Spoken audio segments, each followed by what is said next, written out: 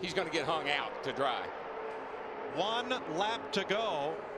Somebody is about to win at least $215,000. Kurt Busch keeps peeking around back there in that 2 car.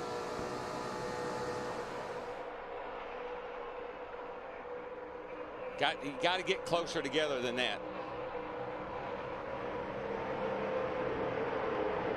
Dale Earnhardt won this race a record 6 times. Jeff Gordon, 3-time winner. Nobody else has won more than 2. Excuse me, Dale Jarrett's a 3-time winner. Nobody else has banked more than 2. Tony Stewart could win his 3rd right here. Here they come for the flag. Whoa. Big crash. Denny Hamlin involved. Stewart, Gilliland, Busch the finish. Tony Stewart wins his 3rd Budweiser shootout as Elliott Sadler and Denny Hamlin come across the line in a shower of sparks. Last year's winner in the infield wreck on the last lap. And the 8. I think Junior got in the back of Elliott. And nowhere for Denny Hamlin to go. And Elliott then went down the track into the 11, almost turned him over, and here comes his teammate Casey Kane and rams into the side of the 11 car. Greg Biffle was also involved. And you know, Mike, none of these cars are their Daytona 500 cars, but a lot of them are their backup Daytona 500 cars.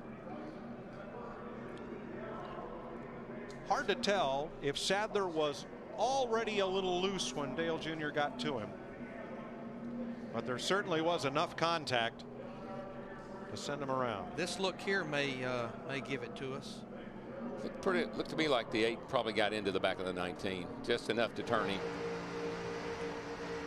Yeah, right there. Doesn't take much at that kind of speed.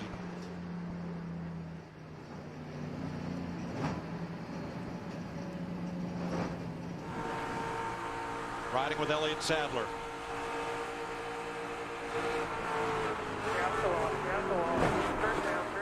Well, that was a hard lick on Denny Hamlin, the 11.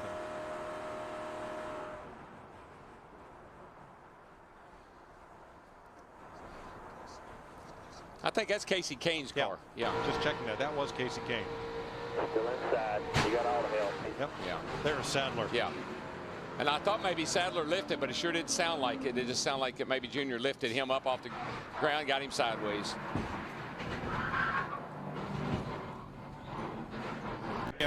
Leads the field.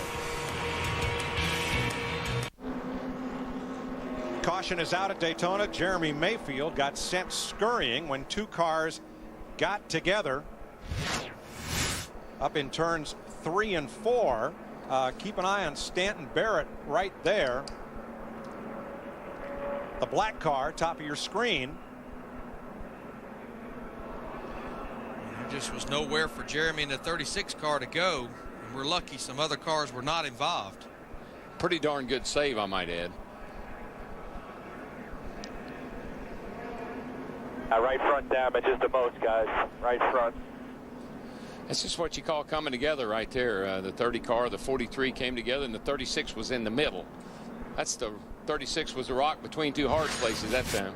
Bobby Labonte involved, and Brandon Witt really had to jump on the brakes to keep from piling right into Jeremy Mayfield's front tire changer Gordy Arbiter, and that's what caused him to overshoot his pits. Then he tried to back up and he didn't hear Chad Canals. Whoa, trouble! Steve, we got Steve, trouble. Michael Waltrip tried to come up and Dale Jr. was there. Boy, that was ugly right there, guys. Waltrip tried to squeeze between Jr. and Tony Stewart, and that hole just all closed up in a hurry. No damage. Good job keeping it off of there. Caution is out. They're right off of the thing. And I'm just not real sure what Michael was thinking here. Those 3 Chevrolets got quite a run off turn 2. Oh, Michael was going to try to squeeze in between Tony and Junior. That's what that was all about, and there just wasn't enough room there, bud. It looked like Michael had more speed off the corner than Junior did, and the hole was closing up between Junior and Stewart. Just tried to force his way into an area that the camera is a little bit bigger than he thinks it is, I reckon. But he misjudged it by a lot. And they're... Let's ride with Dale Jr. So inside, Dale Jr., you've got all the help in your lane.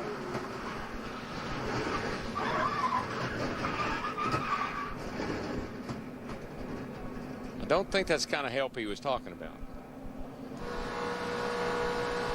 From Jeff Burton. On the bottom by himself. 38's taking a look on the bottom. Spin in front of you. Keep coming. Caution's out. Caution's out. Good job, boss. Good job. And from Michael Waltrip's car.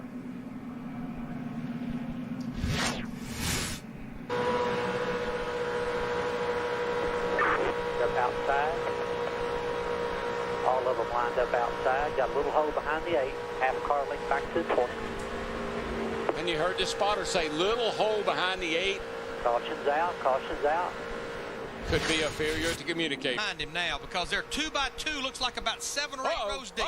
Trouble. Smash, Robbie Gordon. A.J. Allmendinger. Caution is out.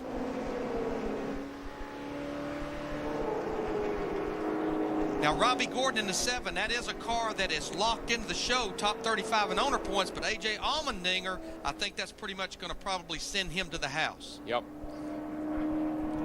Look at the middle of your screen. Ian Allmendinger. Allmendinger. Doesn't take much at 190 miles per hour. Bobby Labonte, Jeremy Mayfield, quick to take evasive action. And caution is out again.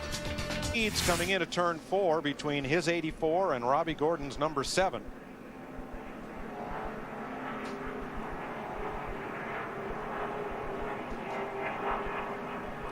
Yeah, I think Robbie was trying to get out from behind Sauter there in the 70 car, and maybe didn't give AJ quite enough room at the closing rate he had.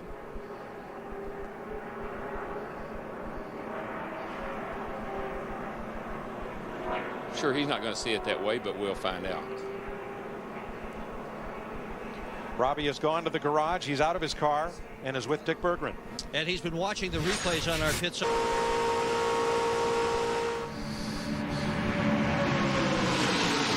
Keep an eye on that bright orange car behind Denny Hamlin, 58 right there. James Harvey Hilton, 72 years old. Right now, he's in one of those transfer spots. He did not pit.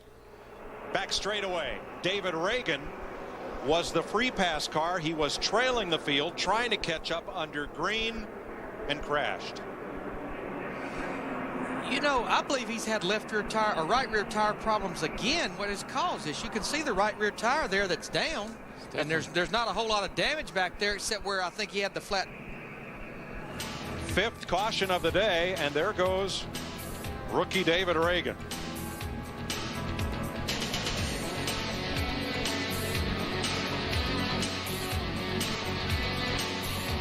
When you start to spin a car out here, when it gets out of control, don't try to save it. Lock it down. It's what we call lock the brakes down. Turn the wheels to the left, because with the wheels turned to the right, bam, you go right back out into the wall. If you had them turn left, you'll slide down the infield, come back and get you 4 tires, try it again. May have ended up like Dale Earnhardt Jr. No damage, just need 4 more tires. It's a hard thing to do, but it's a principle that works. And in the Hilton pit, whoa, we got a car around. It's Ward Burton. Up the hill he goes. Look out, James Harvey. Caution will fly. Field freezes. They'll come to the line with, this should be 3 to go. Bill Elliott gets through. Check your brakes. 66 car got damaged as well. He's on pit road, guys. And that'll be it for Ward Burton. His week at Daytona is over. Johnny Sauter's teammate Jeff Green in the 66 car actually had moved his way up through the field. Car that's locked in, but he's got a lot of damage. Let's first show you from the good Ward Burton.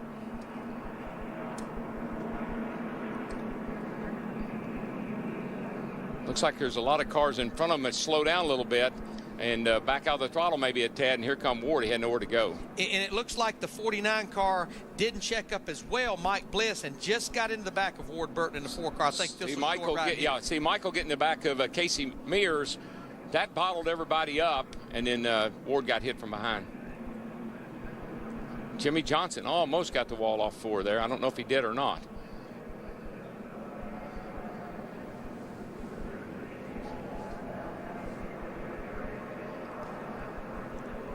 Looks like Casey Mears in the 25, his car walked up the racetrack a little bit. He probably had to roll out of the throttle just a little bit. And it's like an accordion or coming up to a red light. This is where desperation will set in for some of these guys. They know they only have one more shot to get it done. White flag. Tell you one thing, Johnny Sauter is working over the back bumper of Dale Jarrett. Actually, it's Boris said, I'm sorry. Said in the 60, Sauter in the 70. They're both in on time. Here comes Bliss in the 49. Bliss has to pass them both to make the 500. Getting a little help back there from Greg Biffle in the 16 car. Michael's in pretty good shape. He's got his buddy Kenny Schrader right behind him. And Dale Jr. cannot advance on the leader. Here comes Bliss. He could do it. He's past Sauter. Man, we might be all right here. He's alongside Said. Here they come to the line. It's going to be close. It's going to be real close. Stewart's going to win it. Waltrip is in. Said may have eclipsed Bliss by a nose. He just couldn't quite get there. Almost. He needed about another 100 yards. Just a little over 1/100th of a second. Redemption for Michael Waltrip. And for Mike Bliss. We'll look at the pictures, but going down. Although was in the middle. But no smoke in the corner. In the Still going okay there, bud? Oh, he's in the wall. Yeah, he's definitely got a tire. The right front tire went. Caution. The right front tire went down. That's what happened. Caution is out, and the flag waves as David Rudeman leaves the pits after an unexpected stop. But what a... Kyle got awful close to him as they went into turn 3 over there, and you can see the car started smoking right after that. If we back that shot up a little bit, they may have had a little bit of contact. And then as the tire goes down further. And you know, they were asking him all along, are you okay, bud? Are you okay? Is everything all right? And he wasn't saying anything. Keep in mind, these cars are more than twice as heavy. Other decides to put a Tony Stewart on him. I think he's going to be okay here. But guys, let's set up that transfer spot. And I know we've got 11 laps to go. Oh, we got trouble. Brian Vickers. Boy, The 83 car. Something broke, and that car just slewed to the right and into the wall. And the caution will wave as they'll come to 10 to go this time. That had the mark of a tire.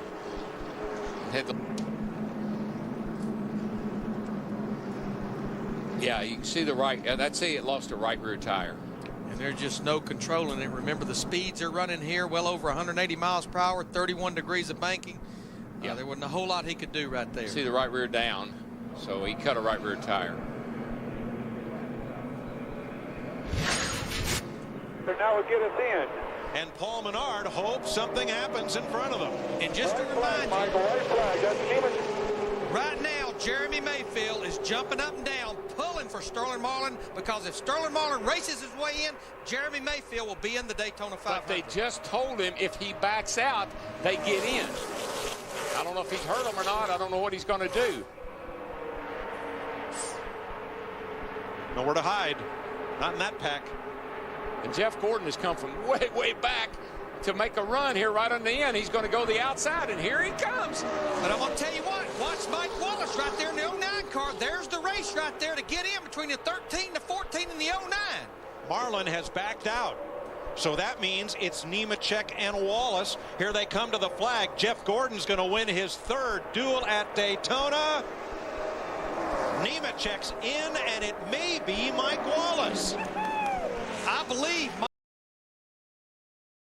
Flame-painted Chevrolet. Top of your screen, right corner. Here he comes. Just ran out of racetrack there at that turn 2, which is the worst. If we get a caution from 0 to 15 laps into a run, teams are talking about the 2-tire scenario, but they've got to be very careful. Trouble. Oh, trouble. Back straight away. One car sliding toward the wall and stops short. Boris said the 60 car had to race his way in. Nothing. In the grass in the back straightaway. You all right, boys? Caution will wave. First caution of the day, and it looked to be as if it could have been a single car incident. The veteran road racing champion is going to run half a dozen or so. Come down out of the banking. Watch the number 60, bottom of your screen. On the bottom. Wow. It just looked like that car had that four-wheel drift up off the corner onto the backstretch. It's almost what happened to Michael in the qualifying race when he got into Dale Jr. That thing just took off, baby. Bam, just like that. First caution of the day in Daytona. There is one, David Gilliland, and way up there is the other, the 55 of Michael Waltrip. Or Boris said, excuse me, Boris said in the 60. Boris's car right here just takes it. I mean, it just never turns. It's like the front wheels are off the ground, and he just slams into the side of Rudeman in the Domino's Burger King car. And Darrell, you said Michael was closing fast. He was closing on so those cars. fast. I'm not so sure they didn't have to lift or something there to. I tell you, you know, they've done a lot of. Look at the rear wheels come off the ground. They've done a lot of things to these racetracks, but paving that back straightaway like that. That's one of the best things they ever did. Otherwise, he'd be flipping by now. Especially if you go get on grass like he is now. But fortunately, the speed of the car is slow enough. It's not a big deal. He's tight. They feel lucky, though, because Dale Earnhardt Jr. says that a part of the metal has hit his race car. He has asked his team to take a good look at it, as well as his spotter, Steve Meal.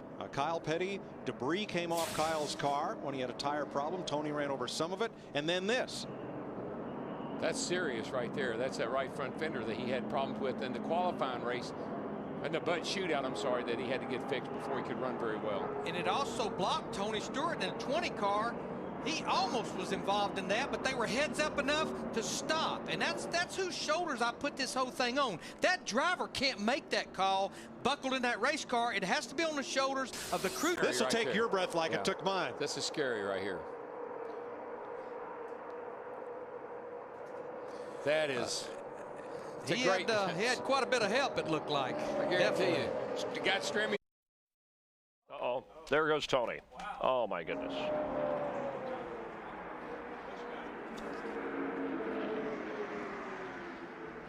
Crash in turn 4. Man, and there in the midst of it sits Tony Stewart and Kurt Busch, the two leaders. I believe, I'm not sure, but I believe Tony got a little loose all at once.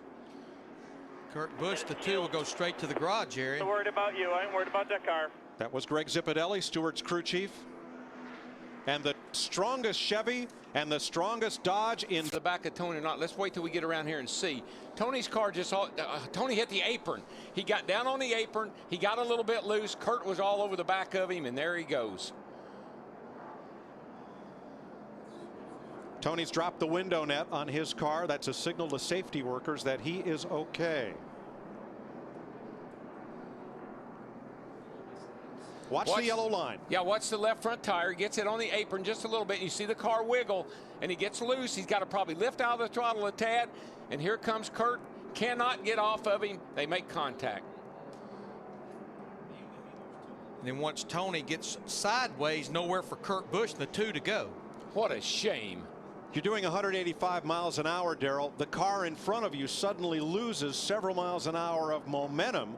Was there anything Kurt Busch could do to avoid Stewart? No, you could see he was trying to get down. He was trying to get underneath Tony to get away from him. It wasn't possible. He did everything he could do. And remember, they had fresh tires. This is a racetrack where you run wide open on the mat. Just listen.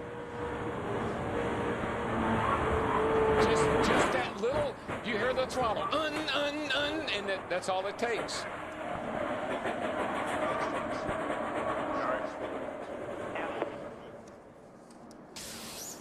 Tony Stewart's 9th try to win the Daytona 500.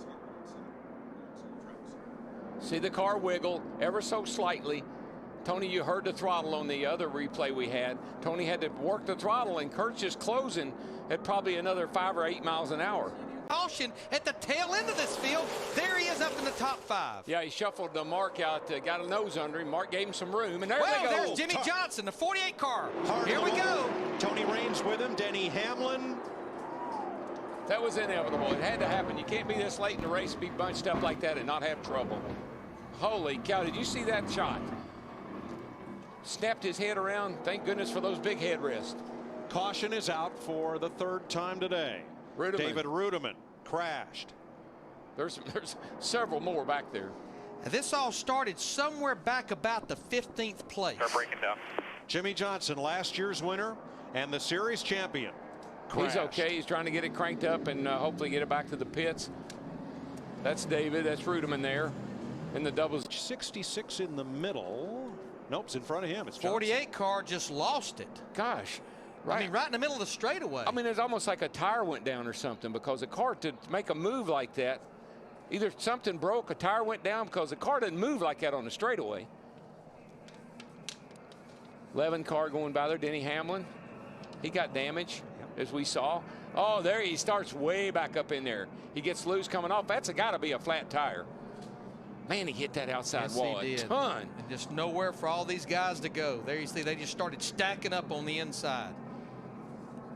And where Johnson hit the wall was after where the safer barrier in turn 2 ends. So he hit the concrete and bounced right out into traffic. Let's ride with Jimmy.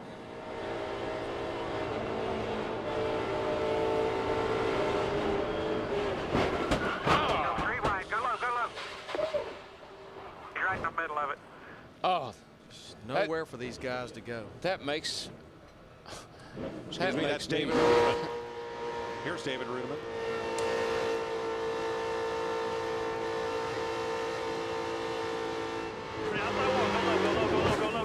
Go. Wish I could. First replay was from Tony Rain's car. Now let's ride in the low Chevy.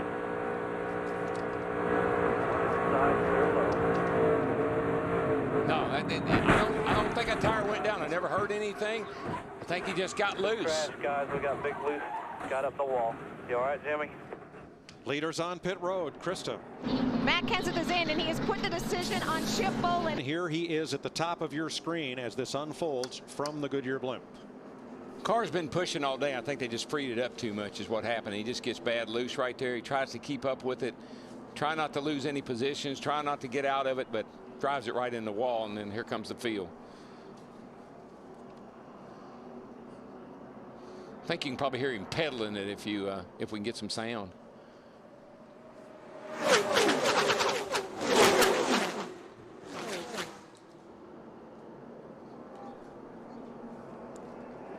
Two right side tires because he only had about 12 laps on those last tires. Oh. Jamie McMurray gets in the back of one of Mike Wallace's crew exiting pit road. Goodness. We'll update that story when we come back. 100 in high definition on Fox. Fourth caution of the day in the Daytona 500. Check that, fifth caution of the afternoon. Our computer scoring a little latent there. And from high above. It's what you call a wad right there. They get all wadded up, and the 25 and the 99, and 99 gets in the fence. 26 was involved. Jamie McMurray in the 26, Carl Edwards in the 99. See Joe Nemechek in the 13, bumps into Carl, but in the meantime. Yeah, this was not quite what brought out the caution. Watch the yellow cat car. He gets forced into the pit lane. Here's what I don't think he realizes. He's got a flat right front tire. 150 miles an hour. Blaney is trying to scrub off speed. And just nowhere for Ken Schrader, the 21 car, to go. Or Boyer in the 07 car. I don't think he realized he had a flat tire, and when he got to the end of pit road, he couldn't turn.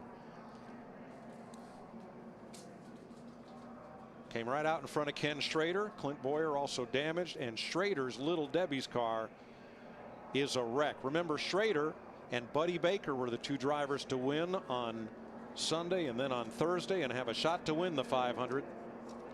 Schrader will drive most of this season.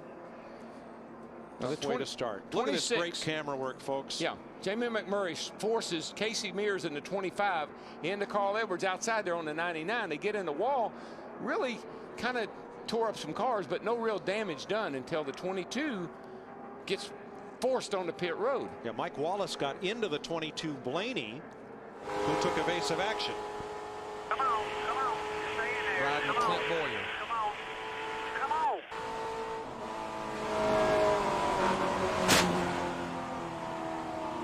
Back off there, Rick. Our DirecTV cam giving you those pictures from Clint Boyer's car.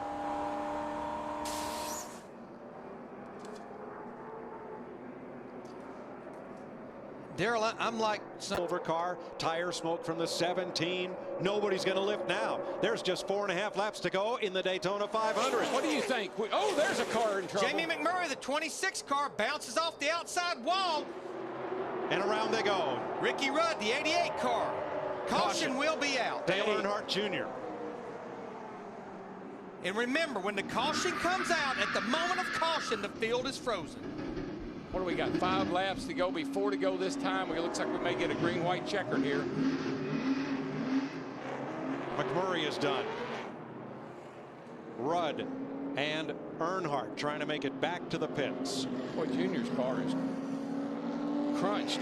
We will have Stock Car Racing's version of overtime. This race is scheduled for 200 laps. Watch the right side of your screen. McMurray up high. I think he may have got a little shove from behind. I'm not sure. It looked like that's Kenseth in the 17. And they just started stacking up from there. Yeah, the 88 car looked like Rudd just kind of ran in the back of the 26 of McMurray, and boy, from there on, it was on.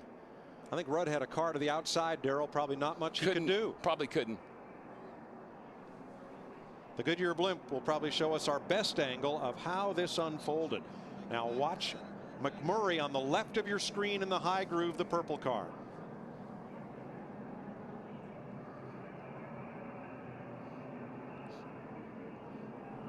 I'm pretty sure that Kenseth's got in the back of him. Looked like maybe Jamie may have had to lift out of the throttle just a little bit. And here comes the rest of these guys. Like I said, we're coming to the end of the race. You don't lift now. And Darrell, Ricky Rudd could not swerve to the right because Earnhardt was there. And they just all stacked up. Tight racing quarters, tight. Yeah, you see McMurray get around there with Matt Kenseth right behind him, Jamie in the 26. Smoke, and you can't really see a lot with the smoke. Cars start swerving. Oh, Rudd got hit from behind. It looked like maybe Dale Jr. lifted him up. Even though McMurray straightens out, suddenly he's 20 miles an hour slower than everybody else. And here they come.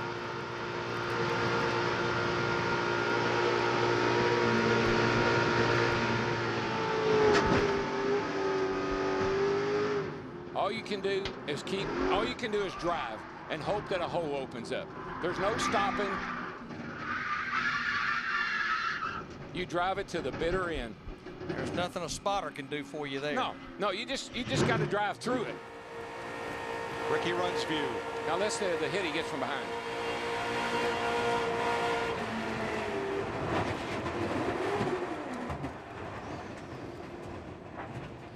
And in an incident like that, you can't get your hand up. You can't signal. You say, hey, I'm slowing down. You don't have time to slow down. And Ricky Rudd's 29th try to win the 500 is over. And that's just how fast it happens right there. You got a car down on the inside, the 40 car. Strimmy, he's down there smoking. You got the 26 in the wall. Here comes 17.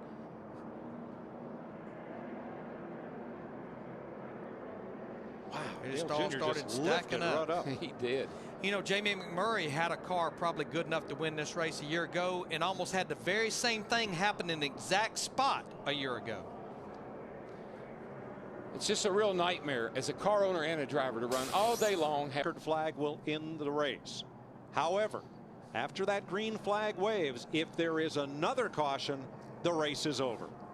If they complete the 2 laps, it's over. Martin, Busch, Biffle, Gilliland, Sadler, green flag. I don't believe he can wait very long, Larry. I believe if you're going to make the move, you got to make it quick. I don't think he can wait too long.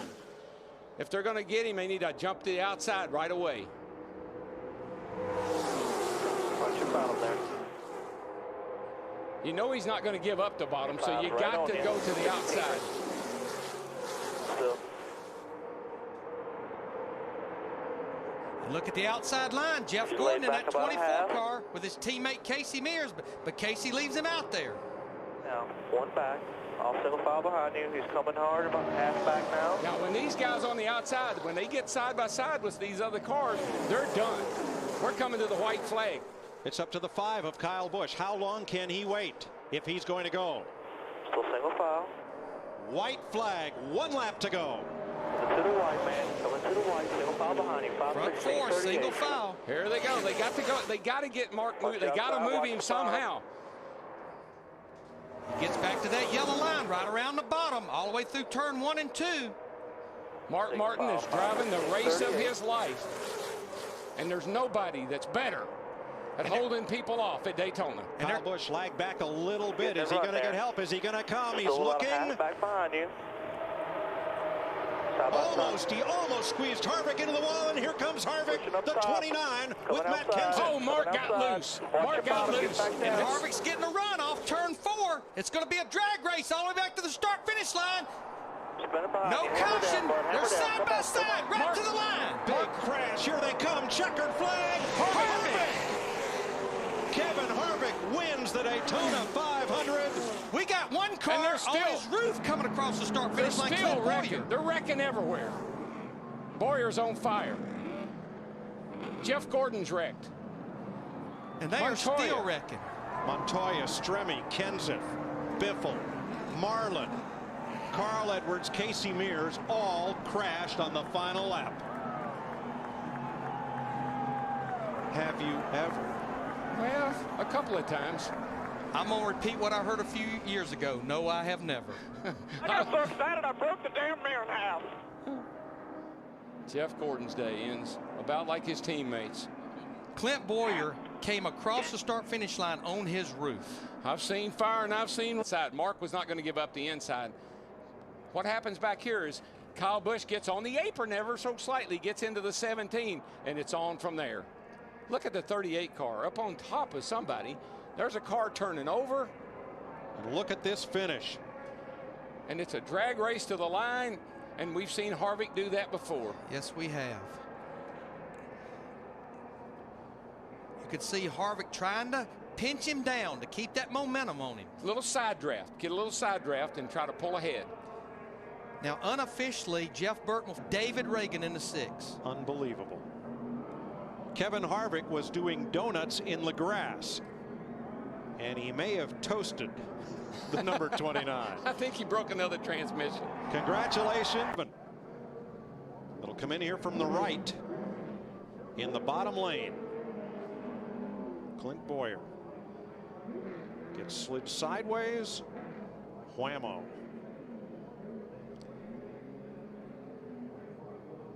And he'll cross the start-finish line unofficially upside down in the 18th position.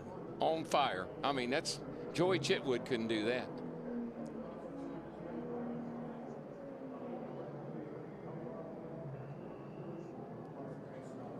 Bowyer making a hasty exit through a small window opening. That's one of the things that's going to be addressed by the car of tomorrow. Yeah, I'm just glad he's landed back on his wheels with that fire, because he didn't want to be trapped down in there. NASCAR does such a great job.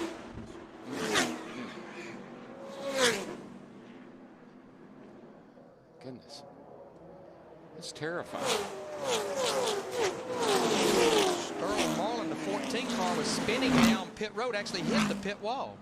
Until now, 1976 and 79 were the wildest Daytona 500 finishes ever.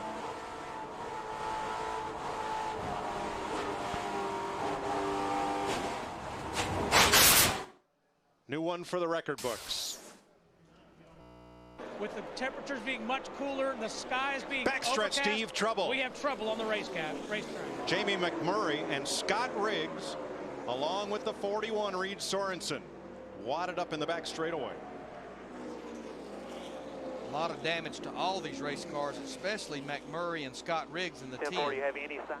Somebody was coming on. I couldn't tell which car it is. They look a lot alike from over on that side of the track, but somebody come off a 2 over there and got loose in the middle of these guys right here. It was either the 41 or the 26. They look a lot alike. I couldn't get a good clear view. We'll see here in a minute. Oh, it's the 10 that goes, he gets loose.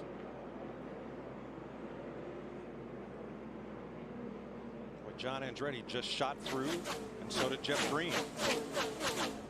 That is a hard lick into the safer barrier, though, there in turn 2. It just snaps around with you. When the rear end jumps out like that, the way these cars are set up, big right rear, soft left front, makes a U-turn. Just nowhere for Jamie McMurray to go, as well as Reed Sorensen, the 41, just a victim as well. I think there's some other guys back there probably got some nose damage as well by bumping into each other. Let's ride with David Rudiman, our Domino's cam in the 00. Outside, 88 outside. All clear, all clear. Good job, all clear. And from Dale Jarrett's UPS Back, camera. One up high, one down low. Come through the middle. Come through the middle. Through the middle. Keep coming there. Keep coming. Daryl, I think the ride when we were with David Rudiman pretty much told the tale right there. In trouble, and he knew it going into one. Whoa, trouble down the back, guys. Got a Caution car around. is out. Oh, And that actually could be, they're going to go ahead and change 4 tires on Dale Earnhardt Jr. Okay, go ahead and roll there. Go ahead and roll there. So he will go a lap down. I shouldn't say he should be. I should say he could be. David Reagan spinning the AAA number 6. If you're lap down, you're the lucky dog. You're going to get the lap right back. That's why they put 4 on. So you're cool. Okay, there you go, Jim. Because, I mean, Reagan coming off a great top 5 finish at Daytona. I've been watching him, Mike, and he'd been falling back. He was at the tail end of the field. I think the car was really, really loose with him, obviously. Montoya, David Gilliland, Kenny Schrader, about half the field. Now, this is not what those guys that just made that pit stop wanted to see, because they will go a lap down and the caution is out. Sterling Marlin had just completed a pit stop in the Panasonic Chevy. Got a left rear tire cut down there, but then the whole left side is torn up. Pretty hard lick. Oh, something happened to that race car just going down the straightaway. Yeah, right in the middle of the straightaway. It's almost like it's got to be a left rear tire for it to make an abrupt turn like that. See, the left rear tire is down, and I'm pretty sure that's what happened to it. Well, that car really hooked into the wall. Yeah, it did. I'm just almost positive. The green flag for a restart. Looking at his left side tires are all wrinkled up. Yellow is out. Trouble. Turn 3. Big smokers. That Dale That's Jr. the 8 car. Yeah, yes, he was out there. He's going to be lucky to keep that thing out of the wall. That's you know, when they say they're going to take something out of an engine and send you back out, I would not be a big fan of that. He did not hit the wall. But I'd say that's done for the day. I'd say that's Junior. Thank you. Will Thank you very finish much. no better than 39th today.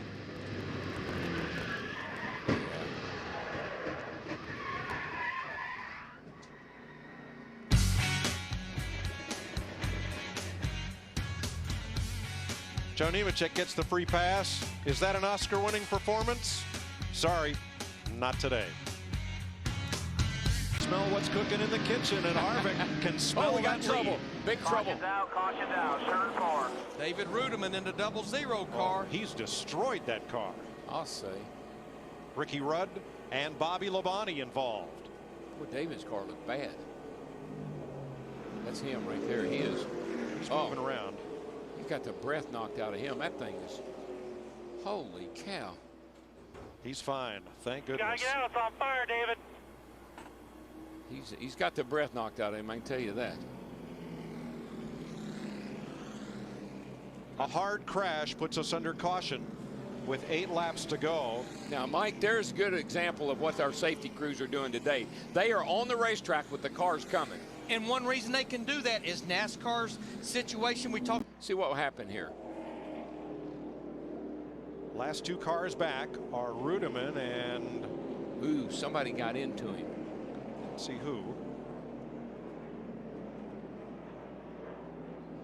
Look at the parts and pieces flying off of that thing.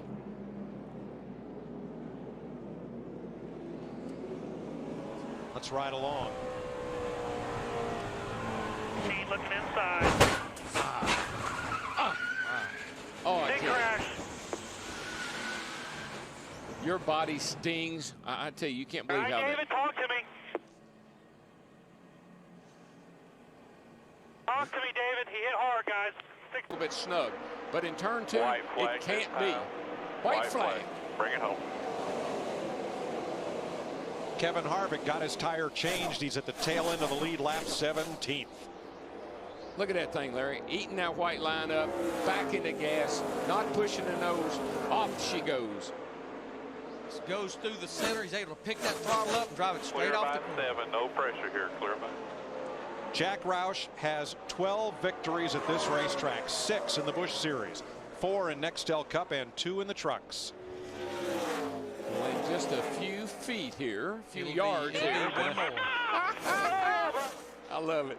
Matt Kenseth, second time in his career, he sweeps the weekend. Kenseth wins the Auto Club 500. Maybe Mike Wallace. I believe Mike Wallace. Mike Wallace did beat. Oh, goodness gracious, Mikey. Michael had his hands full down there in turn 1 and 2. Buddy. He didn't need that, boys. This is lap 1. We know it's going to be a throwaway lap for him. Just got to regroup here for lap 2. Come on, buddy.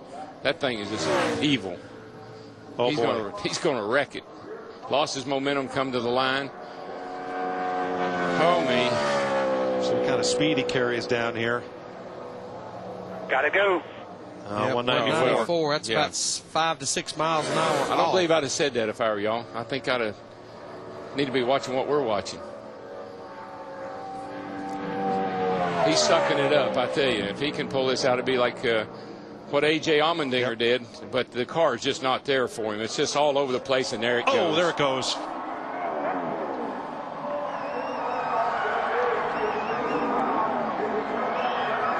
That's such a shame. The car is just evil. There's no way you can drive a car like that. It's just like it wasn't even down in the racetrack at all. No, it never. It was that way the whole run.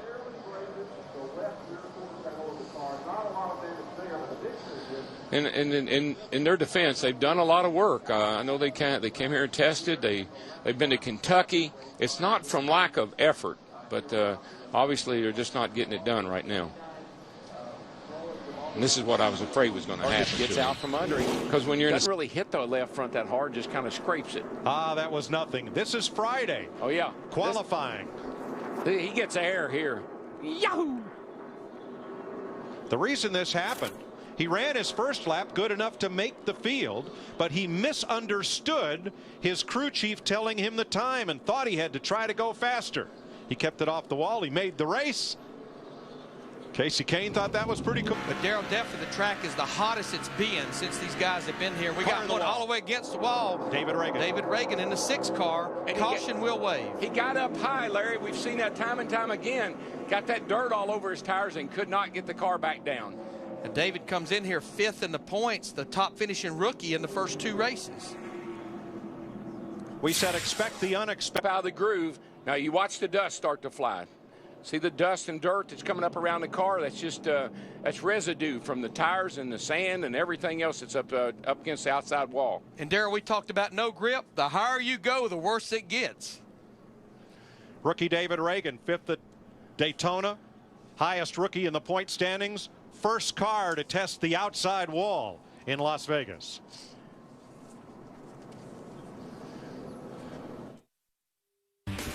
Place. Well, not much of a fight, was it? It was not a fight at all. Those 2 Dodges. But David Strimmy had a trouble good run turn 1. yesterday. Big pile up. Casey Mears is in it. Robbie Gordon. And this is about the way that Casey Mears' day started yesterday, about this time before lap 10 in the Busch race. It's just really, really difficult to hook these cars up with the tire combination that they have on these cars. It's just very difficult. An unhappy birthday weekend for Casey Mears and Ward Burton. Right here he goes. We saw him on that restart try to get up on the outside. He got in the fence a little bit, but I don't think that had anything to do with what happens to him here. Ooh. It's almost like it all started with Robbie Gordon in the 7, Ward Burton in the 4 got together. Yeah, Robbie drove down underneath Ward and they got together, and Casey was high on the outside in the 25 and put him in the fence. It was just a victim, and that's exactly what he was yesterday on that first caution, was just a victim. Oh, you can see Robbie really stuck his nose in under Ward Burton in the 4 car there. little bit, maybe he should have been a little more patient than that this early in the race, and particularly with all the conversation we've had about the track and the tires and everything. Robbie Gordon started third amount of damage. He's back on track after a pit stop. Well, we've run 9 laps. We got 3 cars in the garage already. And we got a bunch of takers on. Track has a tendency. Oh, turn 4. Turn 4, got a car around. Joe Nemechek. Here comes Dave Blaney into the wall. 22. Looks like those 2 are the only 2. Blaney just tried to get on the brakes to stop, and it turned him right. No right front. Has no right front. Now, Blaney has been Toyota's brightest hope in this young season. He's been the best running Camry at Daytona and California. He's one of only 2 Toyotas to make the field here, and it looks just turn sideways all at once, and there's not a whole lot you can do about it. See, that car's already stepped out right there. Of course, when somebody runs into you, that helps. That's a different story too. But Darrell, I think when it stepped out, he had to get completely out of the throttle. Yeah, he had to get out of the gas, and when he did, Boyer ran into him. And Boyer was in the throttle, and Nemechek was not. Right, and Blaney was trying to miss him, and got on the brakes, and it turned him right into the fence. Jamie McMurray, Matt Kenseth drive by and miss it, and so does Scott Riggs. But it all happens in a blink of an eye.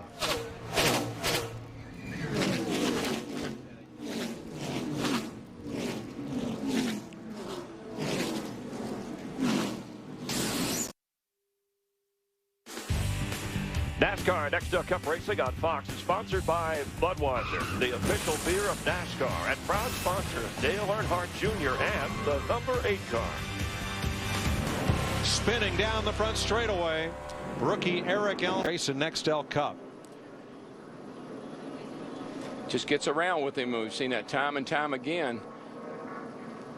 If he'd had the wheels turned, well, no, that was not anything he could do with that. That was a good job to minimize the contact. Nice shot from our ultimate picture cam. And we're under caution once again. Pretty good timing, Larry. I think the guys were needing some gas. Well, that was the longest green run that we have had right there. We're going to see everybody on pit road. It's been 17 laps since that restart, so I think you will see feeding time. The race, he was really good center and up off, and he said that is where we are going to wear them out all day long. Caution is out. Johnny Sauter.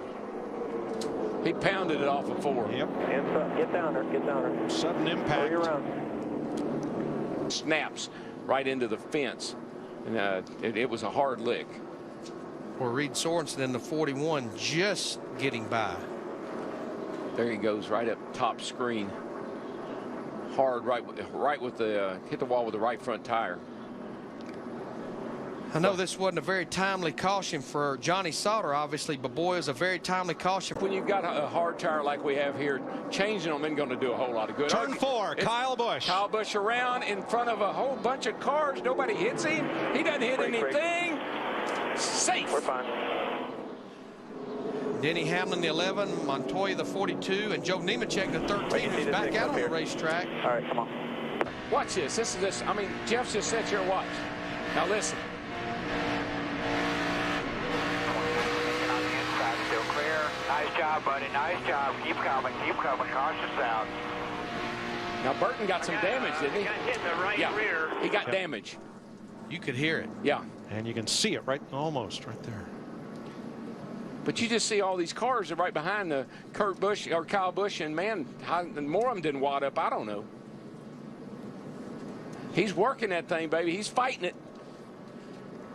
And just remember, before that last caution, he was going backwards, and he told his crew, hey, I'm loose. They changed 4 tires and made adjustment, but still way too loose. He almost got hit there by both the Yates cars, Gilliland and Rudd. Almost T-boned him. He wasn't snickering either, was he?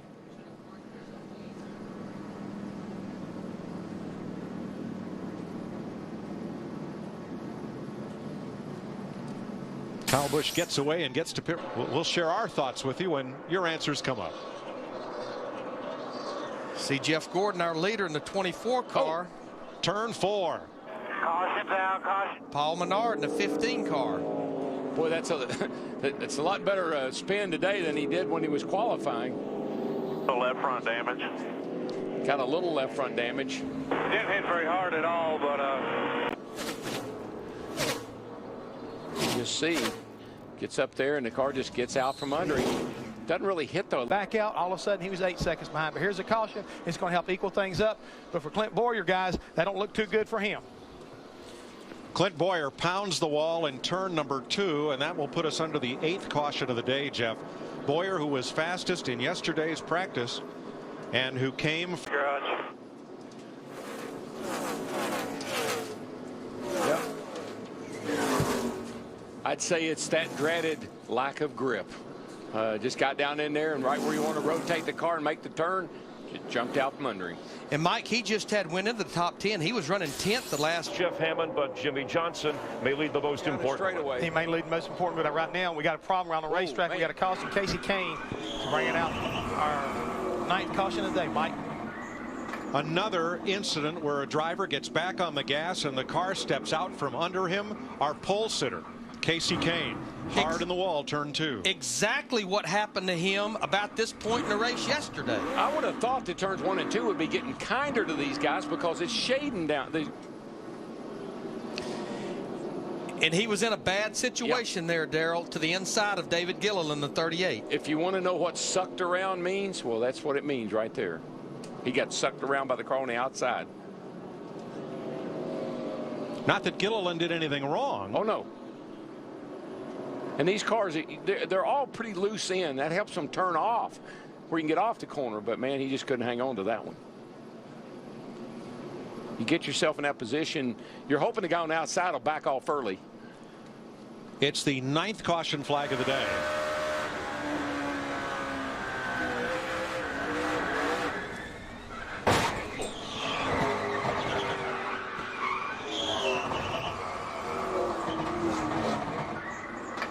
Boy, that's and on the left of your screen for 4th. Mark Martin and ex-teammate Matt Kenseth go at it. White flag. The white flag's out for Pete's sake. Oh, shucks. Let's this is just getting good, boys. Yeah.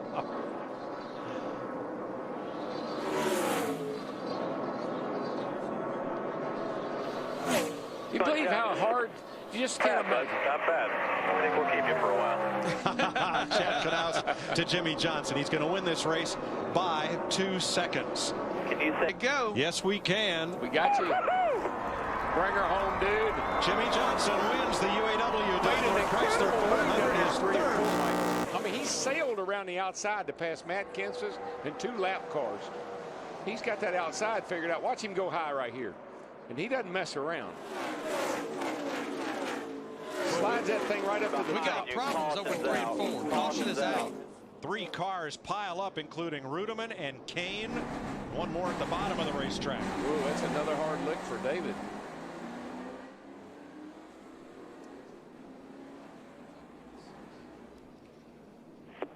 I'm sure I killed another one.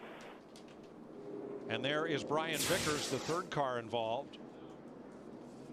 See what happens here going down the back. The 16 Biffle on the inside. Here comes Rudeman. Ooh, ooh, ooh. Gosh, Biffle went to move up, and the hole was not there. He got 2 at once. He got the 83 from the back and the 00 from the front. And there's Casey Kane hooked up and can't get loose. Watch his 16 car. He gets 2 at once. Bam, bam.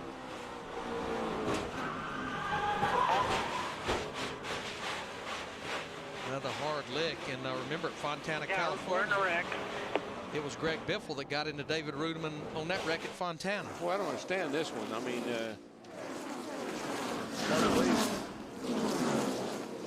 let's watch from Casey Kane.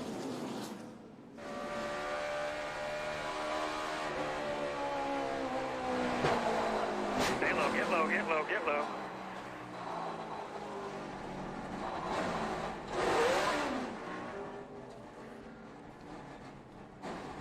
We saw Biffle coming up. I wonder, Darrell, was Rudeman starting to turn in at the same This time.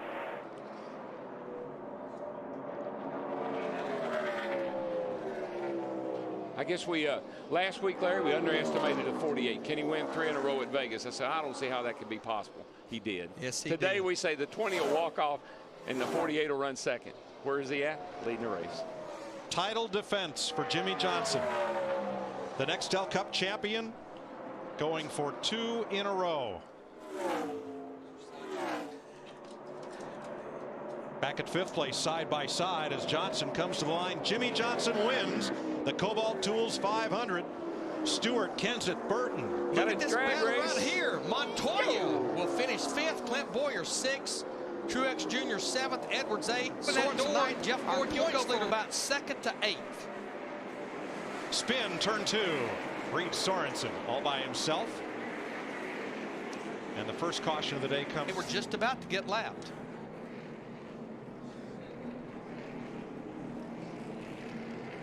Well, I said all by himself. I was wrong. He went for a hole that was already filled. With Kevin Harvick. First caution of the day at Bristol. Dale Jarrett is hot, and it's not the 80-degree temperatures in Bristol that have him upset. Watch 17, Matt Kenseth, and Jarrett's 44 fight for the entrance to turn 1. Dale was kind of moving down, trying to close the door. I think what he would like for a Matt to have realized was, there's a car in front of me. I can't go anywhere. Give me a break. See Kyle right in front of Dale, and I'm thinking Dale was saying, you know, give me a break here, man. I'm trying to get by this dude. Mayfield scoots through, but Robbie Gordon gets involved right there, along with the 40 of Stremme, the 43. And we're watching back from Kyle Petty, the Victory Junction gang camp. You see how Dale was up on Kyle.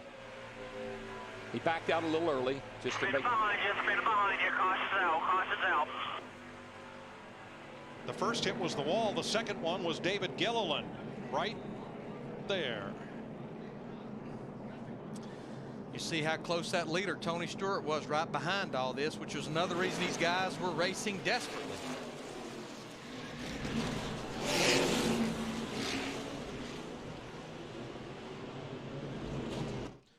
Saw the 84 car of Allmendinger, man. He had her locked up in all four smoking. All over the place. This is Brian Vickers in the 83, trying to get underneath Schrader, who hangs onto it, slides it up the hill. Schrader was much luckier than Dale Jarrett, almost the same situation. Now, that right there shows. Trouble turn 2, David Reagan. Caution will fly. Caution will fly. Just saw the tail end of that one.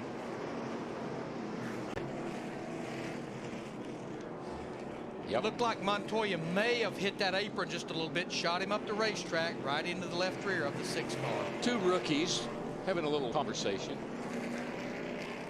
Casey Mears will get the free pass. I tell you, there's a lot of people that this caution will benefit, but to me, watching this score monitor, watching the racetrack, the person that benefits the most, our pole sitter, Jeff Gordon. He was not far from going a lap down in that. And they repair it and get him back out. What happened here? I think he gets a love tap here going down into the corner. Oh man, he started getting in trouble at the start-finish line. He was coming down on Kenny Schrader at the start-finish line, and that's a no-no. Yeah, I mean Schrader was as low as he could go in the 21. I don't know if AJ thought he was trying to get out of somebody's way. That looked like a failure to communicate to me. Almost looked like his spotter was telling him to the inside, but he needed to go the inside, I believe. As he came off for it, looked like he might have made contact with the wall and bounced out Shot him into down. Schrader. Something happened. And hooked him. Gordon had put the bumper to Montoya just 2 laps ago as Montoya roughed him up a little bit by getting around. Here comes McMurray hunting 3rd place. Gets it. Oh, trouble. Turn 2, guys. The 6 around again. David Reagan. Everybody scatters to miss him. Caution will fly. Good news for Ryan Newman. He gets one.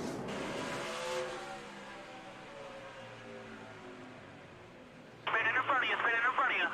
Low. There you go. Good job. There was a car right behind David Reagan, but hard to see if there was any contact. Mike not so hard here. In the 49 car. There's a lot of them just barely got by that. You know how I can tell these cars aren't going very fast? You can spin out and not hit anything. Which Schniffel on Stewart for the lead, and caution waves. Just as Jeremy Mayfield finally got down to the track. Hard to say what happened there. He certainly got sent up the hill. I don't know if he did on his own or with help. I didn't see a car near him, Darrell. It kind of had the look. Spin. Casey Kane spins off turn 4. And caution is out for the 8th time. And you know, it was not that many laps ago. We had all three Evernham cars.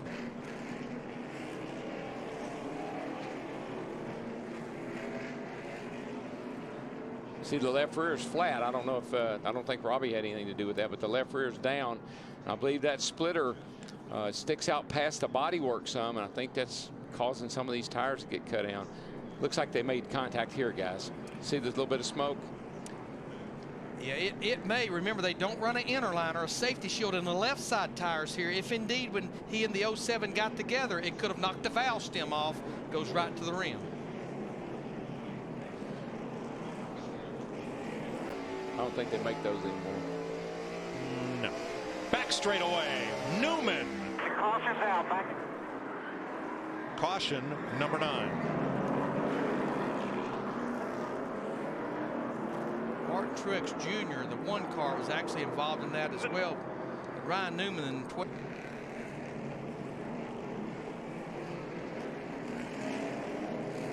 Like he actually got a little help. I think that was may have been Mike Bliss in the 49. I'm not sure. We'll get another view of it.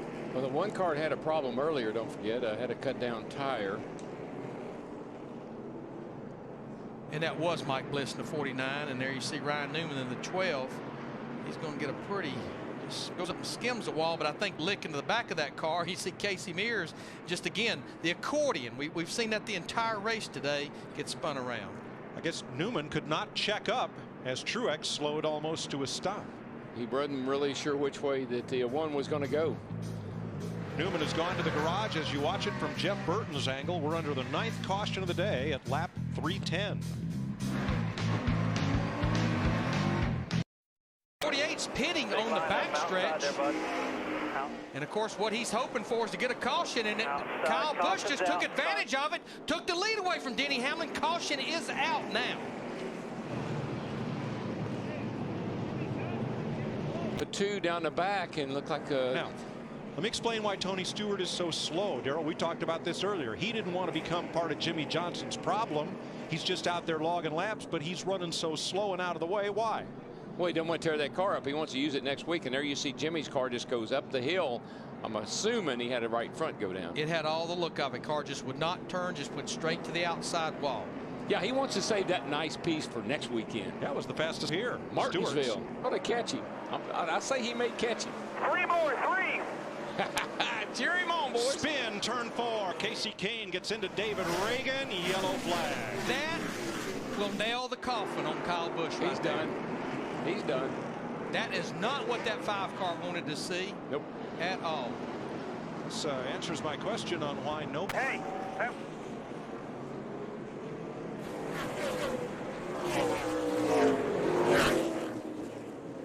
And we will go to overtime. Heard from some folks. Right checker, 2 laps to go. Kyle Busch, Jeff Gordon, Jeff Burton, Greg Biffle, Kevin Harvick. He spun him. Gordon went out to the lead. There goes Burton on the outside. There he gets around Gordon. Jeff Burton. I told you. I thought that 31 was laying there in the weeds. Now remember, white flag this time, 1 to go. He gets a run to the inside. I'm sure Kyle Busch will put the block on him. He better be careful down here. Uh-oh. It's okay. Hamlin's slow. No problem. Little touch. All I can say is Kyle Busch better be glad that's Clear. Jeff Burton behind him.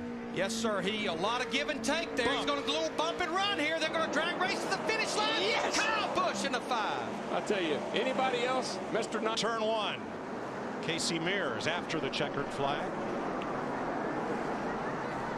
Darrell, you're absolutely right. Kyle Busch better be glad that 31 car was behind him, because there was a lot of give and take yesterday. That second groove is already working pretty good. Spitter out of 4, and it's Casey Mears. I think he's got a flat tire. Got a yellow. Caution will wave. That's good news for Mears. Can he?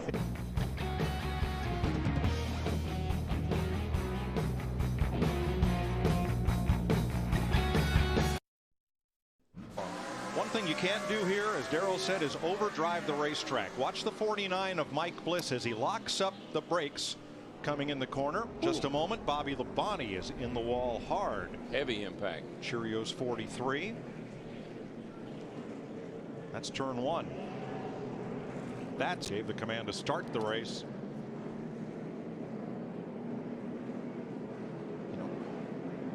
He got in the back of Greg Biffle. Darrell, did it look like he might have run out of brake coming in the corner? It almost looks like something happened to his car, because he sure did fly in there hard and then lost control.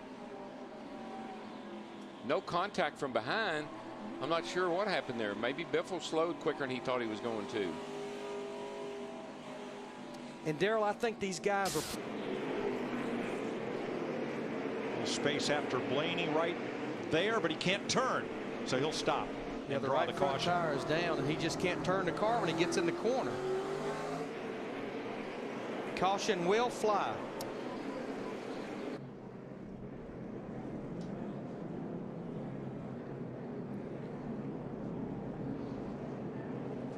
Nice job of staying off the wall. Yeah. Tell you who that was a very timely caution for. David Stremme around. Everybody scatters. A little casual contact between Marlin and Gilliland, but otherwise no one. Loose, and then she just goes around. This was one of the cars making wholesale changes this morning. In fact, they put the full setup out from Reed Sorensen's car, the 41, his teammate, under that car to start this race. You see how Jeff Burton just snuck through there as Stremme's car slid up the racetrack. Under caution, 5th time. One after the caution came out. The action all started up in turns 3 and 4. I bet we got every bit of it. 99 knocks 84 out of the way. A.J. Allmendinger. That's what actually brought the caution out. Show you on NASCAR 3D. Give you a little video game view. A little bit of a bump, and Allmendinger makes a nice little save to keep from hitting the wall. Now down in turn number 1. Now the caution is out. Caution's out. Spin off of 4. Caution is out. Just going down there under caution, right front blew out. You know, Larry, there's something going on now. That's Brakes just locked up or something here, guys. We just smacked the fence in one. There's about 3 or 4 right front with help. Watch for his number 9 Dodge on the outside of Greg Biffle. The Biff got on the curb, hopped out into the racetrack. Unfortunately, Casey Kane in the 9 was going by. So right there, you see the caution is out because of Robbie Gordon's car has definitely got a right front tire down. Same grill, right side. See what happened to the 7 car here. 8th caution of this race. We've had 9 different lead changes, 6 different leaders. Yeah, we're taking a look right here out of the front of David Rudeman's car. And coming off of the turn 2, looks like Robbie's right front tire went down. He got a piece of the outside wall, and that. Johnson or some of these other guys seem to come up. We got a car around turn 4.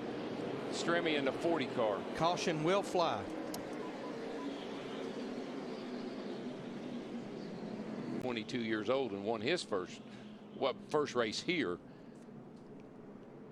Richard was 22 years old the first time he won here. That looked like he just spun out there. David Stremme in the 40 just totally on his own up there in the 2nd groove above David Gilliland. No contact whatsoever with another car. At the front, now that they've separated themselves from traffic, Dale Earnhardt Jr. is once again separating himself from Jimmy Johnson. Robbie Gordon around, and that brings out a caution. Just hold it. Caution's out. 10th one of the day.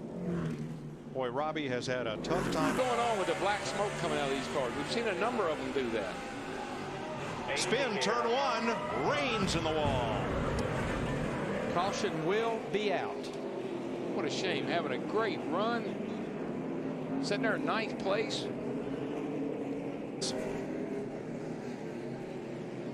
I think what you're going to see is a little crossover move here, and Juan just drove in there and got into side of Tony's 96 car.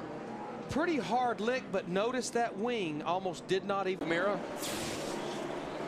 That's what happens. This is what he saw, and this is what he does. Whoops. Where'd he go? Oh, there he is. This place is such a hit your mark. We're just about to talk about Dale Jarrett as the best running Toyota. His UPS Camry was in 21st, but that wheel was his right rear wheel. It came off in turn number 2. 2, 1. Boy, Casey Kane in the 9, Matt Kenseth, we were riding with him there in the 17, just getting by. Boy, Mike, I mean, we could see that there was absolutely no wheel studs there. The wheel just comes off, and or lug nuts, or we need lug nuts on the wheel. Wonder if he had to be complaining about a vibration at some point. Because it's been hard. That's kind of like saying, hey, dude, you cut me off back there. You know, don't do that again. Spin, Yaley in the wall, turn 1. And the caution is out. It wouldn't turn like a brake issue. Very similar to what we heard out of Jeff Gordon earlier in the race. Oh, that. Whoa. Not sure about right around on him. Looks like it might have locked up the brakes, possibly.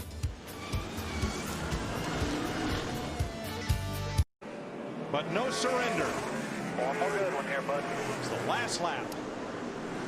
This is it. He's going to look under him there. Jimmy got a little bit off. He had to get out of the gas a little bit. The head should be ready for it. Here we go. He's going to move him. He's going to move him. He's going to move him. Here comes Gordon. He's got the inside. They touch once, twice. Drag race. Jimmy Johnson. Whoa. By a fender. Gentleman G. On hand. And here's the moment they've been waiting for. Boogity, boogity, boogity. Let's go racing, boys.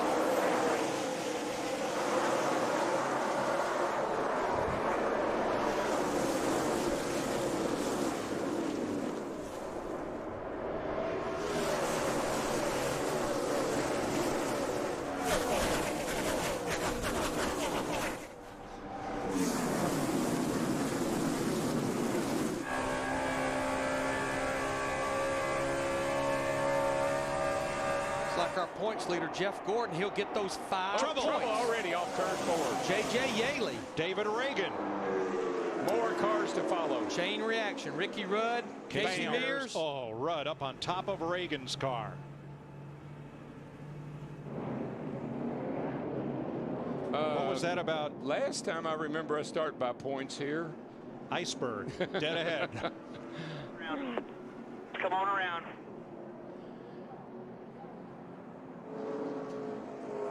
I'll show you what happened coming off turn number 4. Oh, the 6 car just pushes up into Yaley in the 18, and that started the whole mess. Then they come back out into the racetrack right here, and that's what created the rest of the problem. Here comes Rudd. Watch this thing back up on top of that 6 car. Ricky was trying to slow up, Darrell, and got turned around, got hit from behind and turned around. You know, I don't think it hurt Rudd's car much. Watch J.J. Yaley coming from the right, the green car. Yeah, he's right back here. You'll see him coming off turn 4. He gets a little bit loose, but I think that's because the 6 car had already made contact with him and got him sideways. And then these guys are all trying to whoa up. Here comes Rudd and company. Johnny Sauter in the 70 had to go down through the grass. He was back there behind Ricky Rudd, but I think J.J. Yaley, the 18 car, he was as high on the racetrack as he could go. Yeah, Reagan just, there's not a lot of grip on the first couple of laps, and Reagan just got it back in the gas, pushed up into him. I know Rudd's car's got some damage, but I think it might be repairable. Let's watch from Johnny Sauter, who started 35th.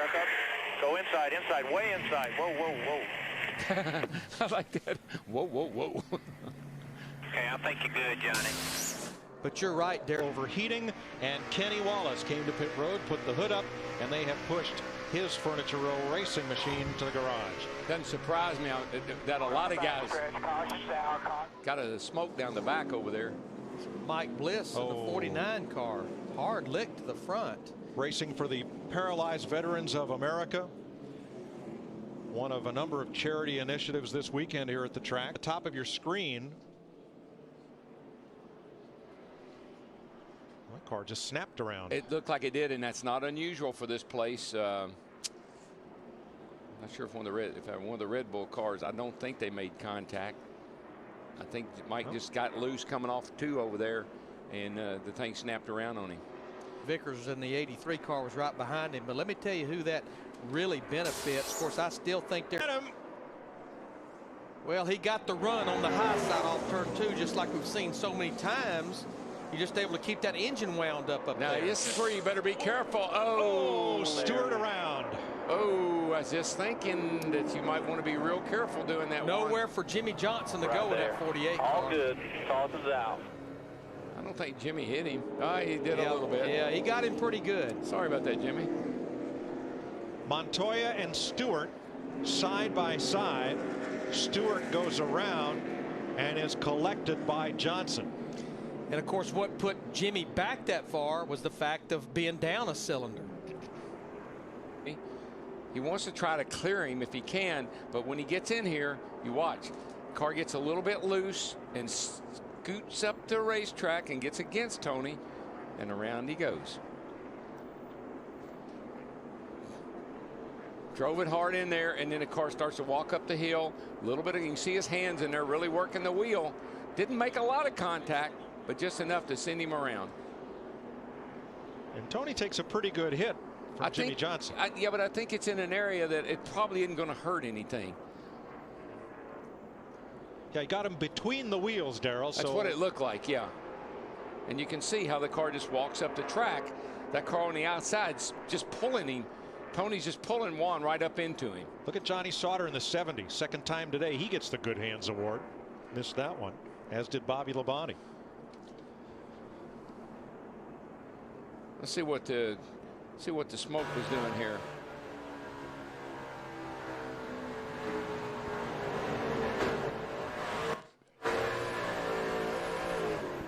Now, you know, that seemed like relatively light contact. Let's ride with Jimmy Johnson. The unavoidable, inevitable. Dad, stay down. See, Jimmy can't see right there. That's how. Dick Burke got to go. Tony Stewart spins off of Juan Pablo Montoya and then gets tagged by Jimmy Johnson to bring out caution flag. Today. Well, and the other part of that, Larry, is how many times has this track been... Whoa, Stewart! Oh, he's in trouble again. Turn 4 again. Caution waves. Oh, and he got Dale Jr. Kyle Busch. Kyle just got into Junior. That was the second and third place car. Was being the key word. Oh, my gosh. Now, what's torn up on Junior's car doesn't include the spoiler, so if they pull that stuff off, he can race it like that. Yeah, I don't know. This place is so dependent on aero. There you see Kyle Busch going to the garage. Into turn 3 really, really hard. Runs at Kurt Busch here to try to get a run on him, and the car gets loose. And boy, when it does, around she goes, and the next thing you know, he's got company. And remember, he saves it. He's okay. Look behind him. I think that the 5 ran into the back of the 8. 8 gets slowed down. The 5 doesn't. No Holy kidding. cow, lifted Junior's car all the way off the ground. Yeah, Junior's car's got a little bit more than cosmetic damage. That's probably got the track bar all bowed up and bound up now. Riding with Tony. Look at the car control here. He spins it, saves it, gets going. Now, let's ride with Dale Jr. We talked earlier about Kyle Busch flat out or half turned over. Sadly, both. That was a serious lick. Our Fox extra slow-mo replay. Boy, isn't it funny how the fortunes of a race turn? I mean, Jim, Army of One is about ready to go to war. How quickly things change here in Texas. Twice more. That's how many laps to go. Lap and a half. Burton the leader here. Kenseth has the drive off the corner. And at the white flag, it's Kenseth. 1 lap to go. This is it, boys. Can he do it? Burton on the inside. Kenseth on the outside. Burton. That's as far as he's been. He got him. He got him. Clear. He got him off the 2. Buddy, bring it home. Bring her home. He got him now. Kenseth got into this up a little too high off a 2. Be smooth, man. Be smooth. He's going to get a run off. It's all yours. Bring it home. Jeff Burton comes off the corner. Jeff Burton, the first repeat winner in Texas Motor Speedway. Trouble turn 1. David Reagan up and into the wall. Reagan was a lap down and in the midst of onrushing traffic and got in somebody's way. See Casey Mears in a 25 car there. David Stremme in the AAA car. Jimmy Johnson looking on the inside. Here comes Tony on the outside in the 20. He just loses it. I guess it mostly just trying to stay off of Tony. Tony was on the outside, and Reagan just kind of lost it trying to stay off of him. And just nowhere for Stremme and Casey Mears to go. They were in a box. See him start to ease up. He knows they're probably telling him Jimmy Johnson's there. He and Tony actually make a little contact. Tony did a good job of hanging on to his piece. You could see him fighting it in there. Look at the 17 slide by. Second week in a row, David Reagan is part of an early incident.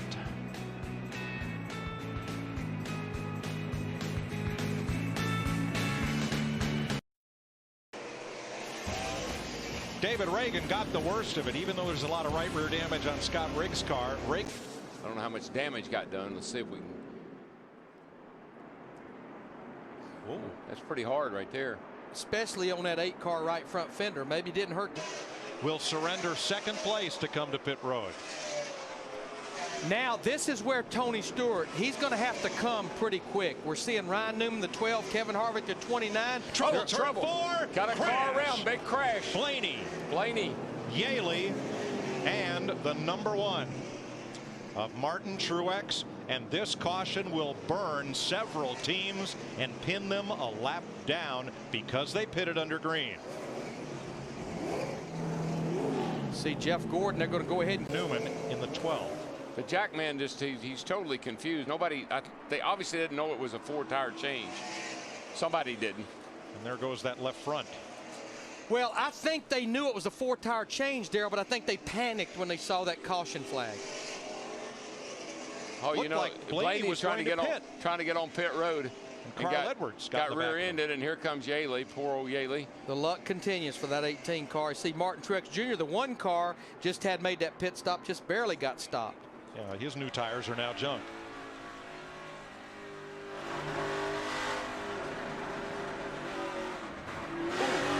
Hard lick. This right here. I'm not trying to start anything here, guys, but that right rear tire on that 24 car looks soft. I guess it didn't. But I know one thing, Stewart is closing in a hurry. He's got a half a lap to go, Mike. I guess Jeff is just being that cautious, but I thought I saw that right rear tire looked like it was a little soft. Jeff Gordon rounds turn 4. Become the first driver in the history of Phoenix International Raceway to win a Cup race from the pole. Jeff Gordon finally gets his first Phoenix win and ties Dale Earnhardt. Gordon, I got a special flag for you. At the start Hit the brakes as well. He just lost momentum. And once you lose that draft, there's car no goes getting around. back. I think it's the 07 going around up there in 3 and 4. Boyer has crashed. Yeah. Very possibly cut a tire down. He did. I saw it snap. Caution is out, which is a huge break again for Tony Stewart in that 20 car. Not a good break for Clint Boyer, but for sure Tony. Now Kurt Busch and Jeff Gordon were side by side at the moment of caution. This is the first incident with Boyer. Well, there in the middle. Just gets up a little too high. Wide up top. More wide way up top. That's a hard lick in that wall at that speed. More wide there. Just hold your line. Trying to make it around to the pits or trying to ride it out. There it goes. Yeah, you see the right front tire looked like may have gone first. We saw the smoke from the tires. I questioned leaving him out. He's had such a great year, but these restrictor plate racetracks, they have not been good to him. Remember, he finished the Daytona 500 across the start-finish line on his roof, and a bad day here on lap 8. This will make it, if we can cycle through these green flag stops, it'll make it where it's a one-stop race. Casey Mears. And you know what? I'm not so sure this is the product. I think he was trying to get the pit road because he was one of the cars that needed the pit. Got punted by Jimmy coming in. And it sounds like he may have gotten turned by his teammate. But I definitely think Casey Mears. Larry. Yeah. Let's see. He's right here. He is right in the front of the pack. But you know, Larry. Yeah. I mean, he's up a little high. Man, that's a hard lick. Hit. But he was up a little bit too high there, trying to get. You know, he should have been a little lower, maybe. I don't know. Let's watch from Jimmy Johnson's on board. See right here, he moves coming through the corner. He moves out a little bit. My question would be, did he give a good solid hand signal, especially going out in the back straightaway to let those guys? Took out the 48 for the win. At that time, the driver was Brian Vickers. The other irony is that Tony Stewart, who's now steaming up the outside. Oh, trouble. Ricky Rudd in the wall. Trouble back there. Nemechek around. Kyle Busch. You know what? I'm not so sure that wasn't started. Oh, is that Jeff Burton, 31 car. Kyle Busch, another wreck today, just like yesterday. And a very hard hit. That is crash. He's old. There's a window net coming down. Boy, it's good to be 21, Darrell. Nemechek's car crashed. Kyle's going to drive it back. He's going to try to. I don't think it's going to go anywhere but in a circle, and if he's not careful, it's going to cook that engine, because you know the radiator, you can see the water running out from the outside. Yeah, they're right. They're right here. Here's the 48 car right here. But the 96, Tony Raines, looks like he got up into Jimmy Johnson, the 48, initially off turn 2, I believe, Darrell. I believe you're right, Larry. I saw the 48 move.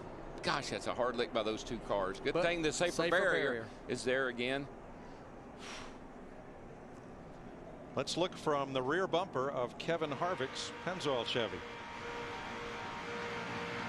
Whoa. Man, look at Nemechek's car go airborne. And then Kyle Busch's car goes airborne when it hits the rear wheels come off the ground. You're riding with Jeff Burton. Oh, man. Oh, gosh. That was when the 5 car. Listen, y'all, I know you don't know what that feels like. Unless you've been in one of these crashes, you can't imagine how that hurts. The good news, Darrell, everybody is either driving back like Jeff to trigger this. Oh, it sure looks like it. I don't know if there was contact between the 96 and the 48, but there definitely was movement enough to push him over into Ricky Rudd in the 88. And just a chain reaction behind him with all these other cars. Look at those two cars, the 31 and the 5 come together, collide.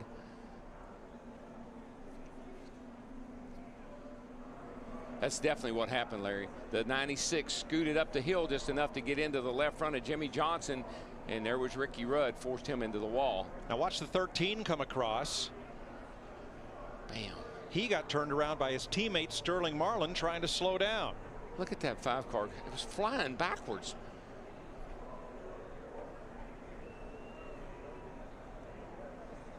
There is contact, we're told. That's all it takes is just that little nudge. You can run this close together all day long until somebody does something like that, and then it's gonna affect a lot of guys. Boy, those two cars scrubbed off no speed whatsoever on the way to the inside wall. There have been a lot of racetracks where the safer barrier has not been installed, or at least in the past, on the inside walls.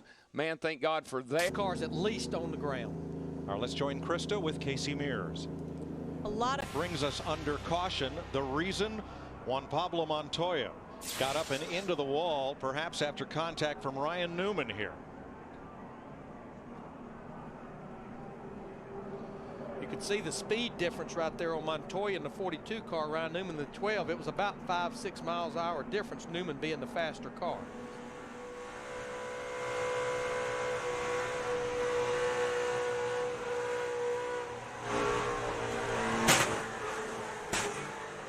And that really pancaked the right side of his Haviland number 42. And get a big restart and get away from the pack, because then they'll draft on by him. I think McMurray is going to try to jump all over him like a frog on a June bug. Green flag. Johnson to the inside. And there goes Kurt Busch in the 2 car with him, pushing him. They're going to trap McMurray in the 26 on the high side.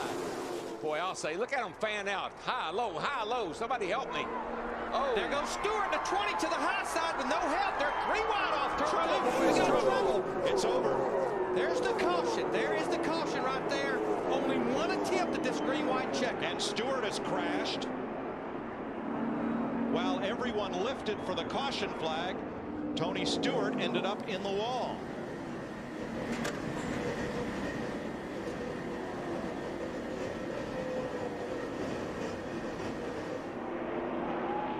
we certainly know that Jeff Gordon, the 24 car, was leading this race at the time of caution. Now, one thing that differs from determining the restart order after a caution in the race is they'll go to where the cars were at the minute the caution came out as far as the finishing order. They're all coming up to speed, and there was a lot of blocking going on. You see Gilliland, I just saw him cut down in front of Tony. Kenseth got into Sauter. Sauter's still okay. 4 wide. 4 wide, and no, the 16 comes down, catches the 70, but there's action in front of these guys. Well, Elliott Sadler and the 16 got together. That's what caused the wreck. But right here, you see the 38 and Tony. Who tipped David Gilliland around? Somebody must have. Was it 26? Ouch. Man, that's a hard hit, and there's no safer barrier there. No, we may see from another angle who tipped Gilliland. They go way up there. I mean, the 16 Biffle just came down on Elliott Sadler, and Johnny Sauter, the 70, ended up being the victim there, and Elliott Sadler was able to continue. NASCAR will determine at what moment they lit up the caution lights. Let's see what happens. There's Tony on the high, up on the outside. They see a wreck behind them. McMurray. Somebody got into the back of David Gilliland in that 38 car as well, which I think was all part of that equation right there. Boy, and then you see down here where Tony hits the wall, there's no safer barrier there. You can see it stops at that opening back there. That's a hard driver lick.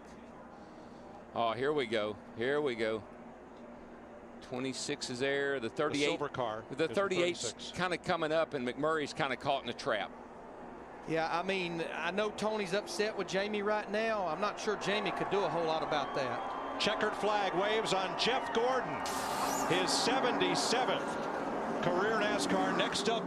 Going forward. We got trouble. Casey Mears goes around, perhaps off the bumper of Johnny Sauter. Kurt Busch is around also at the bottom of the racetrack, and looks like Reed Sorensen just stopped to keep from running into Kurt. And I think what happened, Kurt Busch slowed down, and he did not, the person behind him. Looks like he gets in there, pushes up, no grip, hits the left rear of the 25 car, Casey Mears, and around he goes. And that's the one thing that's kind of the downside of running on the outside of someone, is these cars just lose grip right in the middle of the corner. Yeah, Casey, he's another one that was working that outside, trying to move forward here with everybody fighting for the bottom. Here's Tony Rain's view of this.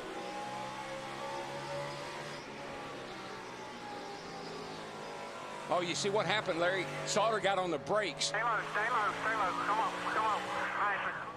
And Ward Burton. Sauter got on the brakes, slid the front tires a little bit, or locked them, didn't lock them up, but slid them, pushed him up into the side of Casey Mears. Now, as the caution flew, Robbie Gordon had been coming to pit road. View from our DLP Ultimate Picture Cam. Watch the silver number 40, middle of your screen. Just get up there and it just slides into the wall. He actually kissed it a couple of times. And a lap later, Kyle Busch and the 16 of Greg Biffle had a bit of an issue here. Watch the speeds. Actually, the Biff never got him. He got loose getting in there underneath of Streamy, I think it was, and that's what got the 5 loose. Time now. He wanted to try to turn down, but the car would not turn with the right front gone. Now you can see the tire just completely coming apart. And there's the caution. For McMurray's number 26 Ford coming down the back straightaway. First, watch Scott Riggs in the Valvoline car, right headed toward the camera now on the left. Like he and just there's got in McMurray getting into the wall as that tire goes flat. Looked like the 10 car just got up too high and couldn't get down into the corner, really had to slow down, and I don't know if maybe the spotter hollered at McMurray or something and he got in the fence. Jamie finally made it. They had great success with it, and they're getting good finishes with it. But here I go again. I think this is where Booty Barker, trouble front straightaway. Elliott Sadler. Right front down. And you know another. This gets started. Look for the white and red number 19 Dodge. Here he comes. Just right there. He's fortunate that the thing just starts to turn around with him, because normally that right front goes down going in the corner, and you don't drive it back to the pits. Pit road is closed, but of course Elliott Sadler, the 19. Joy have the top 4 spots in this race. Thanks, Chris. Followed by the trouble turn 2. Montoya hard in the wall with Sauter. These guys had been going at it hard. Kyle Busch in the 5, he had been in this group right here. They've been going at it for about 3 or 4 laps. A lot of damage to the left rear of that 70 car. Just ahead of them, and squeeze play here. You know, I'm not so sure that he didn't make a little contact with Ryan Newman, the 42 car of Montoya, and that sent him into the 70 car of Sauter. Now those two have a history, Montoya and Newman, but the last dust up between the two of them was not a driver incident. Yeah, you can see right there, he gets into Johnny. Johnny was the 70 was just a victim, but you're right, Mike. They got together at Talladega. I talked to Montoya. He said, look, we didn't get together. My steering broke. And it made it look like, yeah, they were just at it again. Let's watch from Jeff Burton. Let's see right here if, yeah, I'm thinking that the 12 may have just touched the 42. Stay down. Good job, buddy. Good job. Caution's out. That away.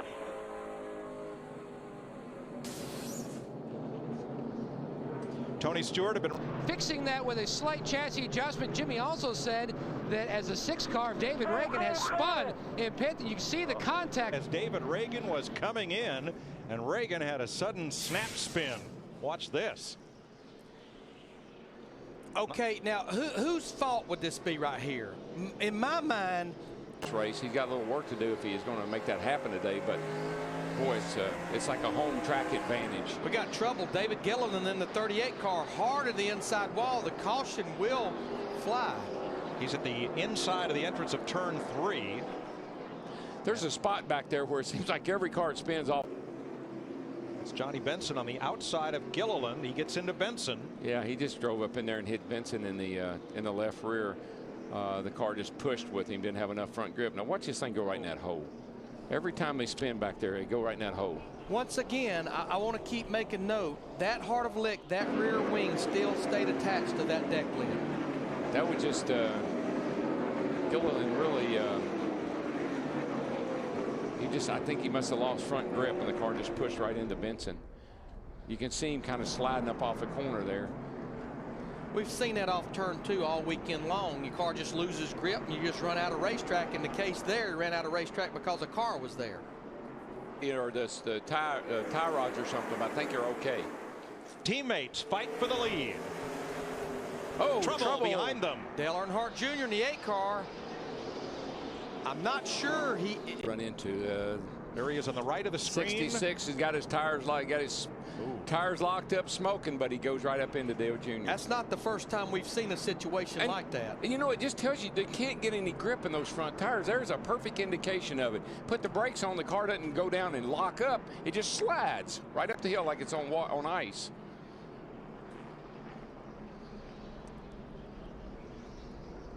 But with him being in the middle of the pack, pretty lucky no one got into him. Boy, you I'll can see say. Matt Kenseth in the 17, not sure which way he wants to go. Well, he doesn't right have there. any idea where Junior is. He just listened to the spotter, I'm sure, right there. Kept those wheels spinning, kept the car off the wall. Problem with that tire. Coming to you. No caution. We will stay green. Watch the 13 of Nemechek. His teammate Marlin right behind. Definitely was a tire down on the right front. He just can't get it to turn at all. He did go up there and kiss the wall just a little bit. Now you saw he did drop a bit of debris, but that is way up and out of the racing groove. NASCAR deemed it not to be a hazard, and we stay green. Halfway down the back straightaway. But while they're racing side by side, Larry, they're pulling away. And that's hard to believe, that it just doesn't bring the rest of the pack right. Trouble, turn 3. Greg Biffle. Biffle. Caution will wave. That Greg Biffle is talking about. Watch his number 16, and it's Jeff Green in the 66. Same thing happened with the 66 and the 8 a little bit ago. This time he got the biff. And look at Kevin Harvick in the 29, just barely gets thread through the there. needle, buddy, right through there. The free pass car will be Casey Mears. Looks like that 66 goes in there and locks up the front tires, and if there's anybody on the outside of him, he gets right into them. If you ever drove your street car on ice and went into the corner, hit the brake, and it locked up, the car goes straight. It doesn't turn. Same story here. Down, slow down, come low, come down the middle of the track. Come Every road with Carl Edwards. He did a pretty good job, like Kevin Harvick as well. Yeah, brother, did you hit anything? It's Bob Osborne. Corners, he needs to slow down. He's overdriving these corners. Boy, Dave Blaney in that 22 car just drove it down into 3, and he's going to lose all kind of positions. In fact, Ward Burton got sideways. Tony Stewart gets damaged. Caution is out. Ward Burton in the 4 was trying to stay the first car 1 lap down, and he got hard into Ricky Rudd. Yeah, he just gassed it up at not at a good time. And it all started getting into turn 3 when Blaney got in there, washed up the racetrack with the front tires just sliding in smoke. 3. Watch the 4 of Ward Burton. It all happens surrounding him as he trails Blaney. Blaney locks the brakes up getting into 3. That slows his momentum down. Here comes Ward, and he's just trying to go 3 wide, and it's not enough room. Ooh. Turns Ricky Rudd. Boy, Blaney was lucky. And Tony gets a little piece of it. Darrell, I'm not sure I can pin that on Ward. I believe Sterling Marlin might have gotten the back of Burton and turned him around. Did he bump him? I think so. Marlin's in the 14. Oh, yeah, you're right. He pushed the left rear around on the 4 car, turned the left front down into Ricky Rudd, the 88. Did you see that little clip that Blaney got right on the left rear corner of the bumper, man? And there's Tony. He gets a piece of it. Yeah, we'll see here. 14 gets just a little bit into the 4, gets him loose, and when he corrects it, goes right into the 88. And then Marlin almost got turned around by Kurt Busch, and Tony Stewart could not avoid Burton. And here's Blaney. I see he did spin. He's coming down through here. He just got clipped. And Montoya got turned around, and you see Truex as well. Now they're pushing Truex's car out of the grass.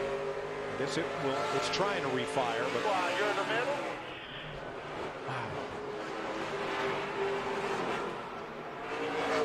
Boy, Ricky Rudd took a hard shot into the wall. Boy, he did. I mean, he just had no idea that was coming. Now here's Truex in the 1 trying to check up. A.J. Allmendinger, I saw him with damage on pit road. That's who got in the back, the left rear of Truex Jr. in the 1 car. I told you. The Truex's car was in gear going backwards. All that unburnt fuel piled up, and that's why they couldn't get him restored. He's going to run out of time. White flag. White flag. One more good one. You know, in the old style car, Johnson had only 1 top 10 here in 10 starts. Different story with the Impala. Great day for his teammate, too. Jeff Gordon has struggled here last 4 times we've been here. Jimmy Johnson and the Lowe's Chevrolet come off turn 4 to their 4th win of the season and 27th career Nextel Cup victory. Winner Richmond. Newland. We saw it 23 times in practice and qualifying. Watch the Irwin car, Jamie McMurray, struggle to get off the corner, and he's got one, first of the day. And you know what? That doesn't hurt a thing. These cars can take. Watch the 2 of Kurt Busch side by side with Casey Kane in the 9. Oh, that's casual. Oh. You know what they need? They need a real estate agent. Why? Because they're fighting over the same real estate. Oh. I know a good one. Danny, you listen. At your door, inside, choose inside.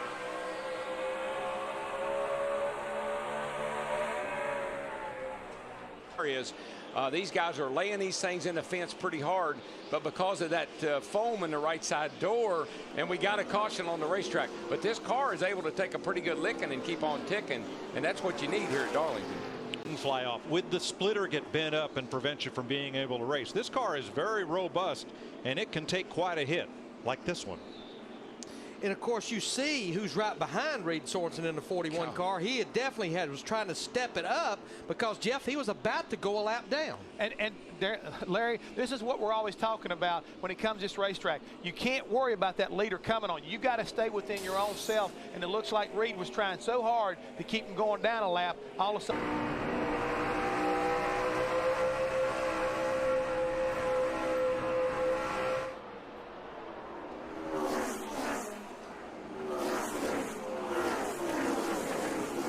Trouble. Brian Vickers in that 83 car, hard in the inside wall off turn 2. Caution will wave.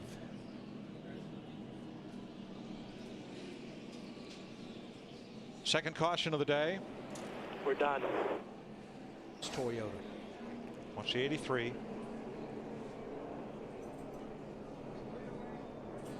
I mean, he had to check up because J.J. Yaley in the 18 checked up and then gets hit from behind. Yeah, the 26 of McMurray just had a run and he couldn't get off of him. You feel so bad about that when things like that happen. I mean, it's a chain reaction. Once again, you see the lick it took. We've been talking about it. That wing never moved back there.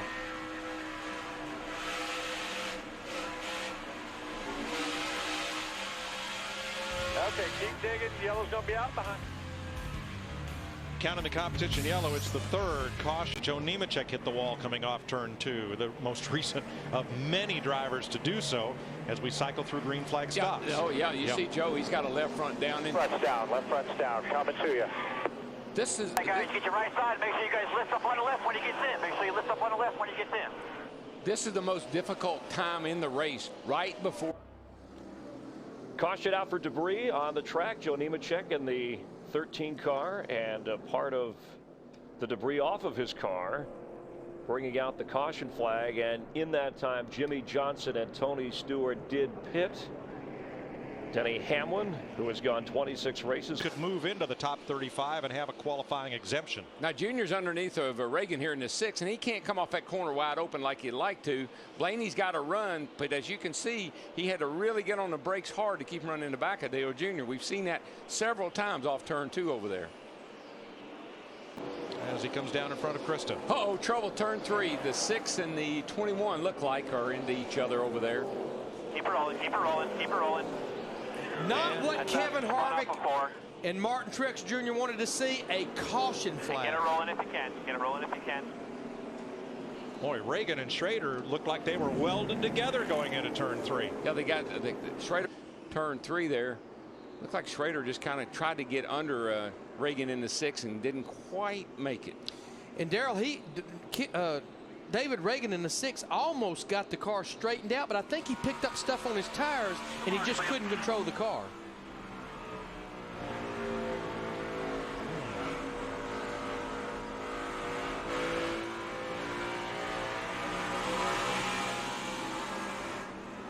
I think that's one thing. Another thing I like about this car, you slow it down so much in the corner that you can save it.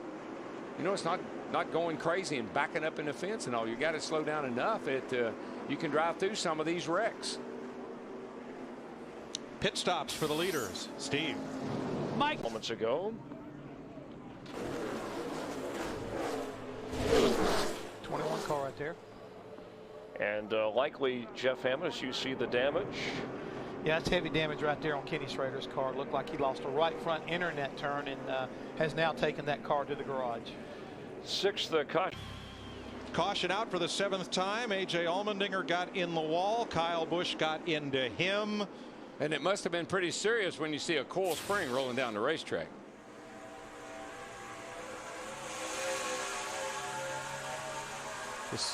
Kyle Busch was a victim on that one. Both cars heavy damage. Steve.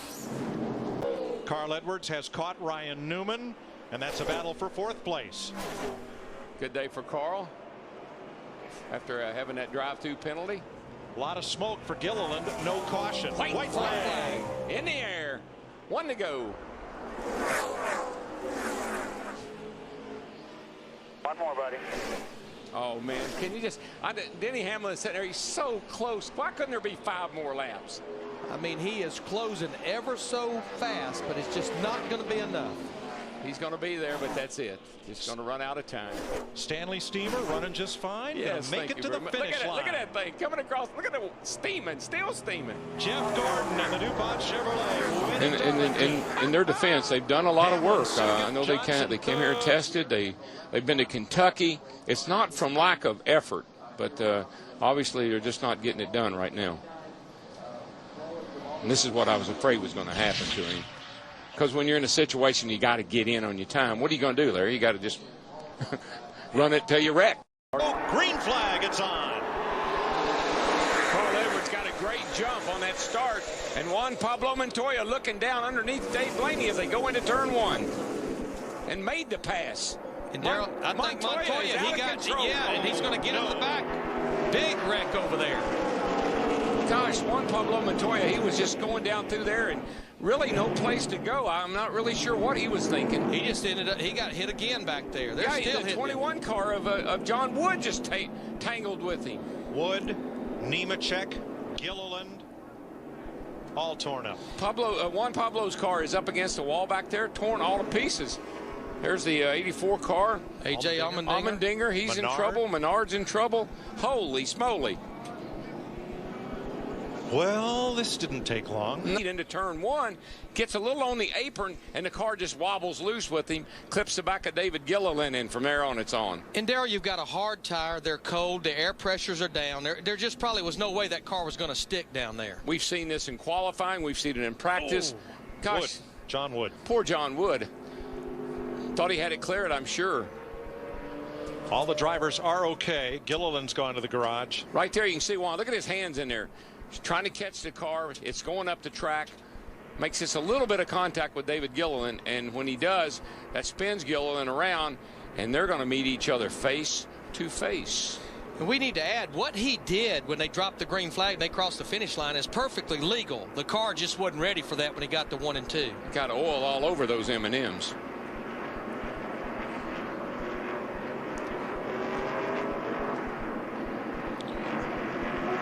There's Joe. I mean, he's just trying to slip through. Got to remember, they're just coming up to speed. And you also got to remember that everybody's thinking, hey, these guys are wrecking. It's a chance to move up. Now Menard got up into Allmendinger, and then the track's blocked. Can't see. Obviously, you can see all the smoke. Trust me, folks, when you're out there on the racetrack in a race car, you're just driving in the blind. Clean pass to this point by Montoya. I think he got the tires down on the apron a little bit. He was forced low by the pass he put on the 22 car, and that got him sideways, kind of going up the hill. And he gets to 13, and then he gets to 21, and then Juan got several of them. I'm not sure. I don't think Allmendinger, the 84 car, ever actually got hit or hit anything. AJ had a great run here last night in the truck series, finished second. Boy, look at Mike Bliss there in the 49 car, just sneaking through. Crunch time. Stremme had a wreck yesterday in qualifying and did not want to go 0 for 2.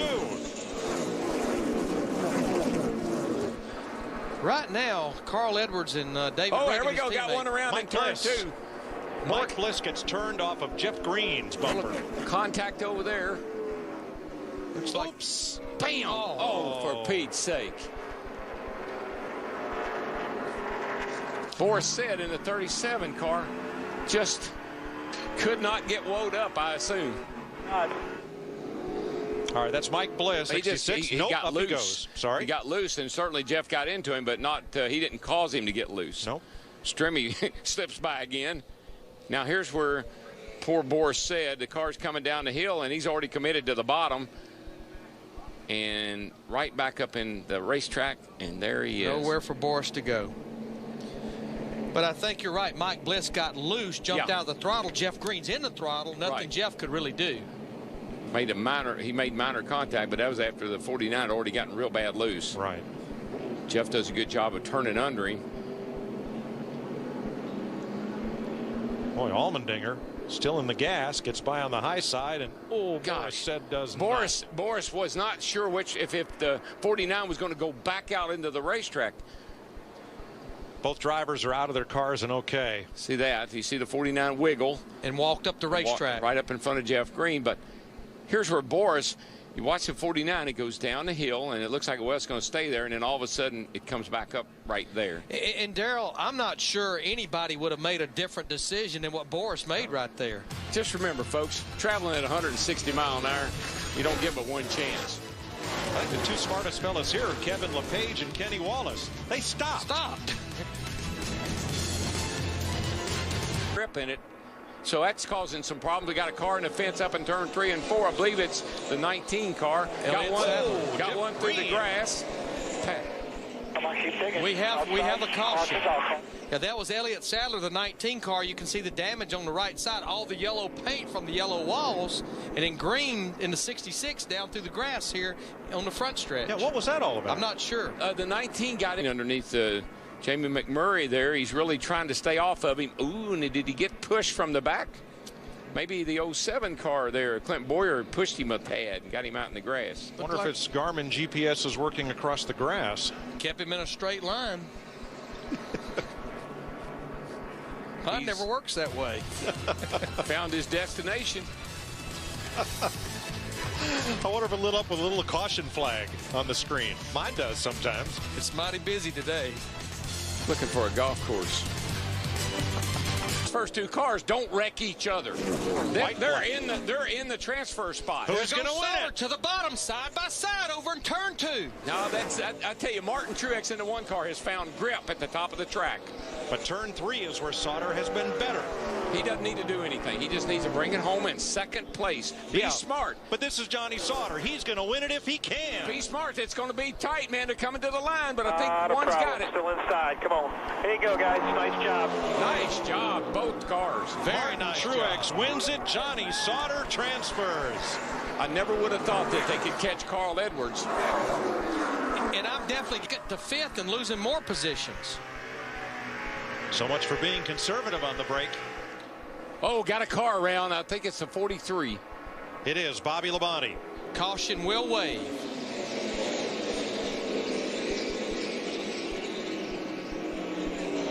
His Cheerios Dodge just in the 31, and Jeff Gordon. And just watch his hands on the wheel, Mike. I mean, he's just really fighting that thing, trying to keep it off of Gordon and not spin it out. Look at Gordon. And now we know why Jeff Gordon fell back so much. And here's what happened to Bobby Labonte. It was a great save by that 24, I tell you that. And here's Bobby, and I think his car just steps out right there. Catches it with both ends, Carl. Yeah, I just talked to Paul Andrews, Bobby Labonte's crew chief, and he said they freed it up a little bit, and it's just the same deal as everybody's saying, too loose on the short run, and it just got away from him. No rear grip, Bobby said. And Busch in that 2 got such a run through the middle of 3 and 4. He's going to take second spot away from Burton. Here comes his brother Kyle to the inside. And almost wrecked him. I told you. There he goes. I told you. Oh, my gosh. Checkers are wreckers. That boy's got a lot of talent. If only he can harness it on a weekly basis. How'd you like to be the referee in that family?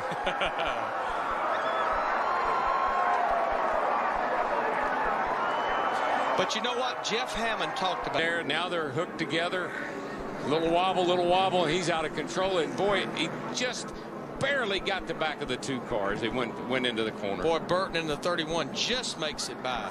Actually, I don't think anyone else was involved in this. And that's hard to believe. Saw Casey Mears in the 25 all the way down on the apron. I think he actually did get spun out. Boy, great camera work to capture the first contact. And look how close. If he just had a little bit quicker on the 2 car of Kurt Busch, he would have been out of that. Let's watch from Kurt Busch's Miller Lite Dodge. 3 wide.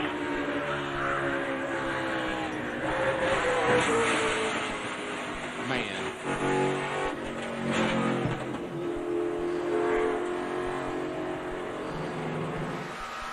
From Jeff Gordon.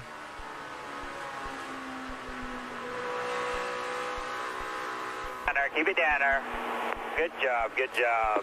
And you know, they just had got that 2 car where I think they wanted it with Kurt Busch. Yep.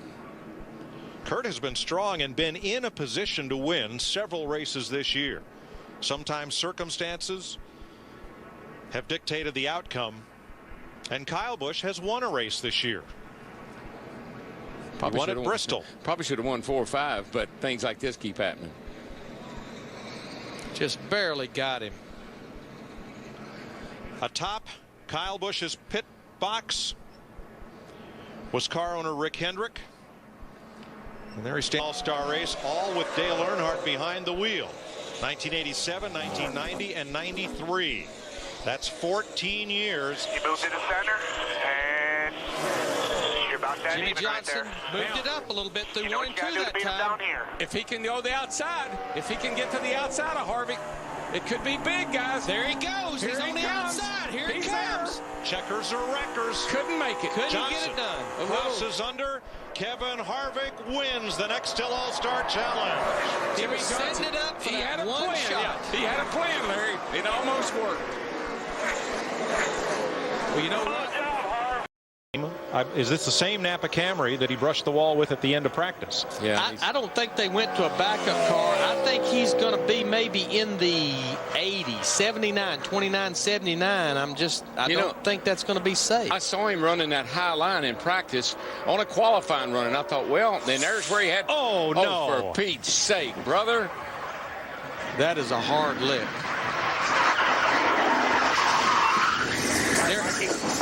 Yeah. He was way too high there on lap 2, Darrell. I just don't. Yeah, I'm fine. I do not. Boys, I can't drive my car, so I really struggle with hanging on to him. poor guy. If you only, gosh. Watch how high he is here as he starts working off turn 2, Darrell. The car's just sliding, losing grip. And he's trying to stay after it. You know, he wants to try to get a better lap. He knows that one wasn't good enough to get in. And you've got to say, thank God the safer barrier was right there. But he's going to take another pretty good lick right here at the end. I'll tell you, boys, it's breaking my heart to watch this. A hard crash for Michael Waltrip. He misses the wall on the outside as the car goes loose. Same place he hit the wall in practice. Scraped it down there on his other practice qualifying run. He was up high like that. I thought maybe he was trying to.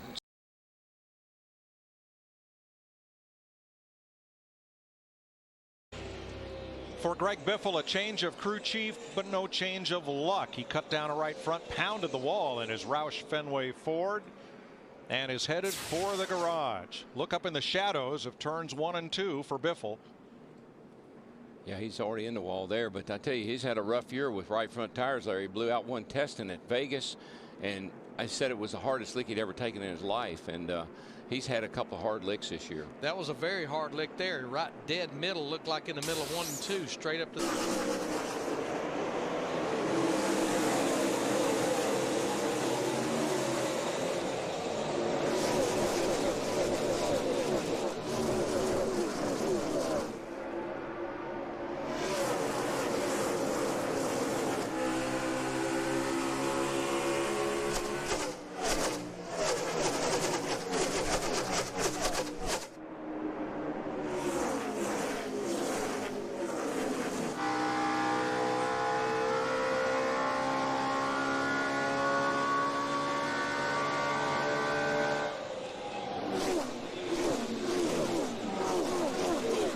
Trouble, turn 1. Stewart sideways and a melee. The problem was the 48 just lost a left rear tire, I believe it is. The tires started rolling off, and all these guys checked up, and they got run over from behind. I mean, we have a bunch of tore up race cars down there. There's There's the Elliott Sadler, the 19 car. There's a melee. Johnson was slow in the backstretch and held up a bunch of cars coming off turn number 4, but there's David Gilliland. Here he is right here. He's the guy that's he's got them all backed up here. The tire comes off, and now they just start trying to dodge that. Gets all bottled up. Stewart's in there, and he gets hit from behind by the cat car. Kevin Harvick, you saw the 29 car sideways. And it was like the tread came off of the tire. They did. It wasn't that the wheel came off, just the whole tread. The tread came off the tire. See Jeff Green involved, Gilliland, and Johnson drives away. It all happens behind him. Yeah, but he's getting in trouble right here, and he starts slowing down. I think Carl Edwards has to slow down, and then the tire comes off, and that's what confuses things. A lot of guys in our top 10 in points, top 12 in points involved there. Clint Boyer has driven back to the pit road area with damage. Sterling Marlin goes to the garage. A.J. Allmendinger in the 84 car. Gets a little loose, walks up the track.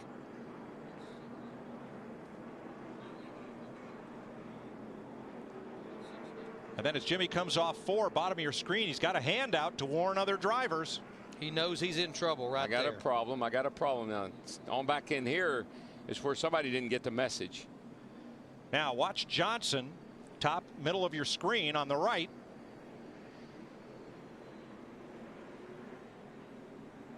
And things just accordion. Yeah. I think the tire coming off, the tread coming off the tire, Jimmy waving his hands. Some guys saw that and slowed down. Other guys just kept piling on. And of course, the guys that would have seen his hands would have been just the guys right behind him. Yeah, I mean, it's no fault of anyone's. You got trouble going down into turn 1 here, you're probably going to get in it. 48's got a flat tire on the top.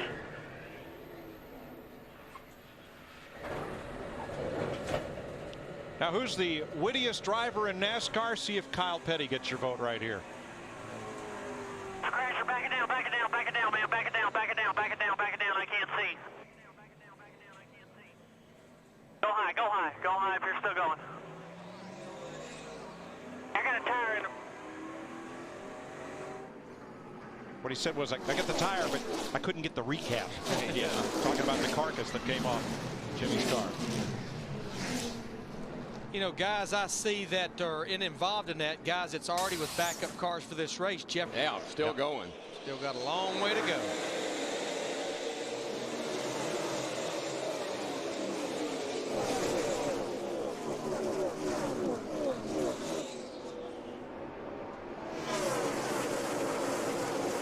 Matt Kenseth, that yellow car with a launch off turn 2 and a full head of steam, hunting second place. Denny Hamlin.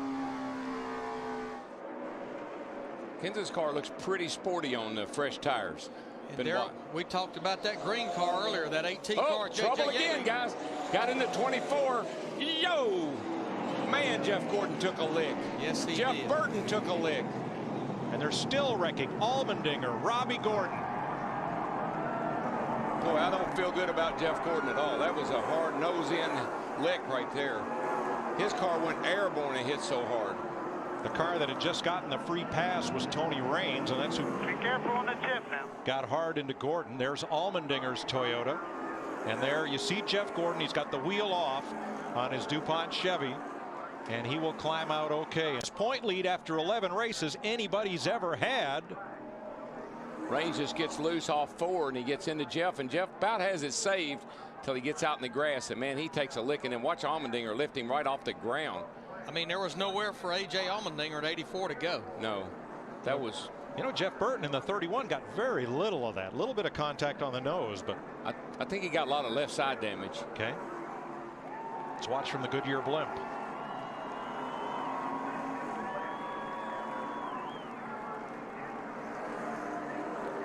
So Jeff Gordon he came so close to getting that thing saved. 3,400-pound cars just bouncing around like basketballs.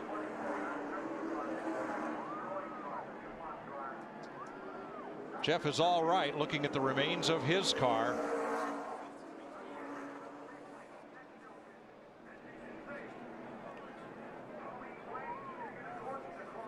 Comes across right in front of Allmendinger. Oh, that's a hard hit. Oh, it is. Even though it's the safer barrier. Oh, that's a hard hit. It really scared me there for a moment. I'm glad he's okay. Got out fine. And you know, just watching Tony Raines get loose there, we talked about that in our keys to the race. Easy on the restarts, down on low air pressure.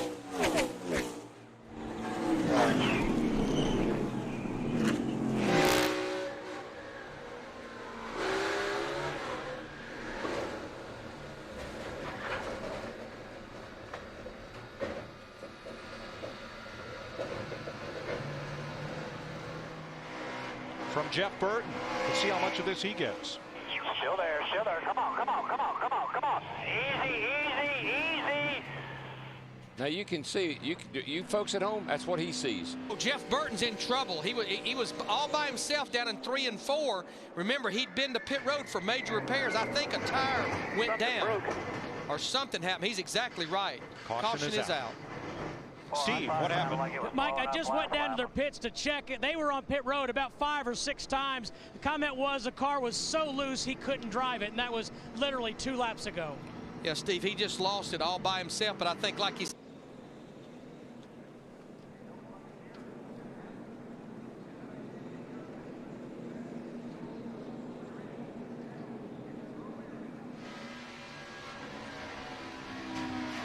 Yeah, you sound like a tire. I believe he lost the tire going in there.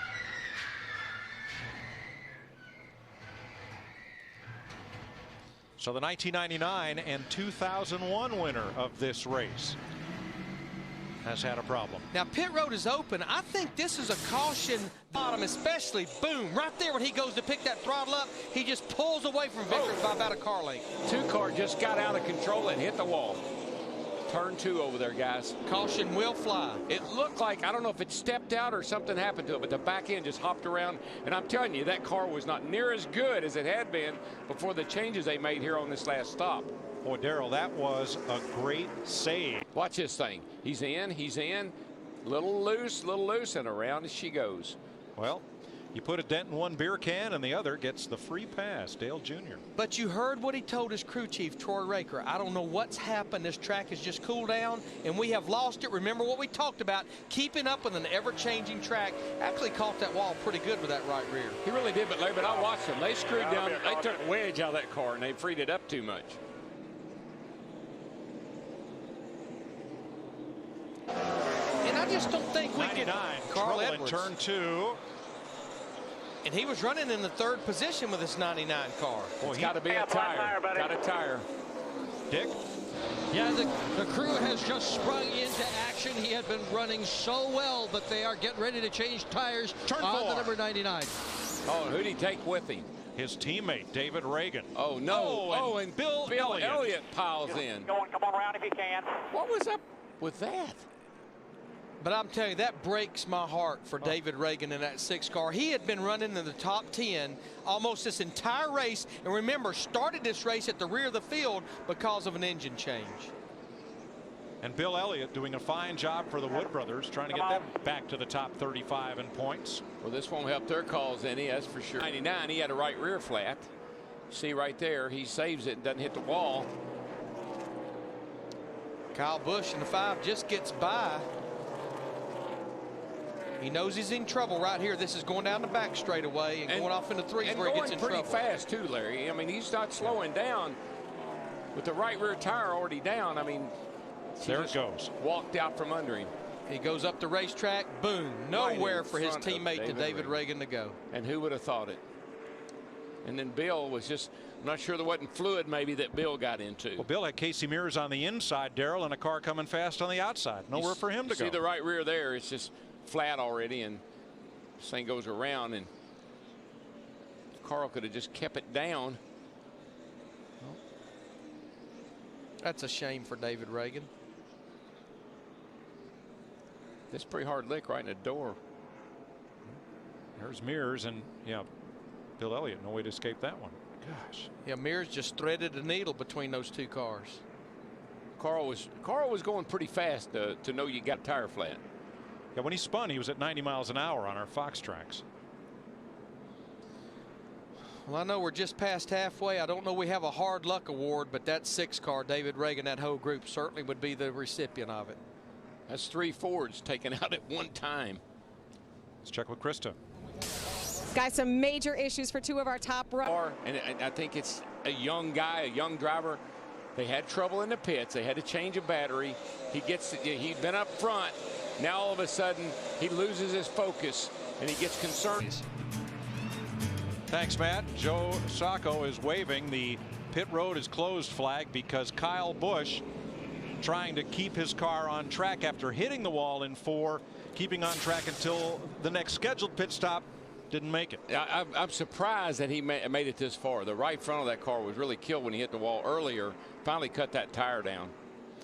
That poor right side has taken a beating. We talked about it earlier in the show. Right as practice started last night, he hit the wall at the right side. They spent that entire practice and this morning repairing that car. And Wrecked his Busch car, and you know, all he really wants to do, I feel really sorry for him. He's all I want to do is get through a weekend without any issues. Going in and out, well, it's out. Turn Doug 2. Richard said, excuse me, Krista. Casey Kane's in the wall. Right in front of the 83 car. Caution will fly. Well, I've been watching that 9 car, and he got was the right side a little bit, Kenny. I don't think it'll be right here. She's loose, and around she goes, but not around, but it hits the fence. Boy, and he pancakes it right there. Yeah, he hit it hard.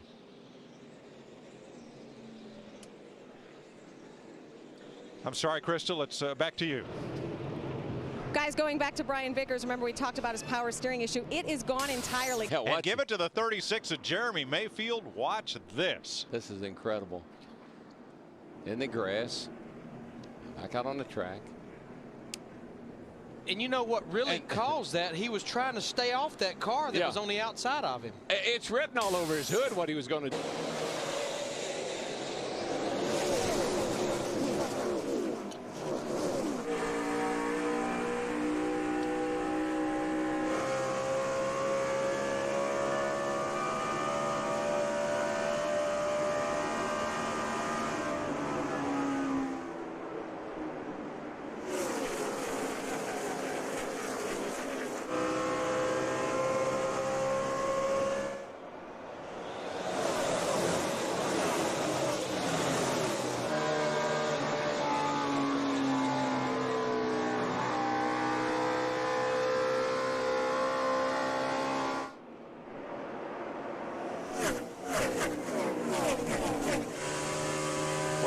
At the outside on a restart. Oh, Kurt Busch. He had a tire go down earlier, fell back off the lead lap, and now. And he was sitting there one lap down, first car one lap down. That's going to do him. Pretty much done him in. That thing's.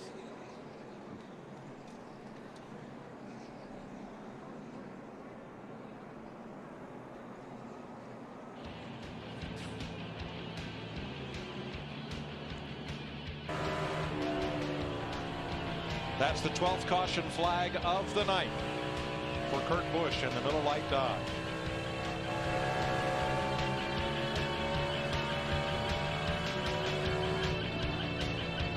That was Brian Vickers, and he's going to make it around to pit road with right side damage. Yeah, he cut a right front down, I reckon, and got the whole right side of the car torn up. That's unfortunate.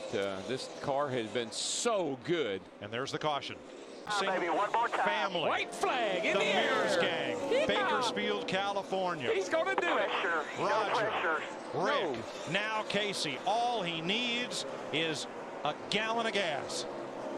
He doesn't even need this. He just needs fumes. That's all he needs. Yaley second.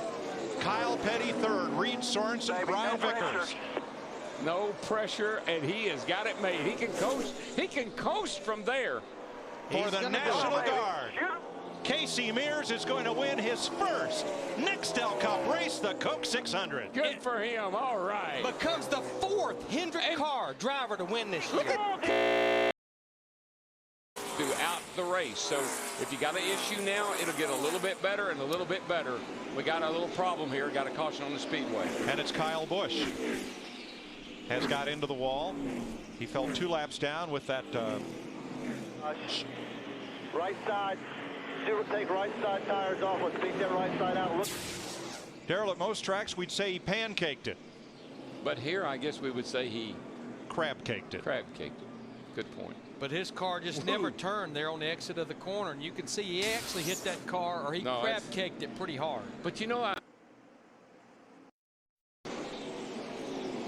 4-car jam session that we've been watching for a lap or two has ended up with Kurt Busch in the wall. In the number 2, he was racing with Tony Stewart, Greg Biffle, and younger brother Kyle. That was predictable sooner or later. This was coming off turn 4. Now, Tony had already passed Kurt a couple of times, and he passed him back, and this time he just didn't.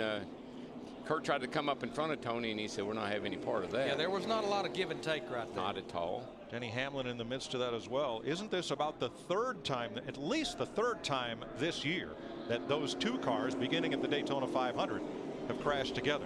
Here they are racing each other pretty hard, and you see Biff run in there and bump the back of Kurt. Now Kurt gets a run underneath Tony Stewart here, and he thinks he's probably got him cleared, or at least he needs some room up. Ain't gonna happen. So we as we watched this, we almost knew that was going to be the result. Like you say, Darrell, they've been this group of four right there. They've been going at each other for several laps. And they were running great. I mean, they were running the top 10. All those cars were. Yes, from 8th place on back. Other than the 5, who was laps down. That's off turn 2 here. And the Biff gives it to a little shot. And he said, go on, man. Get by that guy. Still clear. All right, I'm going to go. I'm going to go. I got him. He's going to give me some room. He's going to give me some room. Guess what? He didn't give me room. Easy. Back it down. Easy. Nobody right on you. Let him get out of the way. Easy. Go to the bottom. Clear. Where are we now? Back it down. Stay low now. All clear low. You're right, got one low. Clear now. Pit road is open, Chris. In this one, Tony Stewart comes to pit road, and then Kurt Busch comes in as they're looking at the damage to Stewart's car. Kurt comes up to offer his opinion. And guess what? That got the 2 car parked for the day. Meet me at the Oval office, please. Yeah. Short arms. He'd get up on that steering wheel, pull those gloves up over his elbows, and look out. Yellow's out. Ward Burton has hit the wall to put us under caution for the 5th time today. Ooh, that was a hard hit. Just hold right there just a minute. Got 2 more cars coming by. Clear to the bottom. Cut her to the bottom. This was a huge break for Casey Kane in that 9 car back. Onboard camera way off in the distance. On the bottom, inside. Wow. 10 car hole behind that 84. You saw the that 4. Caution's out for that 4 car. You saw a big new skid mark there in turn 2 as if the tire went. Michael almost did he get the wall? I think he did, but only slightly. He took off up the hill like something bad happened. Anyway, back to what I was saying. He's got a problem. He just hit the wall. No, there he goes. He's around. Caution's out. Sterling just got past him. All right, let her go. The brake adjustment, all these little issues, all these little things that you know to do or can do. Got a flat right rear. 10-4, yeah, it's flat. Just stay with. I saw him go up the hill down into turn 1, and I thought he had a problem, but clear by 4. see him back here. Hold on to it. Keep digging now. Keep digging. Still inside. I don't think see right here is where he got in trouble first time, and then this is when he spun the thing down the hill. Right here. Oh, I'm telling you, I can't believe he slid down in front of those cars. Nobody hit him. Saw Sterling Marlin in the 14 all the way down on the apron.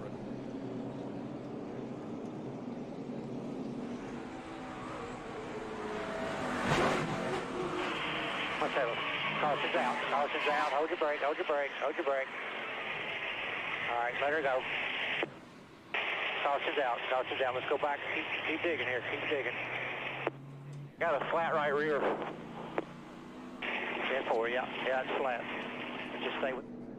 Going to give Sterling Marlin our Allstate Good Hands Award. Allstate will donate $1,000 to the Urban Youth Racing School because of this close call there. Wow. Junebug didn't do too bad a job of missing that one. We ought to maybe share it with each other. Allstate, official insurance sponsor of NASCAR. The caution flag is out for the 7th time today. David Gilliland spun down the front stretch, collected Ricky Rudd, and the big question now, as pit road opens, what will they do? This is a car owner's nightmare right here. This is what you always worry that doesn't happen, that you don't want to happen. When he tried to correct it, he just gets right into the left rear of his teammate Ricky Rudd in that 88 car, hard lick to the inside wall. But he just got very loose as he came up off the exit of turn 4, Gilliland did.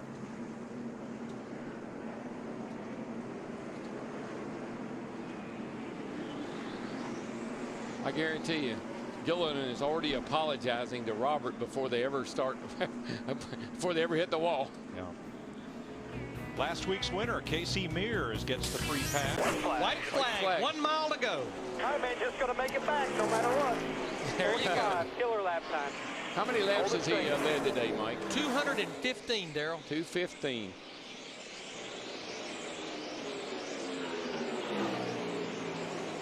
On a day on which NASCAR loses Bill France Jr., another junior, Martin Truex Jr. is going to win his first Nextel Cup race. Truex wins the Autism Speaks 400. The 7th different winner. Was earlier today here at Pocono.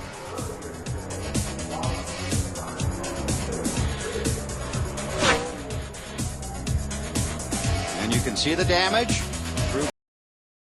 Because he's not getting a lot of body movement under acceleration. Well, Mark Martin missed his pit sign. Matt, you know a way to... Oh, trouble. Boy, those guys didn't need that. Dave Blaney. Caution is out. Wow. Rolling, but I don't know who got into it. Look at how flat the back of that car is. Come on down pit road. That looks like a gremlin. Yeah, let's see what we might be able to see. 16 car appears to have some damage on the right front.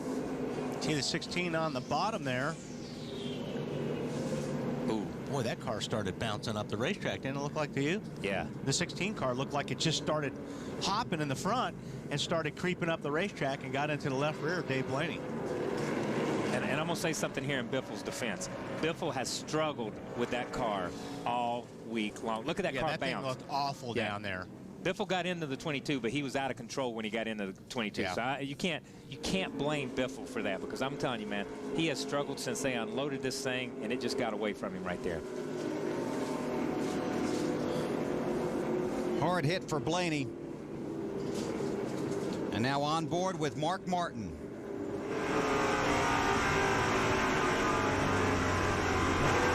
Get in front of you. They're up high. Come on through there. Come on. All clear. Caution is out.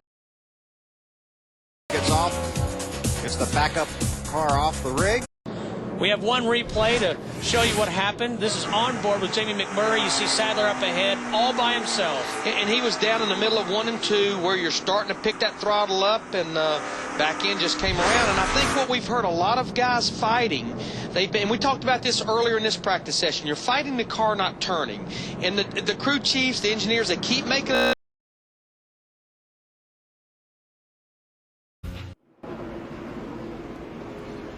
Under caution here at Michigan. Juan Montoya has rubbed the wall. He had brushed it earlier, got the right front fender on the tire.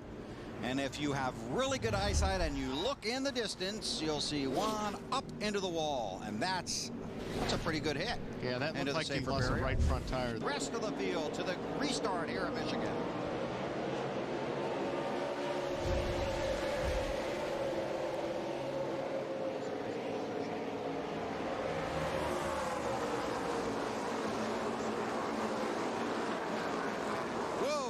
Newman's doing everything he can to try to get some of those laps back. Oh, ooh. He's around off the front of Jeff Green. Ryan Newman, caution's out. And there's the one car. Yep, and Vickers, 83. Matt Kenseth, the 17. A lot of good cars right there. I tell you, the one car doesn't look hurt right there, just at first glance. Flat tire. Just needs to keep here. Ease it around. You got plenty of time. This is Newman, who's several laps down. And I'm going to say from that angle, Newman could turn left on the 66. I don't think that was Jeff Green's fault. They were already, Newman got a run on him, went to the outside, knew he couldn't get up into the leader. Obviously, he did not want to get into the 24 car, cut back across the hood of the 66. So I'm going to call it that more than the other. Well, I don't. You call it one way, I'll call it the other. I call it, it looked like Jeff Green's car took off up the racetrack. This is the ugly part. Yeah. You see this, and we see this so many times in this sport. There's an accident that happens, but there's a bigger accident trying to avoid the main accident. And you see two cars get together, they both get taken out themselves. Look behind, look behind. You see the wreck here, but look behind as you see this right here. These guys are checking up, and boom, they just start jumping out of the pack. You can't see it. We moved, or the camera goes the other way, but you see the smoke on down. these guys are checking up. There's no place for anybody to go. And try and watch for the 8 in here, because Dale Earnhardt Jr. has already been on and off of pit road. This is on board with Gordon.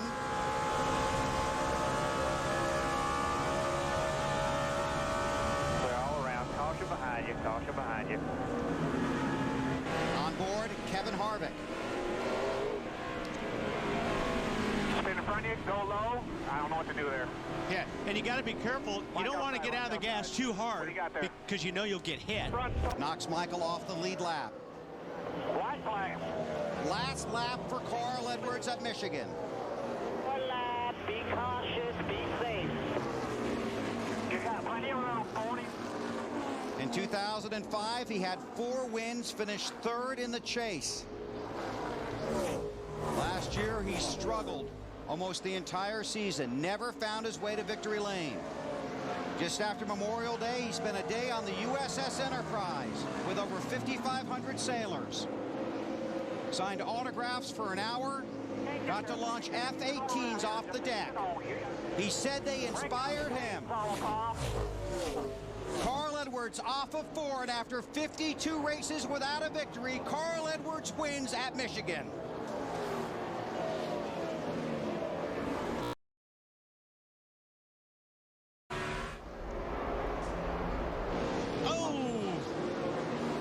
Just watching this earlier. There's Kyle's back there. Kenseth, 91 car. The Goosens, who has not had a lot of success here, runs second. Go back and see if we can take a look.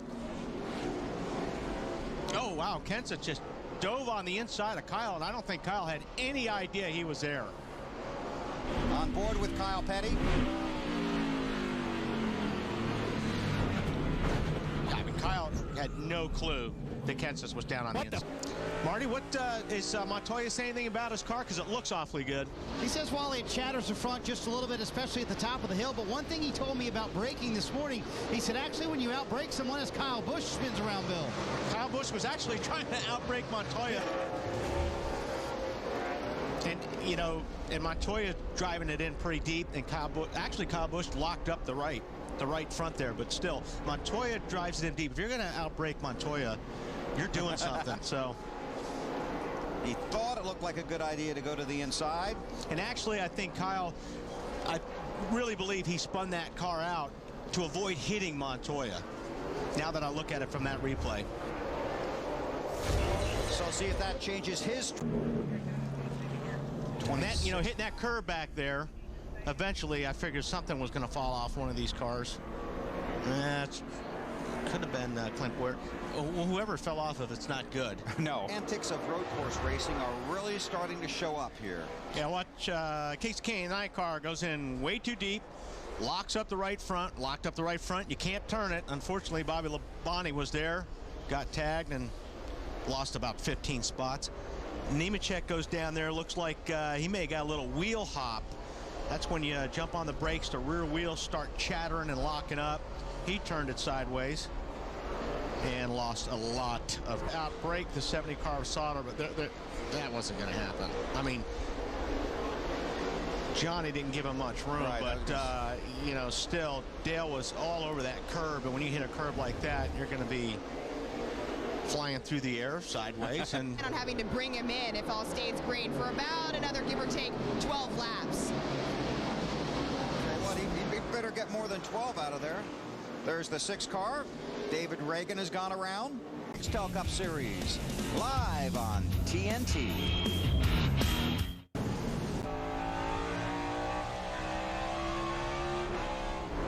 Report that Reed Sorensen is smoking. He's got a lot of damage. He hit somebody or something.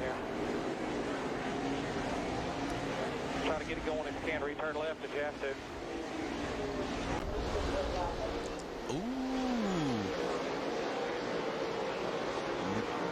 Just lost it coming off that corner, that right-hander down the hill, and hit the curb. Looks like he was already loose when he hit the curb, which just made it worse.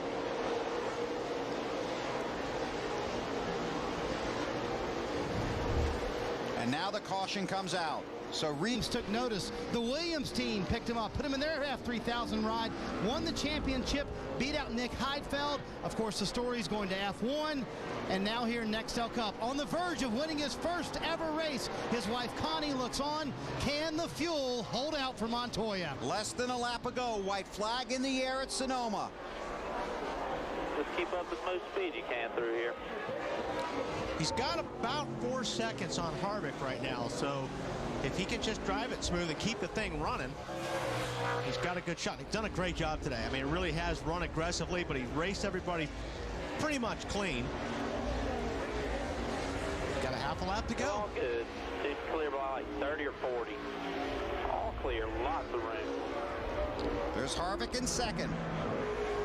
Montoya told Matt Yoakum earlier this week in the piece we ran earlier today that he didn't think his childhood dream of becoming a professional racer would ever come true, because you don't get many professional racers coming out of this country of Colombia.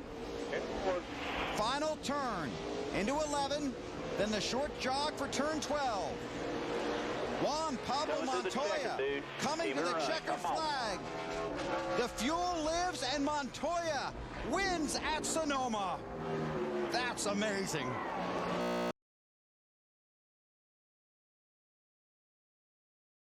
And it's going. That's like saying the outside line at Martinsville works. The outside line at Martinsville. Here we go, 3 wide. Here we're going to test it. Oh, we got somebody in the wall. It's Ward Burton smoking. Staying under green for now. Not on purpose, but. Ooh. He's obviously spun in his own oil trying to get back to the pits. Told in a hole in the oil pan. Under the caution after a crash by Joe Nemechek. And watch this. Great shot from Stremmy's car. The right rear wheel just leaves Joe Nemechek's car.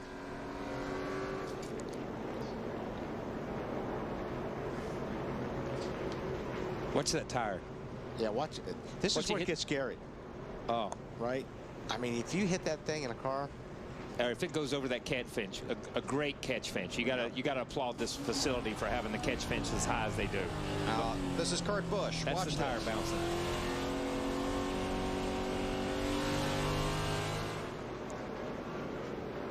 Watch how high this thing goes. Almost climbs over the fence. So that's Jeff Green that just missed it right there. And remember, this is just after a pit stop, and we thought maybe the wheel was broken, but the wheel doesn't appear to be broken. White flag in the air. Leader has it.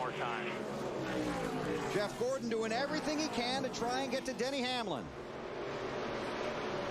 Hamlin's last win 32 races ago, won both Pocono events last season. This is going to be good in 3. You're about 1. You can do it. Gordon right on the bumper. Oh, Hamlin slipped just a little bit, but I don't think it's going to be enough. Oh, Gordon looked to the inside, couldn't get there. Hamlin gets loose. They charge to the line. Denny Hamlin wins. 2 tires before. Hell yeah. Damn. Good job, Mike. Oh. Kurt Busch in the wall. And that's in turn 4. Coming to the checker. Right. It's not deeper in the field. It's Kurt Busch in the 2, David Reagan in the 6.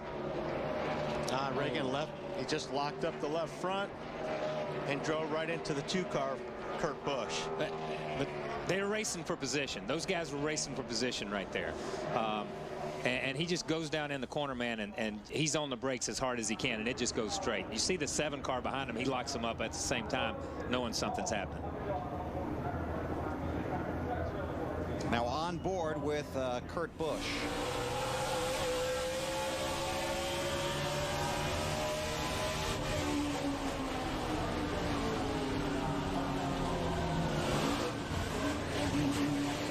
Yeah, I mean, it wasn't an intentional deal on Reagan's part, but that doesn't matter where Kurt Busch is sitting right now. And unofficially, David Reagan 15th and Kurt Busch 21st. As you know, Wally, you just kind of get out there and run your lap, and that's it. And then some of we got trouble. Jeff Green in the 66 and Casey Kane. And there was a report that somewhere back in the field that someone might have been leaking. Caution is out behind. That almost looked the way they were hooked there, Kyle, that somebody thought somebody was clear and wasn't. Yeah, it almost looked like, and you can't tell until we see it, but it's almost like somebody jogged left or right when he thought somebody wasn't there. First caution of the night. Yep, and that's exactly what it was. Yeah. Jeff Green thought he was clear. Casey Kane was just up on his right rear quarter panel, and there wasn't enough room. And it's not like you can jump out of the gas really hard or jump on the brakes. You got people right behind you, but you can see Casey Kane was there. Yeah, Casey was there, but I don't think Jeff had any idea that he was there, because this early in the race, Jeff was driving a conservative line. He just swung out a little bit to get down in the corner, and I don't think either one of them knew it.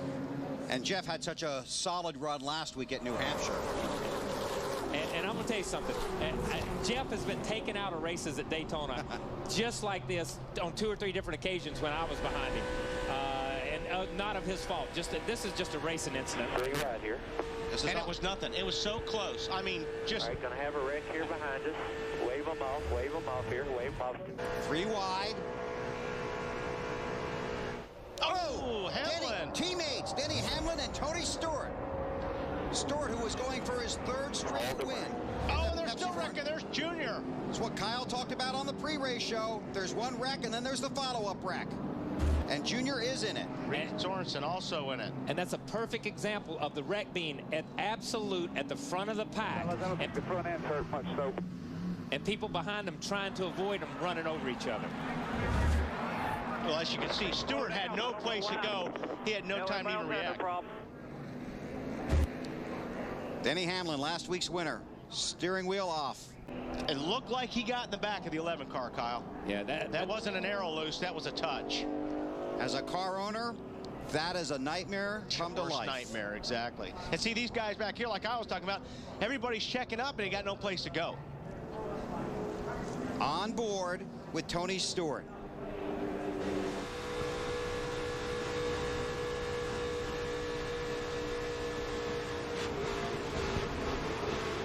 Definitely contact there. They just, he had a good run. That's when you're making time up on a guy like that. Sometimes when you're coming up on him, especially in the corner, you'll get that guy loose. And Hamlin may have had to lift just a little bit because Tony Stewart got him loose to begin with. But still, in the end result, he hit him. And you don't expect somebody to lift that late up off a corner either. Now, I'm going to give Tony the benefit of the doubt on that one. Once you get out that far, you figure you got 15, 20 feet to catch it if it jumps out from under you. It's not going to go all the way to the top of the racetrack. Look how many cars are on pit road over here to the right. Look how many cars just came down pit road, locked it down, and came down pit road. You can come down pit road. You must make an attempt to reduce your speed. You can also go below that yellow line, which is out of bounds normally, but you can go below it to avoid the wreck. Matt Kenseth through the grass, Greg Biffle through the grass. Larry? Guys, let's go back to the Daytona 500 in February. Obviously much any more than I had lap before, but I think he was just a little bit closer than what he had been in the previous laps, and we got into us. It's not too big of a deal, I don't reckon. Bill? Thanks, Lindsay. Caution on the track. Tony Raines. That was... Come on, let's go to the garage here. Man, that's just unusual. I mean, really, this is unusual. We don't normally see this. No, and this racetrack must just be incredibly slick, and these cars are either pushing real bad, and I think Denny said something really... I don't know who it was, got in the back of you off before. I think Denny, all that, I'm going to tell you, man, we got a lot going on out here right now. Okay. Keep coming. No, got to spin. He's up high here. Okay. That was 44 is with you. Slow down here. There you go. Brian Vickers on board. But that really didn't have anything to do with handling. No, that had something to do with somebody running into each other in a straight line. Right. I'm going to tell you that. That's exactly right. Somebody punted the 96 car, and we don't have a good shot of it yet, and hopefully we will. But somebody absolutely punted the 96 car in the short chute, in a straightaway, where you've already made it past the point where Denny and Tony seem to have their problems. Dale Earnhardt Jr. in the 8 car will be the lucky dog. He was involved in an earlier car. As other problems. This is on board with Carl Edwards. See Harvick's car in front of him. He did a nice job hanging on to that, but you can see. Right side tires, guys. Just put right side tires on it for now. And this is Harvick after he's hit the wall once. Yeah, it just won't turn.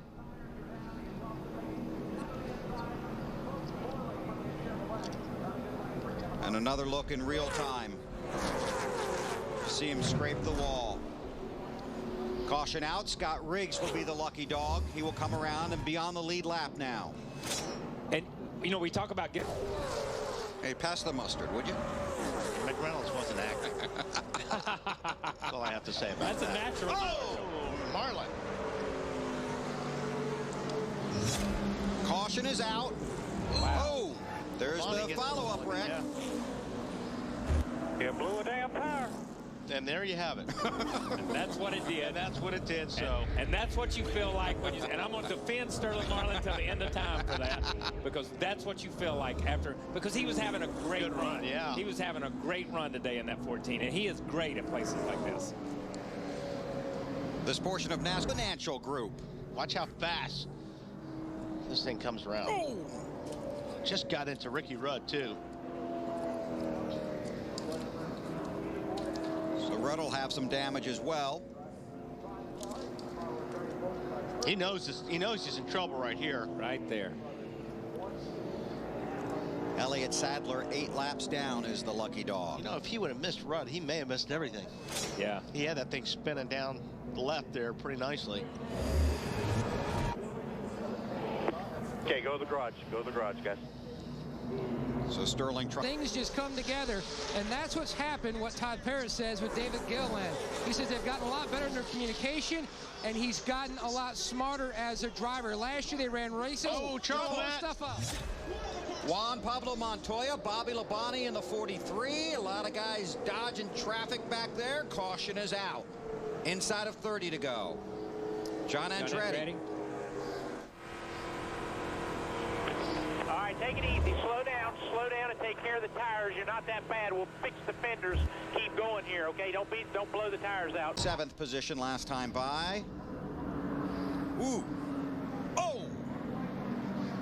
Montoya with the wild ride. Who was at the hit of the wall first? Well, I think, did Labonte get into somebody? Yeah, no, it looked like the 00. Got into the outside wall. Bobby, it looked like turned there you left. see it up top. Well, but he was already wrecking there. But yeah, that was just a chain reaction. And Bobby turns left and checks up, and then Montoya just runs all over him. David Rudiman. But Montoya's got no place to go. Let me be clear on that too. It's not that he ran over him.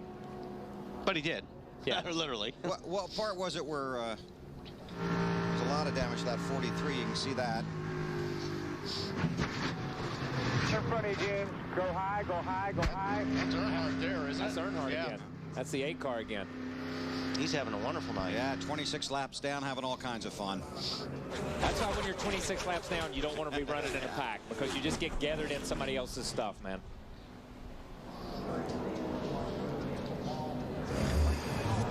Tony was a little bit longer line around the racetrack, putting a little bit more heat in those tires.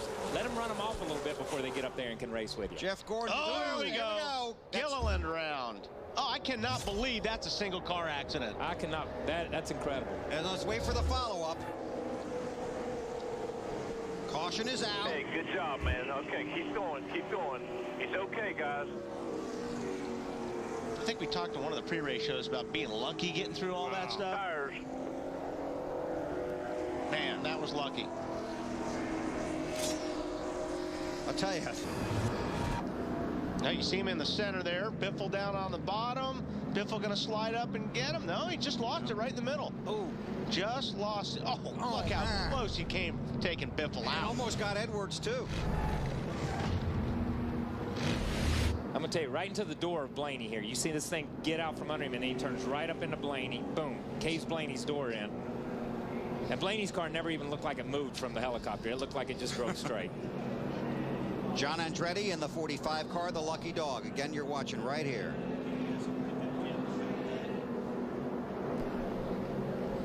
Man.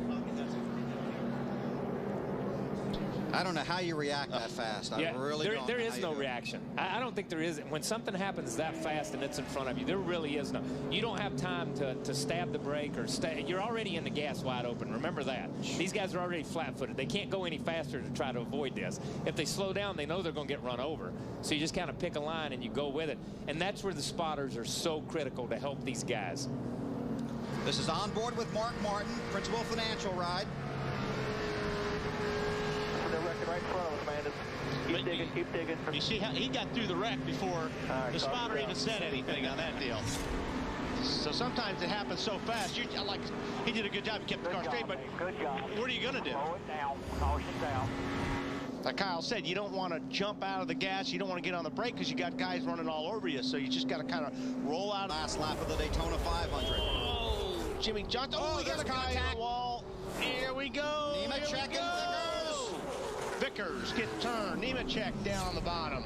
Caution's I thought out. those guys were going to save it. I thought they both had it saved there for a minute. There's Brian rolling again. Oh boy, another restart. Yes.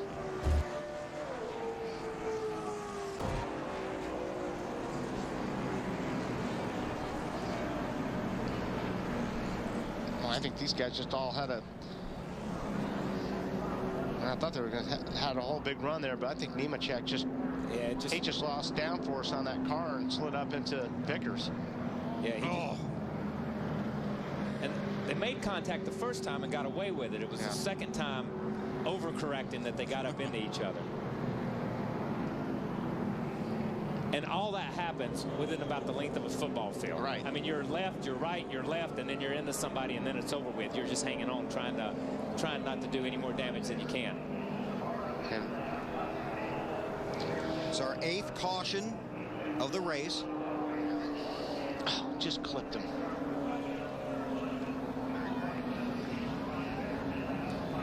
So who was in front when it came out? We're told by scoring from NASCAR, car 24. This is On Board with Vickers. No help right now. Still 3.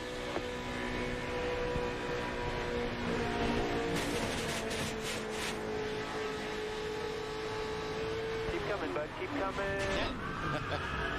And you've had that happen. I've had it happen. You got it saved. You're like, yeah, man, I got it saved. Don't. That's what I was going to say. That's a long time between. Keep it rolling, buddy. Look at that. That 5 car is strong, man. Not only is he strong, I'm telling you, he is trying to up that thing too. He's going to be in the gas all the way. I don't care how sideways this thing gets. Last lap. And he needs to be, because if they wreck right now, he's got to be the first guy across that loop. Kyle Busch now has his brother Kurt behind him. The one thing is Kyle Busch has the inside, and because of where the start-finish line here is, at this place, the inside line is the line if you can maintain it coming out of turn 4. Will Edwards, man, I'll tell you what. Will Edwards help his teammate, or will he make a move for the win? I don't know if he'll be able to make the move for the win. Kyle Busch is the guy right here. He's your winner. He's going to have the momentum, and he's going to get to the line. Coming to the checkers. Oh, wow. That was close. I don't know. Waiting for scoring. I think the 26 got him. It says 26 on the monitor. Wow. Great. My God. What an incredible finish. It does not get any. I don't know who. Like I said, that was incredible. I would have bet all the money in the world Kyle Busch had that thing when he came out. Man, that was. I mean, that was great. That's incredible. Watch the 26 just get a surge right before the line. It's his teammate right behind him, Carl Edwards. Right there, the 5 had the advantage, and he had the momentum. And here they are, and you see. Now watch right here. Right there. You see it start to move again.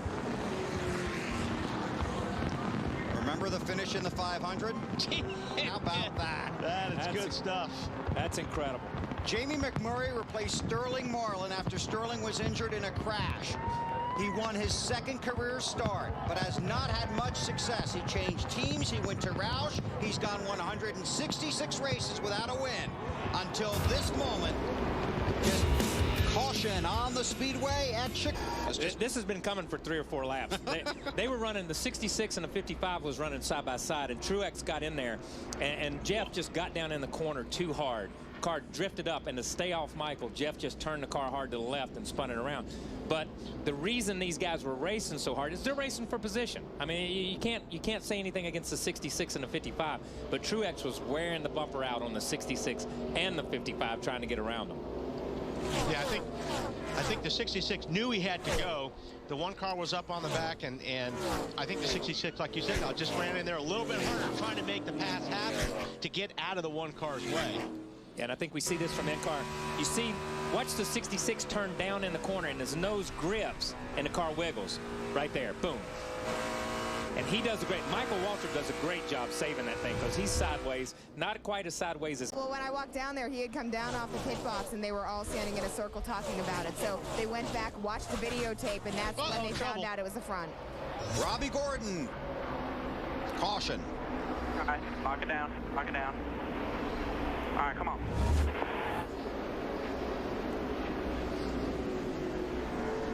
Robbie was running back about 35th. He's all up there. He was on by himself. He just got away from it. You see it wobbled a little bit in, like it was loose getting in a little bit.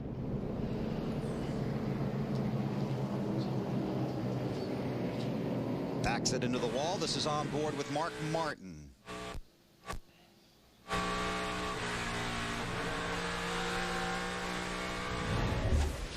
So I say, when you. A hard crash just occurring. Ward Burton, and that's Dave Blaney.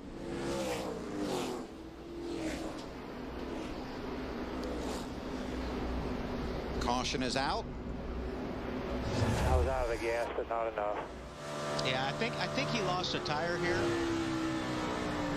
Because I saw an inner liner floating on the racetrack, I think. Yeah, spun out guys and wrecked like crazy. That was a hard hit right there on the driver's side, too. See yeah, it? see the tire? Yeah, yep. Good. That inner liner? That's a good call. Good eyes there, Wally. That was good. Clint Boyer is the lucky dog. So Junior, no power steering, but hanging in there. Tony Stewart holding off Jimmy Johnson. Oh, Johnson has crashed. Hard crash, Jimmy Johnson. That is a hard crash.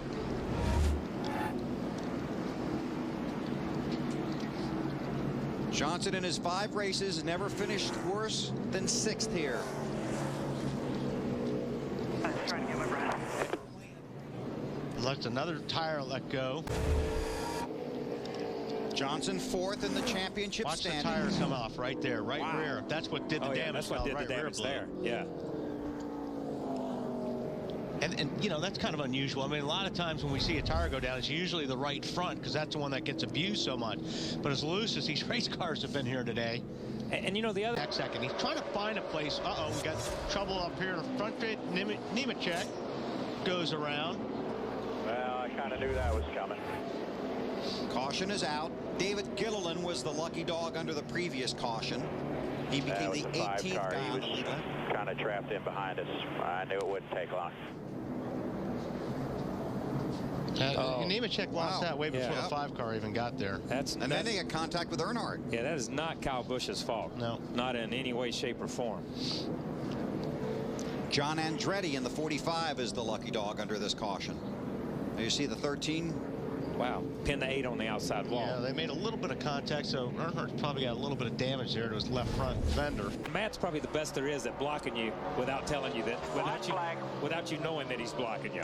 Last lap. 99's right on him right now. Oh, goes down to the bottom, and he almost forced Matt to run a little bit higher, but then you see not have the grip. Yeah, he goes back to the gas and it pushes up the racetrack.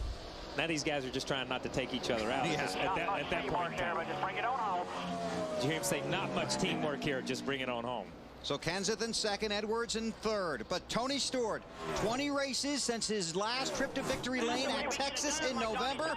Tony Stewart wins at Chicago. Great run for the 20 Home Depot team and Tony Stewart. So maybe that pep talk from Coach Gibbs really did work. If it did, I'm going to see if I can pay him to come. behind him. They're running almost identical lap speeds. But I tell you what, Kevin Harvick, hard into the wall. 66 car. That is Jeff Green. He had been on and off pit road just a few minutes ago because he had brushed the wall earlier. Right rear tire. And you heard him say a right rear tire. He had actually come on the pit road.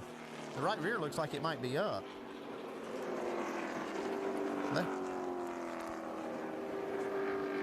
Yeah. Right rear, but you got to believe that maybe a piece of metal cut the tire down, Andy, from brushing that wall. Yeah, that's the thing that happens when you make contact with that wall. A lot of times you'll get some metal hanging there that'll grab that tire and blow it out. Nothing you can do when that happens either. You can see he's just along for the ride right here. You know, his problem started earlier. Hit pit road with brushing the wall. Got a penalty. Went back out in the racetrack and had this problem right now. So I tell you what, this is one of the greatest racetracks in the country. Everybody puts their heart and soul in here, but it's going to end for him today. Now, it looks like he's got the position getting down into turn 1. Okay, you see that? Oh, cars here. Cars spinning. That's the 12 car of Ryan Newman. Spins around, heavy contact. Right, we're rolling. Heading down pit road. And caution comes out for the second time. Caution flag a moment ago. The 12 car of Ryan Newman spins around. There is contact in this cloud of smoke here in the corner. See, his driver's side first, too. And that's kind of like we saw J.J. Yaley in practice in the 18 car hit. Very similar to this. And, boy, I tell you, that really hurts when you hit the wall like that. Nice job by Carl Edwards to make the miss here. He's up high. He's up high. He's still up high. He's still up high. He's coming down. He's coming out. Right on the apron now. Right on the apron. Come on by, everybody. Nice job. You know, hold up. Now, Ryan Newman was very... car for Hendrick Motorsports. He started 18th. He's moved up to 10th place, and there's trouble on the track. Tony Raines against the wall, gets tagged in the door in the right front of that car. Also spinning is Robbie Gordon in the car number 7. And the heavily... The 9 car got right inside of him, turned him around. And this is Casey King's Dodge, who got a side-on impact with directly the nose of the car. It looks like the 96 car lost it, and they said the 9 car got in. What happened up in the turn a moment ago? The 96 car. Now watch Casey Kane and the 96 side by side. Yeah, just two guys, just not quite enough room between them. Yeah. Don't really know who to put the blame on, but boy, this is bad for Casey Kane. These guys are trying to just get something going here and just not been able to do it this year. I tell you what, in our earlier rear play, it looks like the 9 just drilled him in the door, but coming back to the replay, you can see what happened. The aero loose kicked in, and both cars slid up in each other. It's just hard to race down in the corner side by side at this track. It's just real narrow getting down in there, the groove is. All right, from the Allstate onboard camera, Casey Kane comes back across and just right in the right front fender. Just finishes them both off right there. They were both already torn up, but that just finished them off. Let's take one more look angle of this right here as they get in a corner. 96 is already wrecked. He's coming across the track, and boom, Kane's got nowhere to go. But before that, Casey went inside and got aero loose and slid up in the side of the 96. It looks like Casey started this wreck. Well, this will count now as a competition yellow, and you will be allowed to take fuel. The damaged cars now limping down pit road will be headed back to the garage area as you guys. Cars, things happen. And just help me clarify, you were crashing or it was just way loose? I was tight. The car wouldn't turn the whole time. That's why I was going backwards. And then it went way loose into that corner, and I think it's because he sucked up on my right rear, but that's just what I was told by my team or whatever. So I don't know. I'm not sure what happened. I was looking forward. Next thing I knew, I was in the wall. All right, big trouble on the racetrack, guys. Big crash here. Jimmy Johnson involved. The 48 car spins around. And the last year's winner involved. Flat. I don't think I have too much damage. Now, Jimmy Johnson's car, they're going to work on that, and I think they can get it back and stay working throughout the rest of the race. The 10 car involved, that's Scott Riggs as he gets turned from behind. The 21 car, that's Bill Elliott. They were all stacked up almost in a single file. Almost like a domino effect here. All these guys are running so close together. Almost 3 wide coming off the corner. Just not enough room. All of them so close, that's why they all get in the red. I want to take another look at this. There's up another car.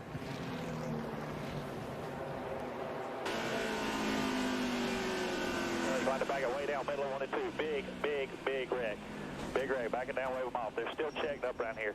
Just pick your way through there. Take your time, pick your way through there. A lot of debris. Clear high right there. Clear high all the way to the racetrack. Come on through there. Boy, Elliott Sadler's spotter being able to weave him and talk him through all that debris on the racetrack. We're going to take one more look at this replay here shortly, getting into turn 3, and let's see what happens to this again. See the 48 car trying to make it to pit road right now. Got the left front. He's trying not to tear the fender off, Andy. The list: Robbie Gordon, Scott Riggs, J.J. Yaley, Bill Elliott. You mentioned McMurray, Jimmy Johnson, pretty heavy damage. Ricky Rudd, Carl Edwards almost got through it at the... He went up the racetrack, Dale did. He shot underneath him. That's a classic case of aero loose, and you can manage that. Crash. Another crash on the racetrack. 4 cars involved. Scott Riggs tries to avoid it. 25 of Casey Mears involved. The National Guard Chevrolet, another one of the Rick Hendry cars. Another one of Ray Evernham's cars involved here, too. This is just a real disappointing for him. I know the 19, Elliott Sadler, is involved in this. So caution flight. You're looking at last year's Charger nose in that 19 car. Let's take a look at this replay. Looks almost the same as the last wreck we saw. These 2 cars just getting together. Just not enough room for these other guys. Guys, we talked earlier in our broadcast about you need to get single file down into turn 1 and into turn 3, and they're not completing these passes as they get in a corner. And you can see the 25 car of Casey Mears gets aero loose and gets up into the side of Johnny Sauter. Just so hard to pass getting in the corner at this racetrack. You really have to start that pass off the corner and try to clear him on the straightaway. Now from the onboard camera for Elliott Sadler, the Allstate onboard. Let's listen. Clear, all clear about 2. Check it up here. Come on the low side. Come on the low side.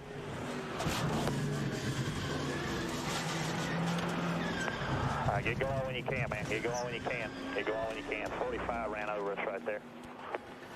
Guys, from a driver's perspective, getting down into turn 3, when you see him wrecking in front of you, you're just to change directions. Take a look at this. The wrecking in front of you. He just tries to slow up. The 19 car does, and he just can't. Gets high in the racetrack. Elliott Sadler does, and that wreck happens. But it's all about aero loose getting in the corner. We might mention that the 45 car, Kyle Petty, also involved. It might balance itself out. As long as it doesn't blow this tire out, it'll be okay until they can get in there and work on it a little bit more. Spoken like a true. Yeah, we don't see any smoke right now. It's the way we do it now. And now we see some smoke. So he may have to get this looked at. Side by side, and we see some parts and pieces coming off there, and obviously... we just cut a tire and hit the wall pretty hard. And you just said that as long as it doesn't blow this tire out, he may have a shot, but no, he just cut right into it and just slammed across the wall, and the points... Okay, Jimmy? Yeah, this is a hard lick for Jimmy. He had a hard lick 2 weeks ago at Chicago. He jumps right out. That's a good sign. Jimmy Johnson's... Yeah, we didn't see any smoke till we got to the end of the straightaway. And it just instantly cuts this tire. You see it blow out and all the pieces of rubber start flying everywhere. No control of this, so he just has to lock it down and ride it to the fence. Folks, let me tell you the bad part about this. That tire blew out at the highest part of speed at the racetrack, close to 207 miles per hour. He blows that left front off, head on in the wall. And you it's see him just winning that down while he was still wrecking right there. It's up against the wall. Oh, that's a hard hit. Again, thank gosh for the soft wall, Jerry. We've had 3 bad wrecks. Ryan Newman, J.J. Yeley in practice, and now Jimmy Johnson this hard. And he said, you saw the window net come down. Good indication he's okay. The safer barriers debuted here in 2002. They updated them in 2005. Onboard camera from Jeff Burton looking up. Oh my heavens! He says, when you're a driver, when you're a driver, and you see that happen in front of you, and you got to just curl up in the seat. Jerry, you really feel bad for somebody when he hit that hard, because like I said again, I'm going to tell you one more time, as they're making pit stops right now. Here's Clint Boyer leaving the 2 car coming in, and he got from the front and from the back, got a sandwich from the 33. Scott Wimmer got the worst of this. You can see his right front tires aimed the wrong way. He got into that concrete wall trying to avoid this, and looks like he got the worst of this. Yeah, he's got the front of his car. Just watch this, Andy. Oh, I'm telling you what, that is a hard hit. That's a hard hit. That's been some tie rods and some of the front suspension. They'll have to work on that. Jerry, when you saw that right front tire go up in the wall and stop, and when a tire stops and that car's still going forward, you know it's tweaked a lot of this. All right, Tony Stewart comes by. He had not won a race in 20 starts dating back to last fall. And then 2 weeks ago, he took this car to Chicagoland Speedway and spanked them. Led over 100 laps and said, guys, that has now become my favorite race car. I want to take this car to my home track. So they brought it to Indianapolis Motor Speedway, a track, as you heard, that he came to when he was 5 years old, riding in a luggage rack on top of a bus covered up in coats so he could watch these guys race. It's a track that he has dreamed of winning time and time again. He won here in 2005. And once again, with the help of that guy right there, Zippy, Greg Zipadelli, Tony Stewart will come down here in 2007 and take the win in the All-State 400. Tony Stewart wins it.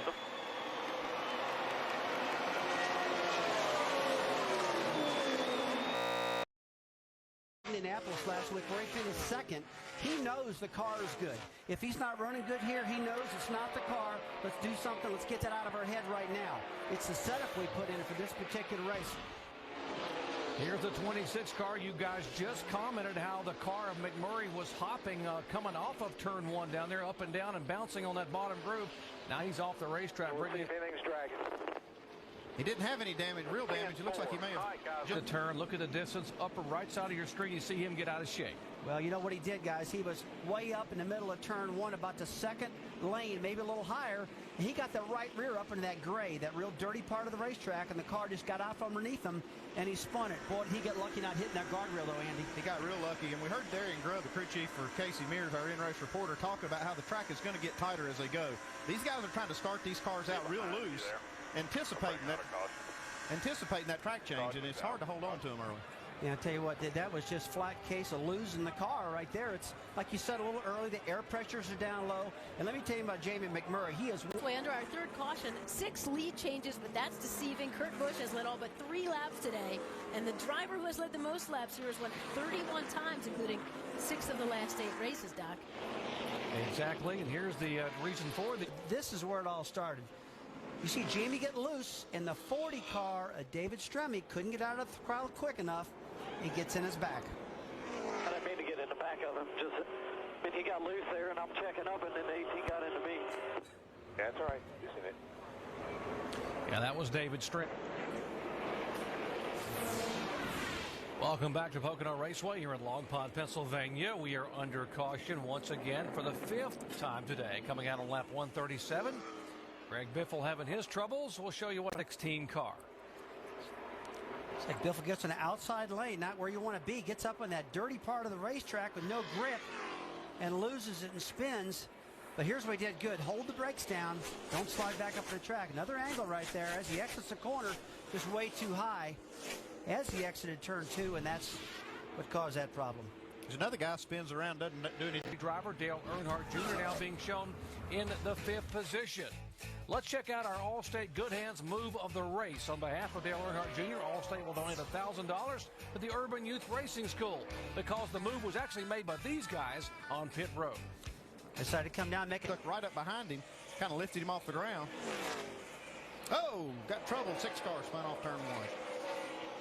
And there's a 6 car. David Reagan spins around and gets it down in the grass, and the caution will wave here on lap 172 for the 6th time today.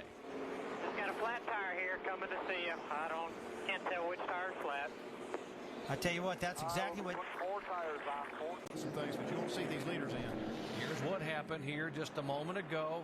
The 6 cars hustling off the tunnel turn, and the car just loops around right in front of Kyle Busch. Kyle does a great job getting by David Reagan right there. These 2 guys are racing pretty hard. They raced hard off turn 3. David Reagan got in front of Kyle Busch, and we see him here. He just carried too much speed, a little out of the groove, just barely catches a bumper on the wall. Tell you what, you're in that smoke, you're trying to drive through, you don't know what's going on. There comes Kirk Busch. You're on the brake and just going straight, and that's what you got to do. Just keep for 5th position. And Jimmy Johnson, despite the gremlins they battled today, still now coming back and having a great top 5 run. All kidding aside, Jimmy Johnson is flying, and here this 5-car's flying. Oh, we got a big crash. Big one down here, and David Gilliland, who's had such a great run. The 26 car, Jamie McMurray for the 3rd time. Reed Sorensen and the 41's involved, as is David Vickers. I know what you meant, Jerry. You meant Brian Vickers, sorry. didn't you? Yeah, I'm looking at two. How about Brian Vickers? That's even better. That does sound better. It was a big mess down there, I'll give you that. I'm still tired. Here's what happened a moment ago. Carl Edwards gets into the back of Casey Mears, turns him in that tunnel turn, and that's the worst place you can get hit, isn't it, Russ? Yeah, I tell you what, it's hard to see what happened right there, whether Reed just got out of the throttle early and Edwards got into it, but it looks like, guys, they just classic stack up. They all got jammed together, getting in the tunnel turn. I don't think any of this was intentional, because nobody wanted to have their car crash with like 19 to go. Yeah, you see the 15 car, Paul Menard, got up high out of the groove, and everybody kind of stacked. And you see Casey or Jamie McMurray getting into it. Yeah, that's Reed Sorensen, the 41 car here from the Goodyear blimp. Looking above and watch the 15. There's a 7 contact. P.J. Jones behind him, the 41 of Sorensen, and then Gilliland goes around. It was just a chain reaction crash. Typical chain reaction crash. Brian Vickers had nowhere to go up top. He ends up in against the wall with the 41, and the 26 car McMurray probably got the most significant damage of all, and he was trying to get the car woed back away from where that all started initially. He's got some fluid running out from under the car, probably oil. I see he stopped the car. He probably doesn't want to blow the engine up by driving it. Of 2006, he's been waiting a long time to see the white flag with him at the head of the field. I tell you what, it's been a battle of the beer cars late in the race with Kurt Busch and Dale Earnhardt Jr. Looks like the blue car is going to win that battle today. The Miller Lite car of Kurt Busch. His car started on the front row. Dale Earnhardt Jr. on the pole. But boy, did Junior come back with that shock change. And boy, Jeff Gordon, he knows he's out of time. He's going to try to get all he can out of Denny Hamlin. This is the final lap.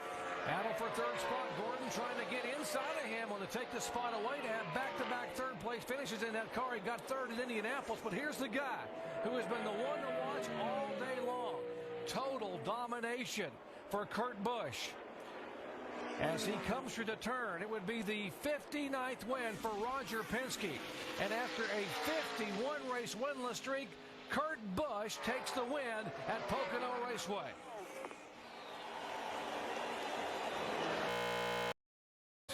Medal dangling from it. Vickers spinning. You see Rudd go by. He comes back right across right in front of Rudd, and there's the Army car. Yellow is out. Regan Smith. Looks like Regan Smith got the worst of that, too. Full course yellow.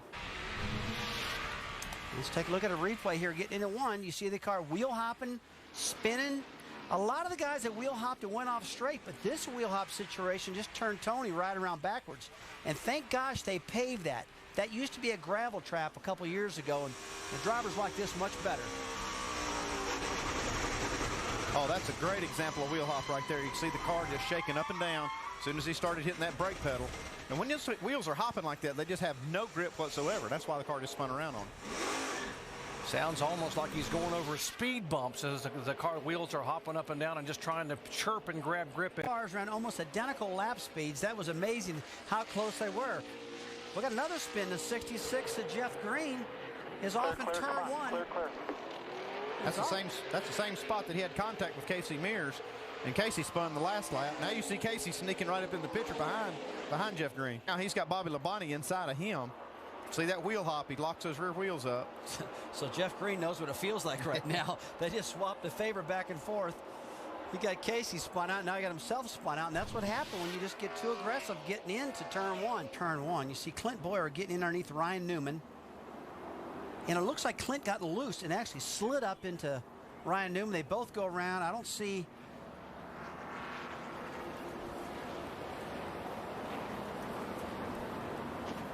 Third time we've seen cars sandwiching side by side entering turn one, and just not enough room. And yet to see if Junior will jump up into that coveted top 12 spot.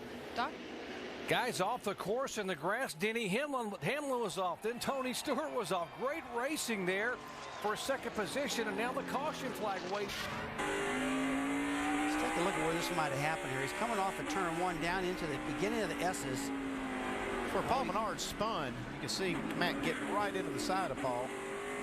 You want to ask how tough a splitter is, man. He just T-boned that guy, and that's all he did was just bend that splitter a little bit. Folks, if you see the bumper bars behind the nose of these cars, they're incredibly strong. Before this race ends, we'll try to show you that. Dave? And runs again here at Watkins Glen. Just 18 laps to go as Jeff Gordon will lead him down here. Denny Hamlin, Juan Pablo Montoya all the way across the racetrack. Oh, I saw that one coming. Truex gave the 42 of Montoya a shot. Oh, he gets hit by Jeff Burton in the left front. Yes, that's my fault. Told him to send it. The 29 car, Kevin Harvick, has. What are you doing? Watch this. Oh, here we go.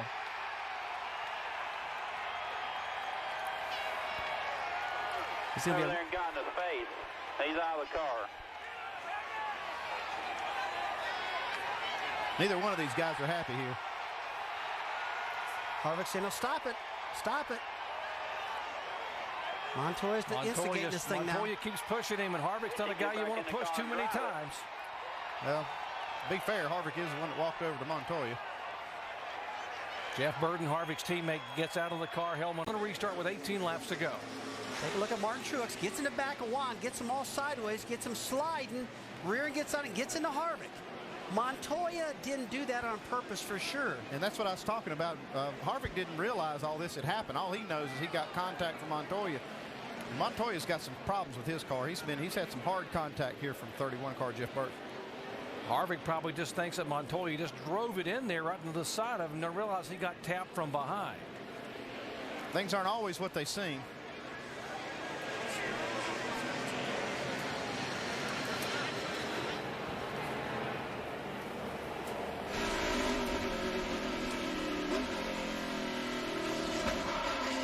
Yeah, see, Harvick, he didn't even see that one coming, but he has no idea that Juan Pablo didn't do that on purpose. He just thinks he got taken out from the backside, and they're both out. See? When Kevin goes back and sees this whole replay, he'll understand exactly what went down on this. Spin in front of you. Stay low, stay low, stay low. Go in the middle.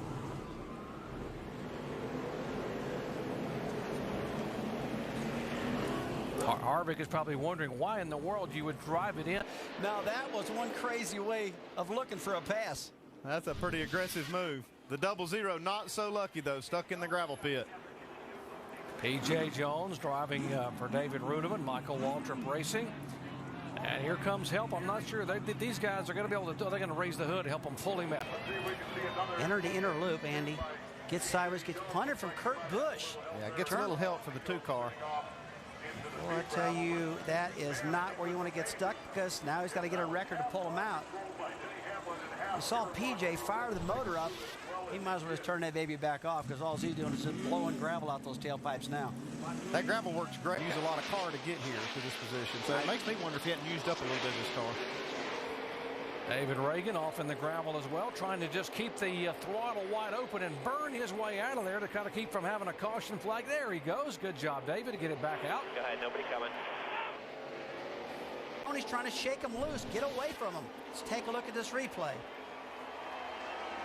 Jeff Gordon's been able to outbrake Tony Stewart into this corner every lap. He just tried just a little too hard right here.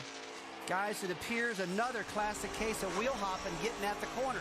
You see the rear end jump around, wheel hop again. Felt that pressure from Stewart. You just know he did. White flag for Tony Stewart, trying to pick up his 3rd win in 2007, and his 4th win here at Watkins Glen. Can he hold off the charging 99 of Carl Edwards, who, by the way, is driving with an injured thumb, a previously dislocated thumb, and a bandage, trying to shift gears and hang on to that steering wheel. Well, Jerry, he just cleared the most critical part on the racetrack, turn 1. That has ate everybody's lunch today. He's just got to get through this inner loop clean. Let's watch him get through here. Nice, smooth turns, not aggressive. You see Carl Edwards' left front tire in the air. He's driving hard. And Andy, turn 9, coming to 10. He's about got this thing home. Carl's not giving up, though. He's just trying as hard as he can to get right to the bumper of the 20 car, Tony Stewart. Carl's got 2 more shots, the entry at 10 and the entry at turn 11 to catch him. And Carl goes off the racetrack. Edwards off in the gravel. Here comes Tony Stewart out of turn 11. And congratulations to Team Chevy driver Tony Stewart, winner of the Nextel Cup at Watkins Glen. Denny Hamlin's teammate comes in second. And take a last turn here at turn 10 on the final lap. You see a bunch of dust. Somebody kicked up in this corner right ahead of these guys. And Carl just drove it as hard as he could in there and just couldn't stick. Hey, it's the last corner, guys. You got to go for it. He thought that maybe he could make something happen, but he sailed it in there, and he was in trouble when he got to the corner. Last week, with 2 and fast. Harvick makes the pass. But I must say, two of the best drivers out there. Really great drivers. Trouble off the turn 55. Michael Waltrip across the racetrack. Great effort by Ryan Newman to get by. Oh! Out there, boys. They almost all got by there. It looked like maybe it was Joe Nemechek caught the left front of the 55 of Michael Waltrip. And Nemechek couldn't see the smoke was there, and he was the last guy in and just couldn't get away from it. Unbelievable job for everybody missing that spin of Michael Waltrip. Got to hate it for Michael. Had a great car today. Let's show you what happened here just a moment ago. There, and I had it saved, and somebody hit. That's good tight racing going on right here, and looks like he just got loose. He got loose when the 43 got along this right side of him. It looks like, Andy, looks like he had to check up to keep from hitting the guys in the back, and then that 43 got so close, and that is such a vulnerable position to be in. You can get really loose in that area, and Michael did. Let's ride along and see what happens here. Looking back outside, the 43 outside. Almost like that 43 car just sucked Michael around. That's what it appeared. Hold the brake, now go. Mike's in good shape now, but all of a sudden. Let's take a look at another angle here. See what happens here. Michael's got to get out of the throttle there. He loses momentum, and when he gets out of the throttle, it turns sideways. As a 43 drives by, and he's in a real bad position now for downforce on the car. Wow, Harvick just missed Michael Waltrip right there. And he's right there on in that 10th spot in points coming into this race, and he couldn't afford to wreck right there, but he just misses Michael. Joe Nemechek not so lucky.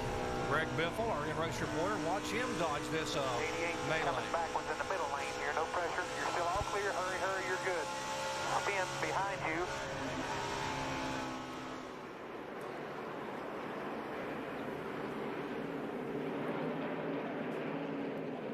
I tell you, one of the most impressive drivers I saw there also is David Reagan. Good heads up. He was 3 wide coming off of turn 2. He saw it happen, jumped out of the throttle, moved to the bottom. Good job for Reagan.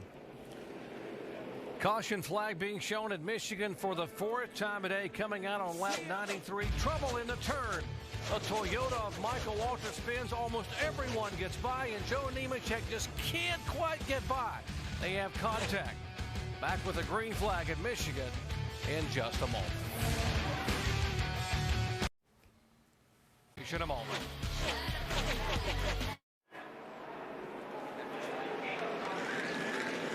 Back at Michigan International Speedway, Jeff Gordon's car has spun and is stuck in the wet grass and muddy area here in the along the front straightaway to bring out caution number 6 on the day.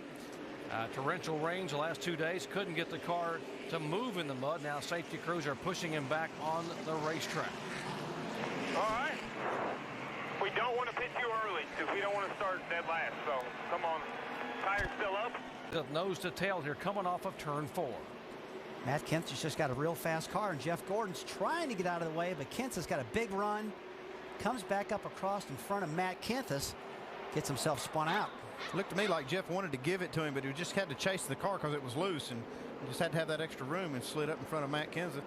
Yeah, Jeff said he was trying to pull down out of the way, but you can see that he was holding on for dear life there, Andy, and just working that car up the racetrack, and probably had no idea that Kenseth had that big a run. 2 laps to go. 2 laps to go, guys. Might have caught the wall a little bit with that 5 car.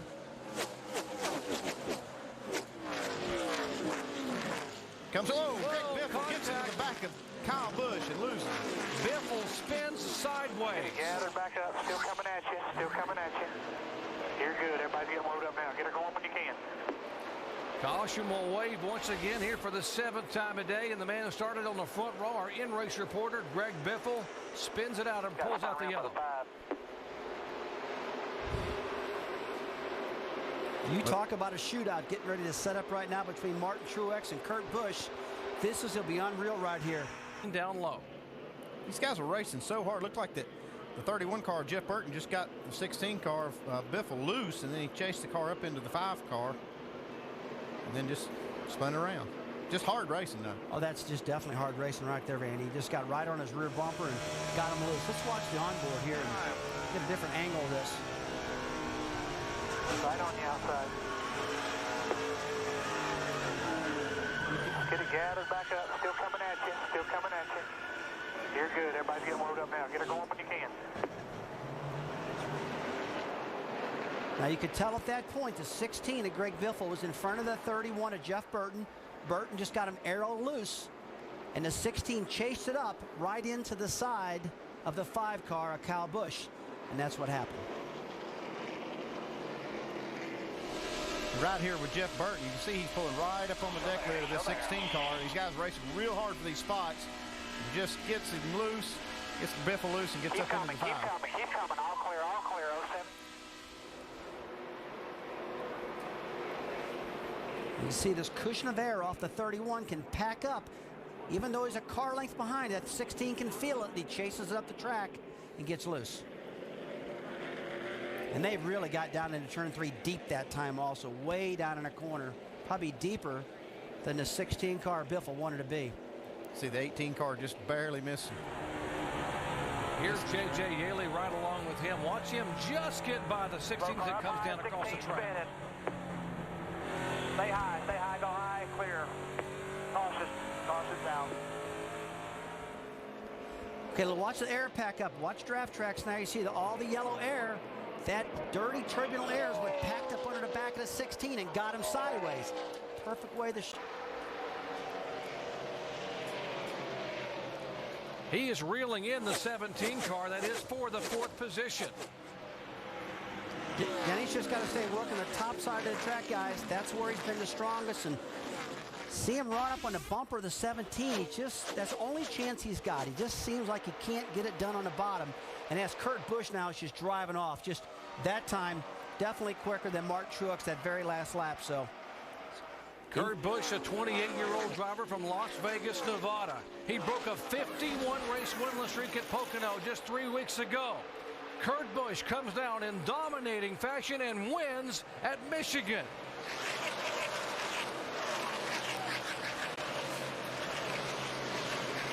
Contact as they came across the line, pushing and shoving. Jarrett.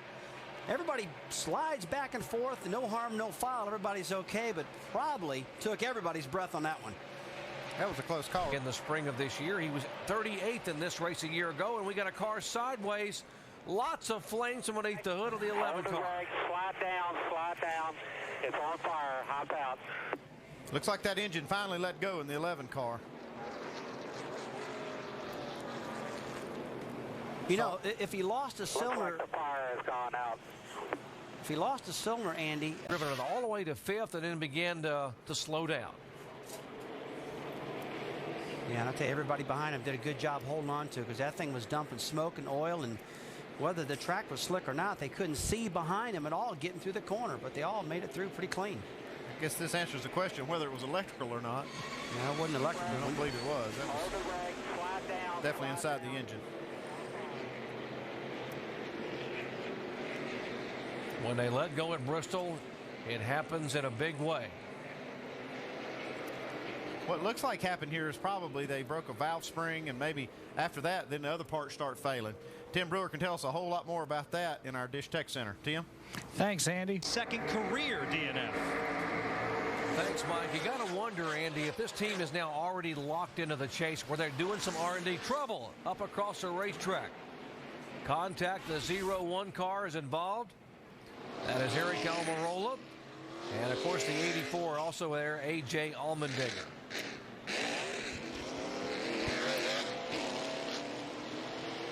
It's like the wing is still attached to the back of these guys. Gets into the 0-1. Kind of a chain reaction here. Yeah, it looks like Jimmy just gave the 0-1 a shot and lunged them forward into the back of the 84 car. And they both spin out, and Jimmy drives on by them both. Yeah. I think that's just a little bit of frustration on Jimmy Johnson's part here. These guys were a lap. One car spins around between turns 3 and 4. That is the 6th car of David Reagan, and that will bring out caution for the 4th time tonight.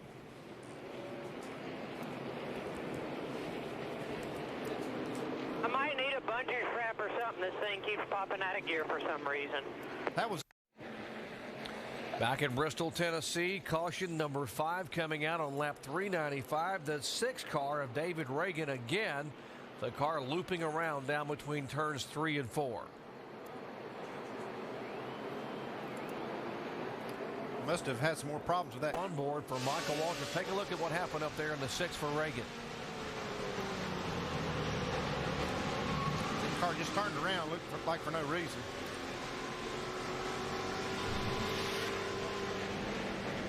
Guys, I don't know, just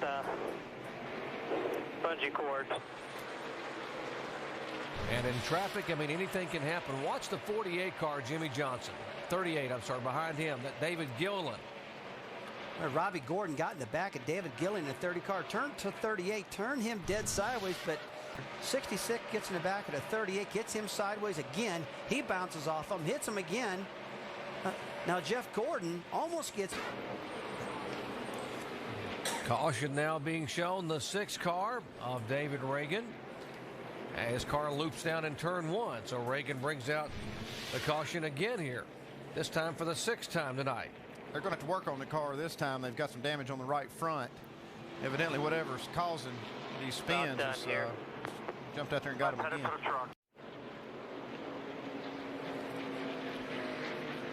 Just that quickly, we're under caution once again. The 7 car, Robbie Gordon, had troubles coming off of turn 2 and spun it, and he got it righted, but 17 hit us. You're behind the 25. Get in front of that 36. Rusty called it. He said that them all getting kind of crazy out there. Robbie Gordon comes across actually in front of Matt Kempis, and that was kind of his fault. Robbie's was. He just kind of run out of room, but you can tell these guys are running out of time right now. Tensions are getting high, and they want to get the best finishing positions they possibly can. Yeah, it looked like Robbie Gordon just changed lanes, turned left on Matt Kempis. Easy, come on. Good job. Caution's out. Michael Waltrip, watch him try to snake his way through. Hold up. Go straight. Keep coming. Go straight. There you go. Caution's out. I tell you, Robbie Gordon did a great job holding on to that car. We all know he's one of the best drivers out there, and guy can drive anything. Watch this right here. He spins this thing, goes to the bottom, holds on to it, stays in the throttle. Now he holds the brakes. He locks the brakes down. See the tires locked up? That's what saves you right there. Caution for the 7th time to go. We're back with car to stay on that. Trouble in turn 1. One car goes up across the wall, slams hard. Jimmy Johnson is into the car. And we're torn up. Ricky Rudd. If you can, get it fired up. Come back around if you can. See, Ricky's car's torn up. We can limp around here. That 48 car got some pretty good damage in that too, Jimmy Johnson. You see if you can drive it there. And that rear wing on the back of Ricky Rudd's car, that's not on too good. Let's take a look at this replay. Ricky Rudd gets loose going at the corner. We saw that in the Busch race yesterday. A lot of problems with that happening. And nowhere to go. And you know, that was a hard hit with Jimmy Johnson, but the car doesn't look that tore up in the back of it. These things are, man, are like army tanks. Oh, it got some help. Ricky Rudd got some help from the 1 car, it looks like. Yeah, that different angle showed that. That's good. Let's watch it, Jimmy. He got hit in the back from Matt Kenseth. It's on the left. All right, from Jeff Burton's onboard camera, let's look ahead. 6 low on the bottom. Stay in front of you. He's up high. Easy. Come on. Great job, boss. Great job. Different angle. Yeah, Martin Truex got in the back of Ricky Rudd pretty hard early in the corner. It's like he just punted him in there. Juan Pablo Montoya gets damaged. 17 car, Matt Kenseth. Ricky Rudd, a lot of them. A lot of damage in this accident right here. Here's the impact. Jimmy Johnson in there. The 17 car had nowhere to go. There's Montoya coming down. Gilliland involved. Somehow Jeff Burton able to snake his way through. Last couple of laps. Carl Edwards could lock himself into the chase for the Nextel Cup if he hangs on and wins it tonight. It would be his second win in 2007. And Carl Edwards will come down and take the checkered flag out of turn 4 as a winner in Bristol, Tennessee. The 7 car spins around. Robbie Gordon is here on the final lap. There's contact. We'll show you what happened to Robbie here just a moment ago.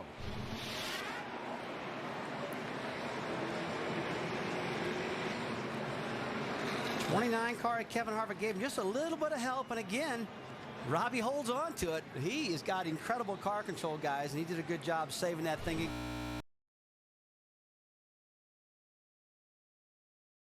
Shown in 12th position.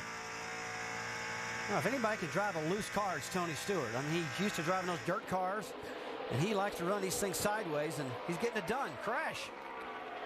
The 19 car, Elliott Sadler, spins it, stays down out of harm's way. Former winner here does the same here.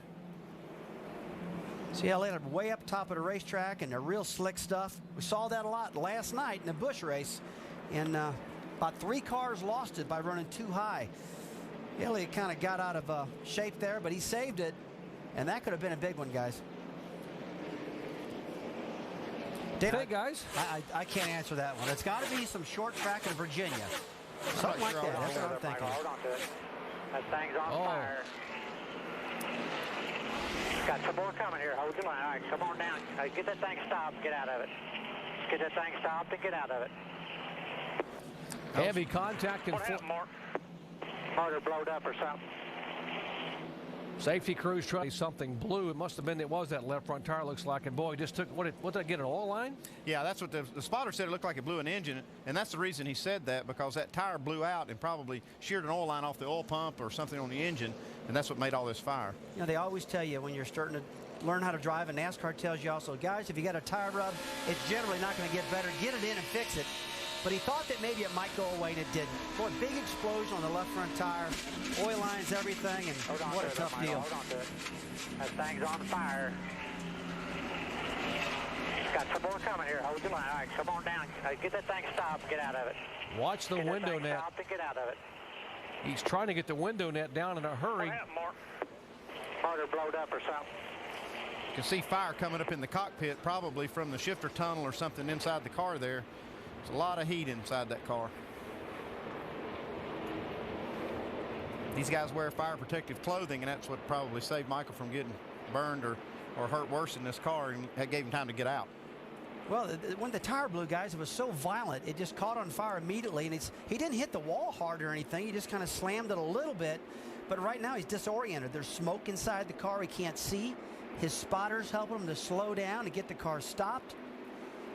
And Mike did hear enough to get the window net down, which is really good. But as well, so that's what alerted him. He's monitoring it, and we got a crash, guys. Trouble on the racetrack. The 7 car of Robbie Gordon, and whoa, right across the racetrack, and almost caught the right side of another car who was down on the apron. Robbie Gordon had been running so well in that 7 car.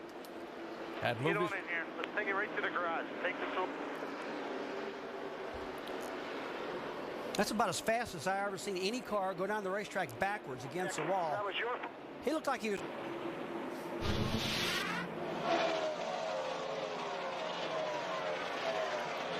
Guys, he's running about 140 miles an hour backwards at this point right now. The front end flies back around in the car right now, barely misses some of the oncoming cars. But boy, when he lost that car, that thing turned around on a dime and just flew down against this wall as it goes past us now. That's very unusual looking. When I was watching that, I went, man, don't believe I've ever seen anybody that quick.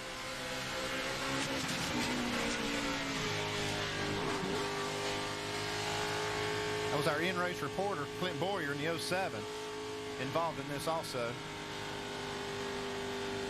He's up there scraping along that wall. Looks like he's not... Being shown now in the 3rd position. Whoa, contact back there, the 00. Jeff Gordon is involved as well. Rudeman. Kevin Harvick somehow gets through. David Gilliland is involved, the 88 of Ricky Rudd. Looks like Jeff Gordon made it through. He's got some damage on the left front fender. He's bouncing through the grass right now. Gordon is. David Ruderman, heavy damage on the front of his car.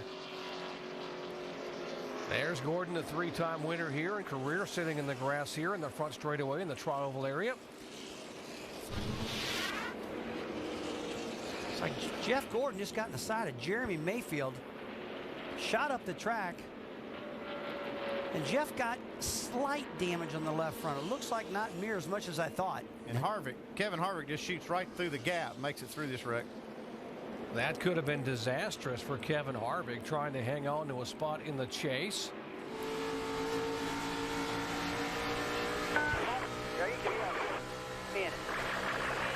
Inside back here, wrecking behind us. You see David Ruderman didn't see that coming. He was on the top side of the racetrack when Gordon got into Jeremy Mayfield, knocked him up into David Ruderman, and Jeff must have really got loose. Come on, hustle, nobody. You're good. Dave? Clear up. Big wreck behind you. Hell of a job. And yeah, guys, Jeff Gordon came on the radio right after that, talking to crew chief Steve Letari. He said, The young man from El Cajon, California, came back to his hometown this week for a charitable golf tournament. A celebrity golf tournament and a charity auction to raise money for Habitat for Humanity for San Diego. He's inducted into the Hall of Fame at his high school. First time he's been back since 1993.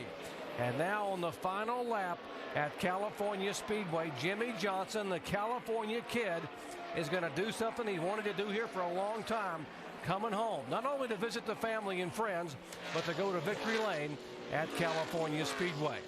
He has not won since May 6th, race number 10 at Richmond. But guess what? Tonight at California Speedway, race number 25, Jimmy Johnson takes the victory. About 20 laps when these tire pressures get up, and they understand what this track's going to do now. This race almost has like an all-star race feel to it, where you got a lot of guys. Oh, here we got a crash. Trouble 66, Jeff Green involved. The 96 we saw Tony Raines that here last few races of the year.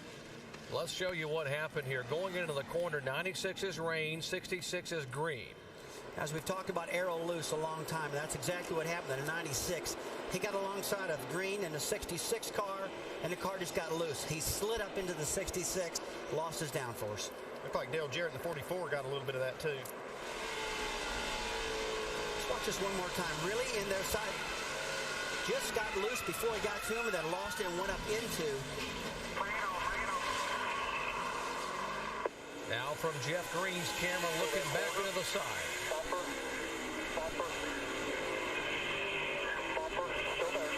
And that's all it takes, just a little bit like that, guys, to lose rear traction like Tony Raines did getting in the corner. And there's a reason for that. And the reason is that it's early and the tires are cool. They're not up to pressure.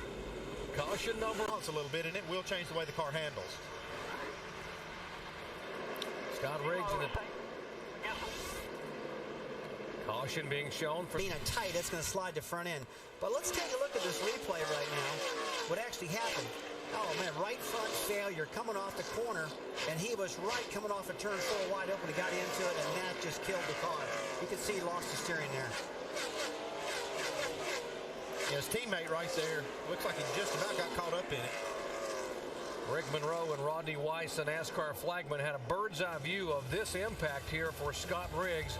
Heavy impact. Now just nudges the inside wall with his Dodge. Back with the restart and the green flag in a moment.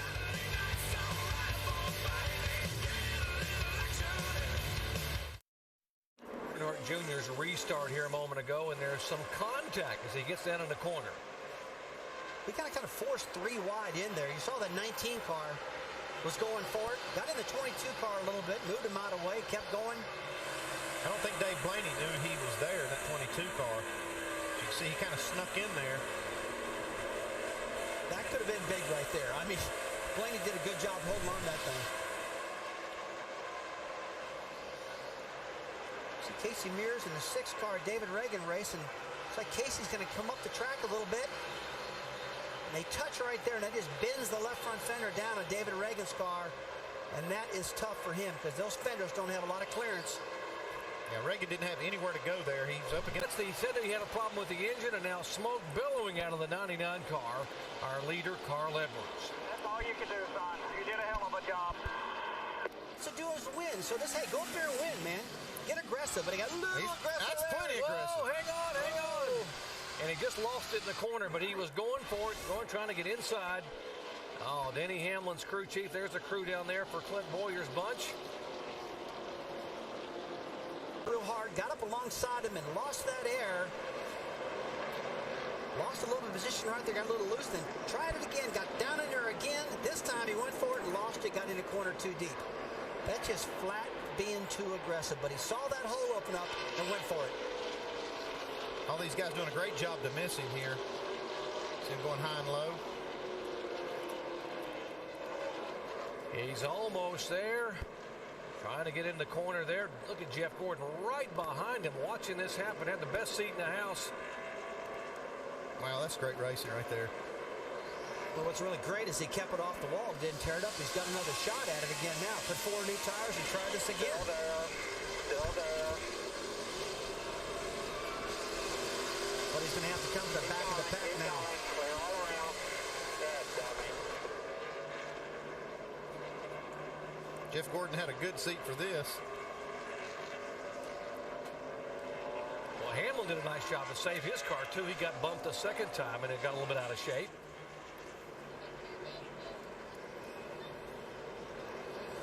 Take a look at this downforce right now. The yellow air is a dirty air, and he went in alongside of him, and the yellow air, which is just can't get to the rear spoiler. When it can't get to the rear spoiler,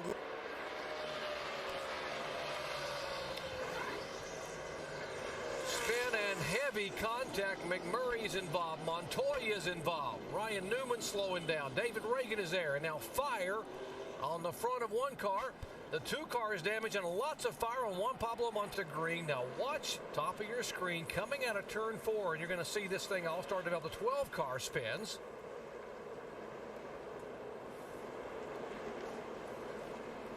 And they'll all jam up behind him. There's the 12 car with Kenseth right behind him. And now no one can see a thing. Kevin Harvick makes a good move down through the grass. Doesn't get any damage. He gets through it. Harvick gets right through it. No problem whatsoever. Just watching from the in-car camera. Well, Harvick dodged a bullet right here.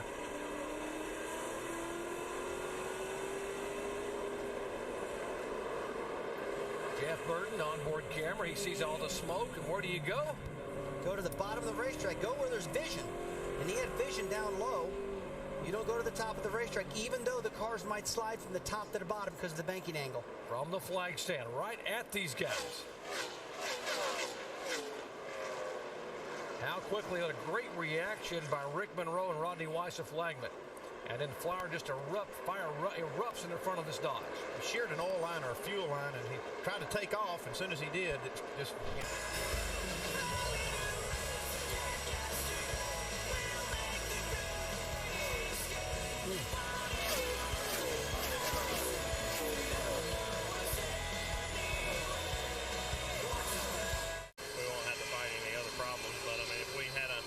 done that and it still be under green, we would have to pit, you know, because the thing can't run but so hot so long. So we'll have to get in here and get the grill cleaned up, a little tape off the thing, and we should be. Junior by him to get some points. He's going to do it, but he's not going to do it till late in the race.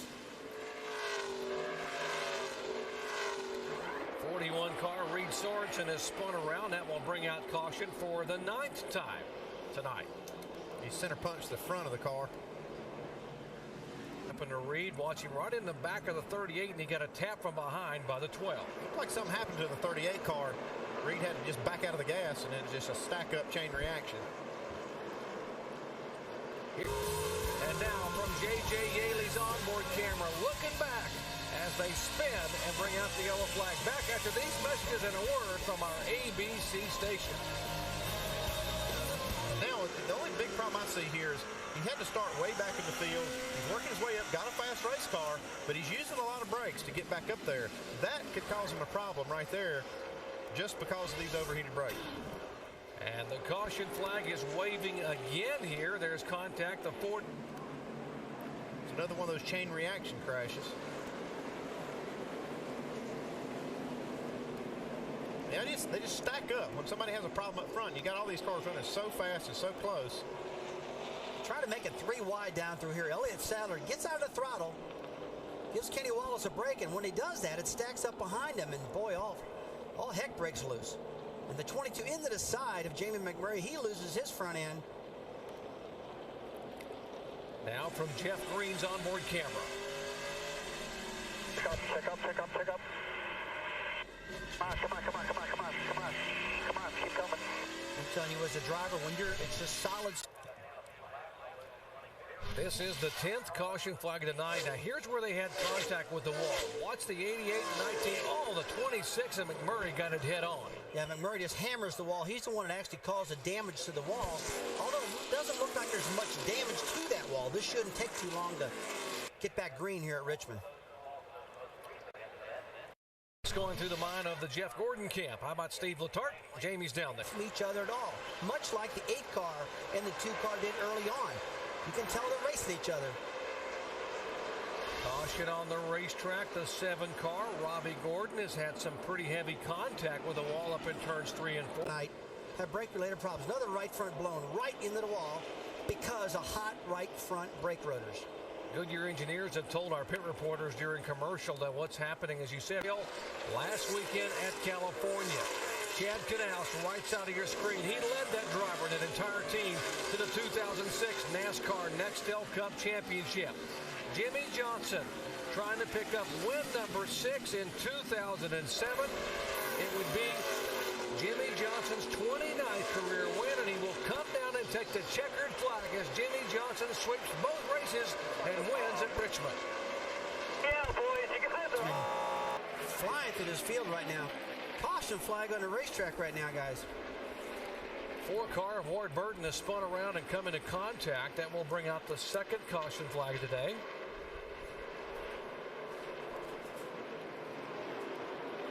Ward, a former winner at this racetrack back in 2002. Robert Yates this time. Let's show you what happened to Ward Burton's car number 4. This happened right in front of the leaders. Watch the left side of your screen. It's like he just lost it getting in the corner. And a lot of guys have problems getting into turn 3. Talked about our in-race reporter, Kevin Harvick, saying that turn 3 was a tough corner for him, locking up the rear wheels. Welcome back to Loudon, New Hampshire. We are under yellow for the 4th time today. A 4th caution flag coming out when that guy, Dave Blaney, spun in his Toyota. And that could be a huge lap in the owner's points as we move toward 2008. Here's what happened. Just looks like A.J. Allmendinger got in the left rear quarter panel of him. Got him up in the wall, and like you said, Jerry, this is a real tough deal right now for this 22 team. They're 36 in the points. If this had been the old car, this car had a lot more damage than that, though. Dave? Jimmy Johnson is in. Oh, Rusty, one of the problems they're having right now is the cautions haven't been very long. Just minor spins, no oil, no debris to pick up. So about the time they get caught up, oh, trouble. We didn't hit nothing. Nobody hit us yet. Just stop right there. Get it running. Make sure we get her started here. We're having is what happened just a moment ago going in the corner. You see the 41 car just got in the corner real deep and got aero loose. That's what happens. Aerodynamics does have a big effect of these racetracks. And he got loose and got it stopped. Didn't tear anything up. Didn't go a lap down.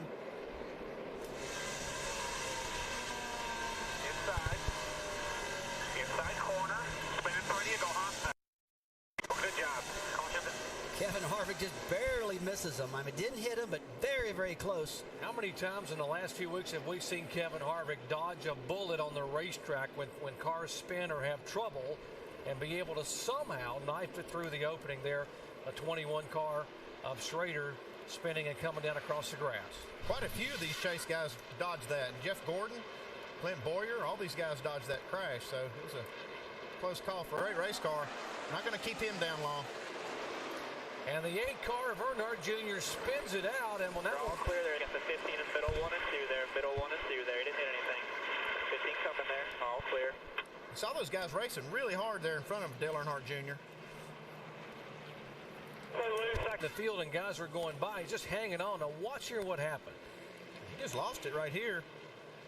Dale Jr. said the car is just so loose he can't hold on to it. There's no cars around him. He just flat lost it and spun it out. You bet they'll come down and put 4 tires on and try to tighten that thing up, that's for sure. This spin by Earnhardt Jr. and the 6th caution flag today, a big break for the 2 car of Kurt Busch, who was on the tail end of the lead lap, and now he'll get a chance to go all. Yeah, Mike Dillon doesn't want him to get in trouble here with this lap traffic on the last lap. Yeah, do not pass him. That's about the only time you hear a spotter say, don't pass somebody. Just stay there. And Clint needs to do that. Clint Boyer, 28 years of age, realizing a dream. His 64th career start. He is 2 turns away from that first Cup victory.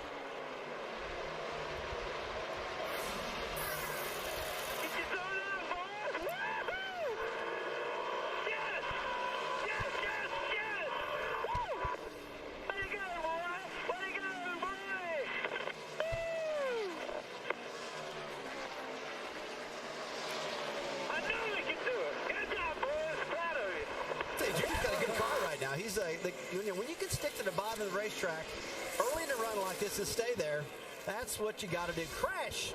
Heavy contact, the 70 car. You talk about how hard you can hit here at Dover. There's a prime example.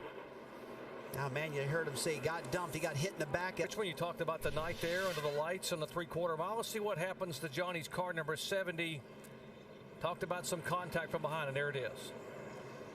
Yeah, it looks like the 38 car, David Gillian, might have gotten the back of him. Johnny said he got contact, got hit.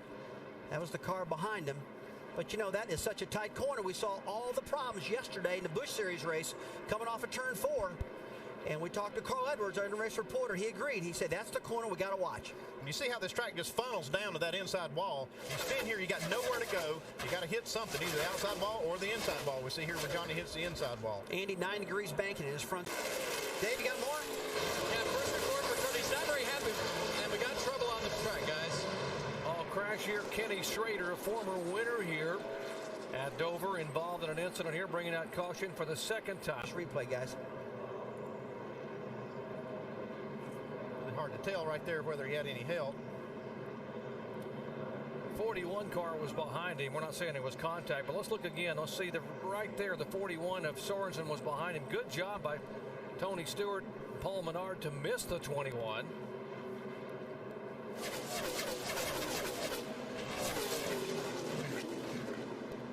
Doesn't take much to get one turned around sideways here. Even just a little contact. Yeah, you see the contact right there from Reed Sewell. And guys, that's a rear a little bit, guys, but guys, that's a problem. But here he comes back. He knows if he leads the most laps today, he gets 5 extra bonus points, and in this tight chase, that's important. Crash here is Kyle Petty, guys, a former winner here in the 45 car. Kyle, who won the very first race on the concrete surface here back in 1995. He spins it around, and that will bring out yellow. Take care of the motor. You're all right. You're okay. Yellow for the 4th time today here on lap number 75. Of Schrader, middle of the track, and just that little touch there for Schrader and Kyle Petty. And that was just absolutely a racing accident right there. Those two are some best of friends. So that one there was absolutely a that was not intended. That one might have strained the friendship just a little bit. That could have. Kenny definitely got into the back of Kyle Petty. Kyle making his 51st career start here at Dover. One of his best racetracks. There's the contact, as you see. Keep coming, all clear. Caution's out, caution's out. You can see what Jeff Burton saw as he sailed by on the bottom of the track. Former teammate Matt Kenseth. Now, Jeff Burton and this team, well, trouble on the racetrack as we're getting ready to talk about Burton's issues with the car of tomorrow, and we have an issue here with the 45 car of Kyle Petty. The 11 just freaking ran all over you. You see a little bit of damage right now in the right front fender of the 11. Now he's really got that thing in the wall. Contact. Oh, man. Looks like he just got right into the back of Kyle Petty. He's got real aggressive behind Kyle Petty. Got right up on his back of his car, lifted him up, got him loose. And just pretty doggone aggressive. Let's watch the onboard from Clint Boyer's car. Yeah, he just hits Kyle coming off the corner. Looks like Clint got some damage there too, maybe.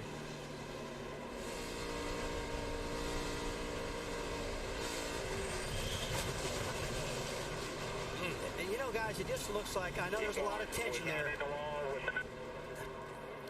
Pit stops are the order of the day. It can happen. It can all happen here at the Monster Mile, and a lot of frustration. Matt Kenseth, and here's the 26 car of Jamie McMurray having his troubles, and he's down. Oh, just gets by with, apparently has the damage and maybe a right rear tire. Tires right now. Can I make it without going a lap down? 7. Oh, contact with Montoya. Montoya gets in his right front, then gets in his right rear, blows both right side tires out, and they're sliding down and they're blowing as this is happening. And you talk about a melee, barely misses hitting Montoya, coming back up on a racetrack. But Jamie does a great job holding on that thing. That thing was definitely out of control. If he can get it back in here without tearing up the body with these flat tires, he'll maybe stay on the lead lap. This car here is a little tougher. The old car, or the car that we run next week at Kansas, those are so fragile. With a flat tire, it'll just destroy the body. These seem to be a little tougher. And there's a classic case to get loose. 19 trying to come outside, all clear. Come on, all clear up. It came off a turn two and just got real loose and spun the car. Got up into Montoya. Carl Edwards goes sailing beneath the 17 car. Remember, these are teammates for Roush Fenway Racing, and Edwards retakes the lead.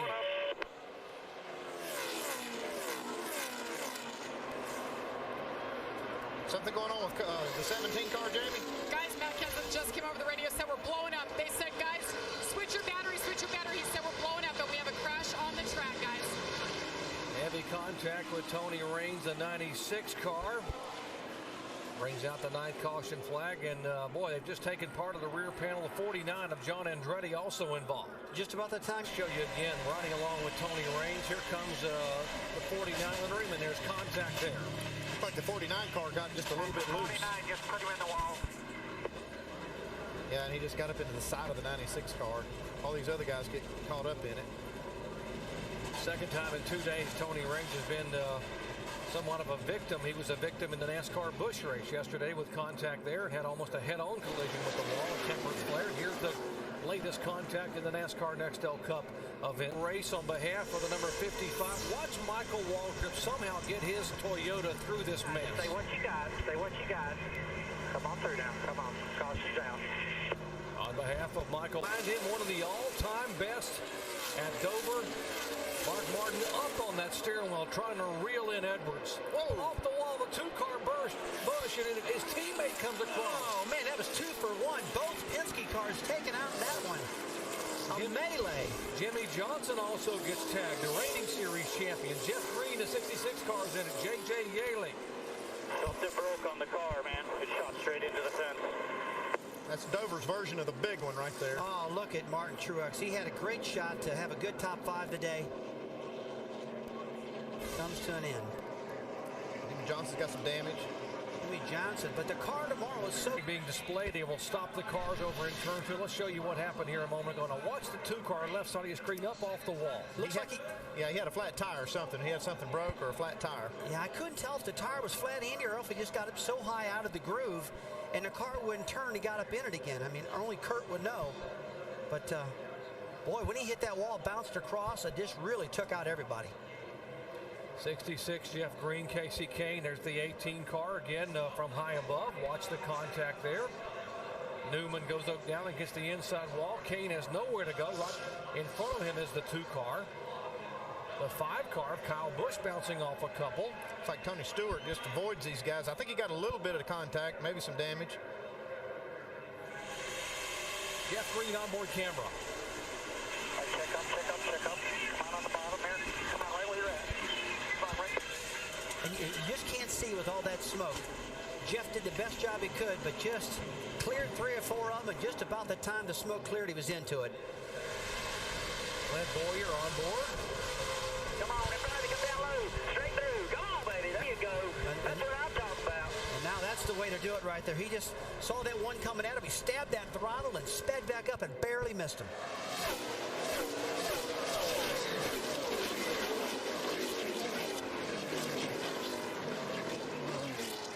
Different angle of this crash. Kurt Busch over. There's Newman's car coming across. A ricochet. Truex in it. Casey Kane in it. Jimmy Johnson with contact. Jeff Green, the 10 of Riggs. 41 of Riggs Sorensen. On board with Casey Kane. He's going to have Kurt Busch come right across in front of it. There. Boom! Hello. You've raced all day long. You've cleared all the wrecks, and with 14 to go, you're in it. That's a heartbreaker.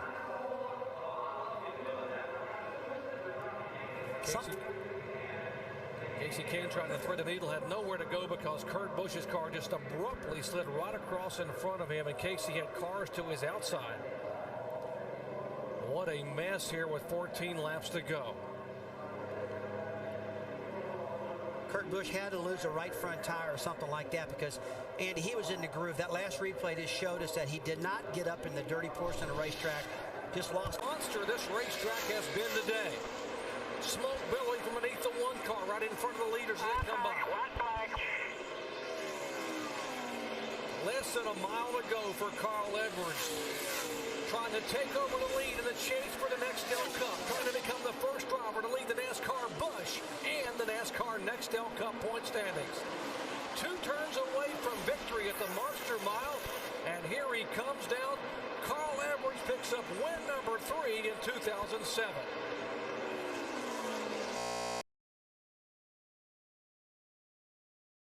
Gave him a lane to try to let him go on the outside because I knew he was going to have a run off the corner, and I got run in the back of and spun out down the back straightaway for absolutely no reason, and it was, you know, a pretty stupid move on his part. And obviously, I'm sure these guys that he's going to be working with next year don't really appreciate this because they've got a championship they can win this year, and he doesn't. So, you know, I don't know what the what he was thinking really or what the problem was, but just is very, very. Takes over the second place. I really like this car, Kurt Busch. This is the car that he won Pocono with and dominated Pocono. Oh, we got some problems with one car, Martin Truex. Way up across the racetrack with We got Truex. the wall here. Not hard. Come on. Keep digging. They're lined up inside. Looks like the right front tire's down in that car. We saw it go by and went straight up into turn 1. Got something wrong with the right front, it looks like, guys. I can't tell. Go. Definitely right come down pit road, right side, pull the tires away. Caution is down for debris. Caution is for debris. We got a tire down. Do you want to come down now, Bono? Yes, yes, yes. Good break. Thing just came off clean. And now Martin can get back to the pits without tearing that fender up.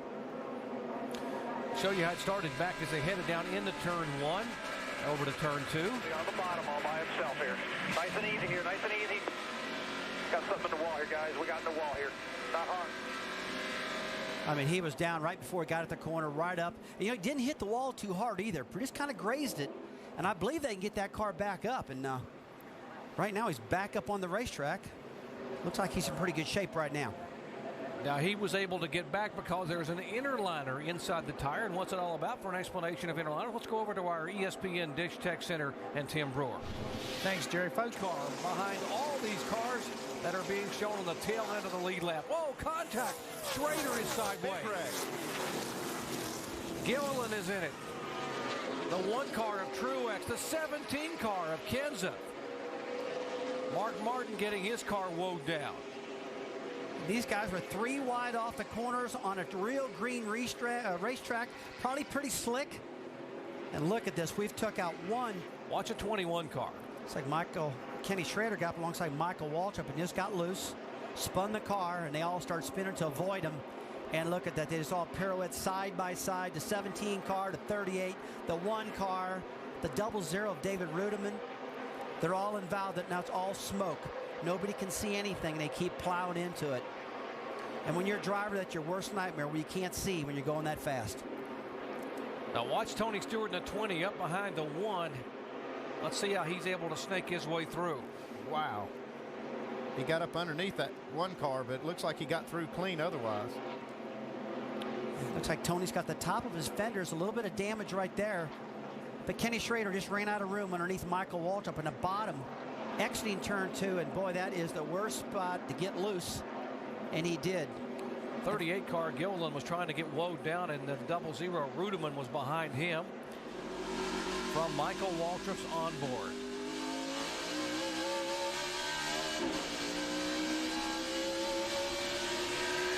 See, Michael's actually in the left rear quarter panel of Jimmy Johnson just a little bit, trying to get down in that corner. Clears him, doesn't do any damage there. But underneath him now to your left side is Kenny Schrader. And this is where Schrader is going to get loose. And it's happened behind Michael just then.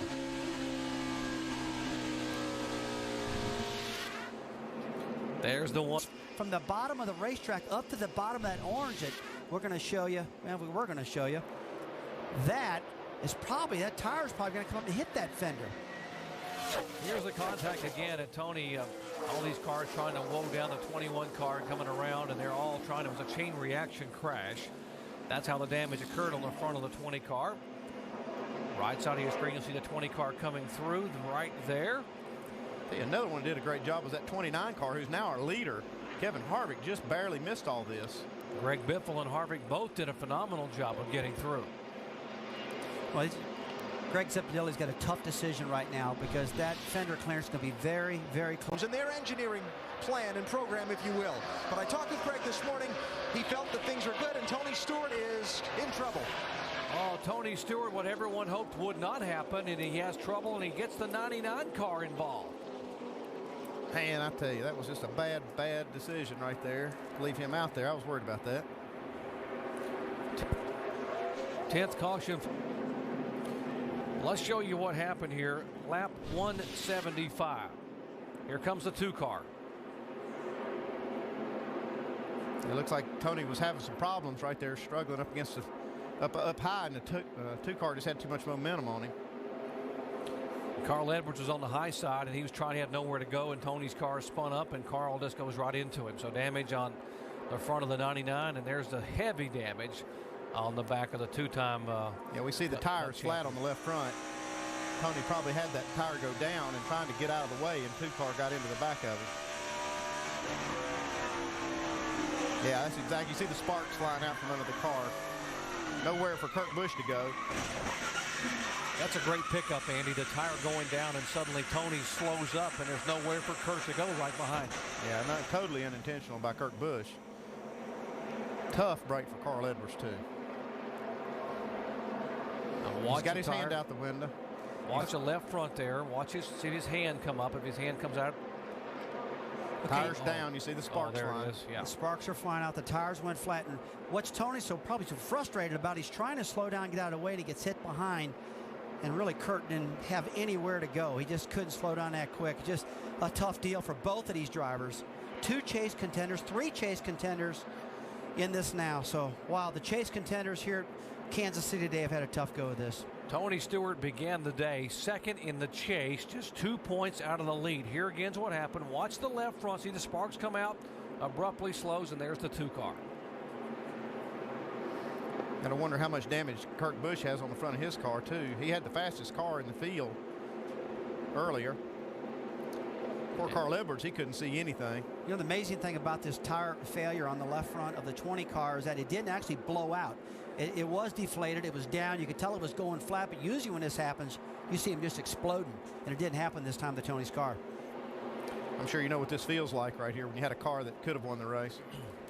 Let's go down where Jamie is caught up with Carl Edwards. That's right, Doc, and Carl's out of the car, and he's at 210. It is Biffle, who's awfully hungry, trying to get win number 1 in 2007.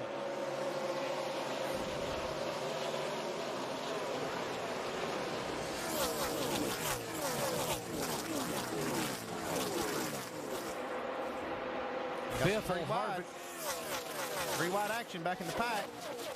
Jimmy Johnson a part of that 3-wide mix. Oh, contact down the back straightaway. The 11 car is involved. McMurray is involved. 15 wrecked us. Yes, he did. Just hold the brake. Denny Hamlin slides all the way the length of the back straightaway, gets it, tries to get it refired on the bottom of the racetrack.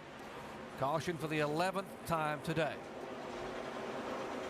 We remember yesterday the 15 and the 20, or the 11 in this case, is Denny Hamlin. They were going at it yesterday. Got him as Paul Menard. Just some real tight racing. Whoa, it looks like Jamie McMurray actually got into the side of Paul Menard. And that's another part of the racetrack that's pretty unstable, guys. They're 3 wide side by side. Jamie's trapped on the bottom and slides up and gets into Paul Menard, and Paul Menard gets into 11 car. And there you go. But there wasn't any room left because of the 3-wide action off of 2. These guys are going for it, though. You understand, with 26 laps to go, they got to run every lap, like we said earlier, like a qualifying lap. Got to get it on. And they were doing it. Hamlin's car has not refired. He's still sitting over there on the apron where this car came to rest. Now, here's the contact, 26 into 15 into 11. Yeah, I'm sure Denny Hamlin thinks that he got contact from Paul Menard. He didn't see what happened below Paul. Paul Menard and Denny Hamlin raced each other real hard in the bush race yesterday. Seems like they can't get away from each other. Show you what happened in the NASCAR Busch Series race. These guys here again. There's the 11 of Hamlin, the 15 of Paul Menard. He was in the middle of that. Of course, the 26 McMurray. That was the initial contact into the 15. Well, Denny probably doesn't know that Paul didn't do that to him, you know, so we'll get some more information and watch our replays and see what happens here. Let's listen in to Denny Hamlin's on board as you watch the ride he took. 3 wide, still 3 wide, still 3 wide.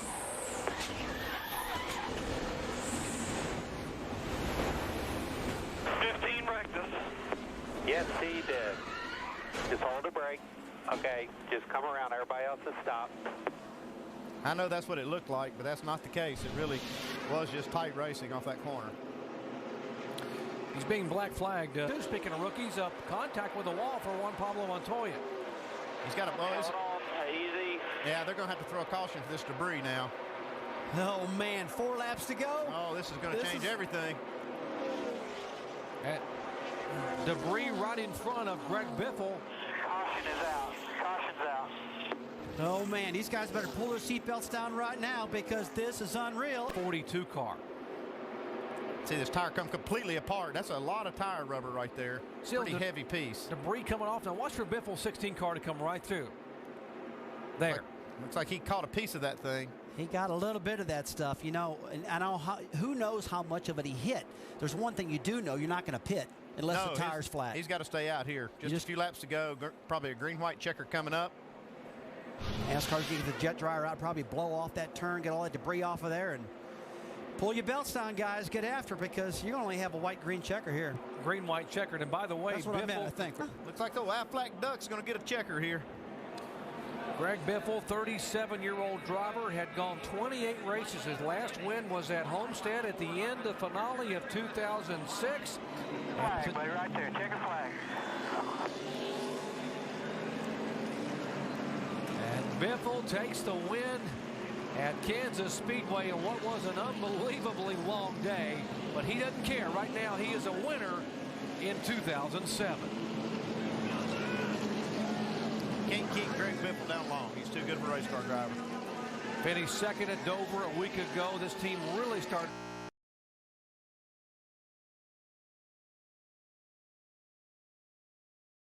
Here he is, a sitting duck, because the lead draft comes by at 196 miles an hour, and he's still not getting up to speed.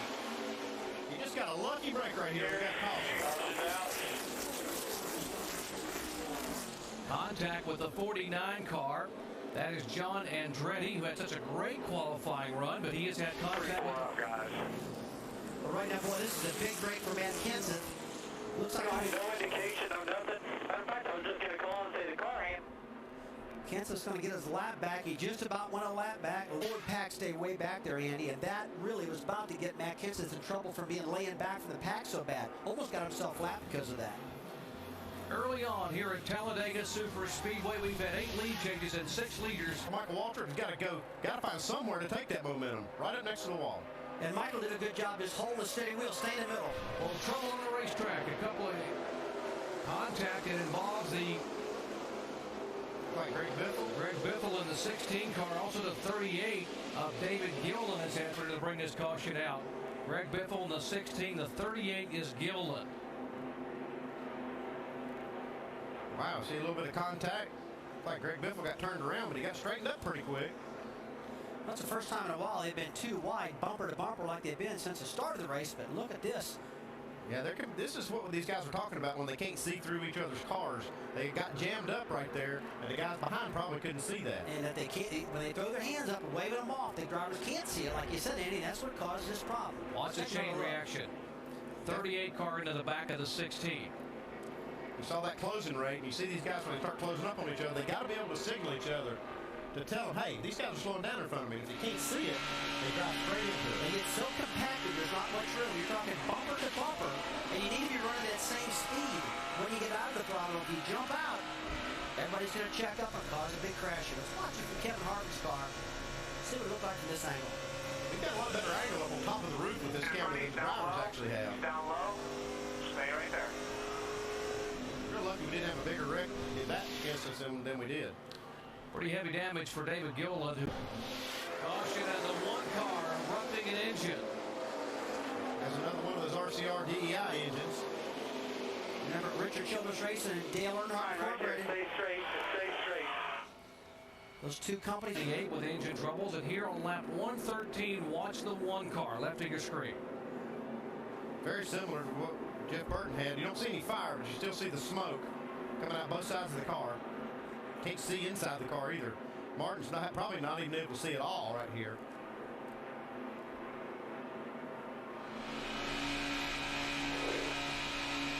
We're riding with Martin Truex right here. Middle clear. You see all that smoke instantly. Can't see it. A lot of times, that's what it looks like looking out the front of the windshield, too, guys. You just can't. It was the 44 car that got the damage, not the 24. Spotters were saying there's damage on a car, and here it is, Dale Jarrett, who was just trying to ride back there and stay out of trouble to be able to make his move with this Toyota, which has been very strong, biting his... You know, we got to take it easy on NASCAR, can't be hard on them, but it was really, really boring riding up there. First, second, fourth, whatever. He just had nothing going on, you know, and just be sitting here doing nothing for no reason. Just didn't make any sense to me, but I liked it when we were battling and racing, and that's why when we got in the back, we kept trying to go to the bottom to get to the front. Oh, trouble on the racetrack, trouble way up high, and we now have the big one here with 44 laps to go, the 5-car involved. McMurray is there, Rudeman is involved.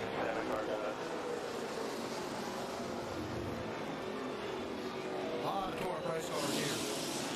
Chase contender Kyle Busch, he's in major damage on the number 5 Chevrolet in his car.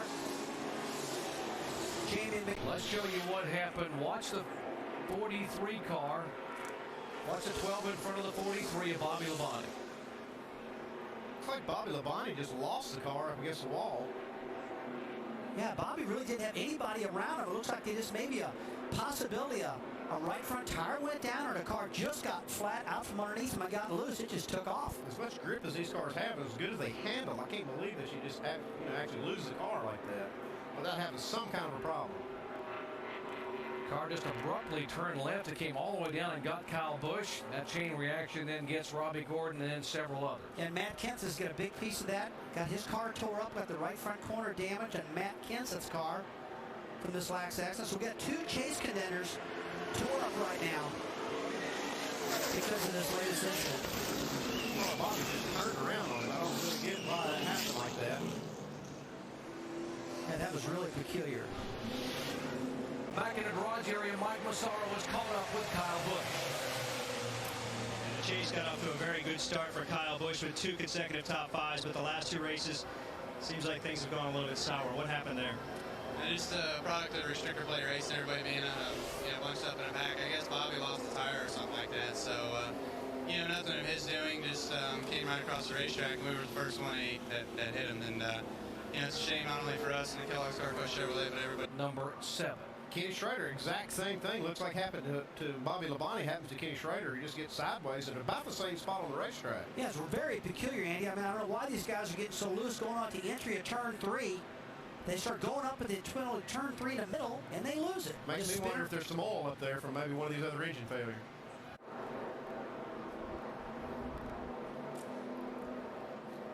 Welcome back to Talladega Superspeedway 62. Here's what happened to Kyle. Just coming to your picture on the right side of your screen, he loses a left rear tire, goes down on the apron, and the car just shoots straight back up across the racetrack. Oh, and look at that impact. You saw the soft wall actually move back, and Kyle's got one of the carbon fiber seats, one of the very, very safe seats in NASCAR now, plus the soft wall, and it just really helps that blow that much better.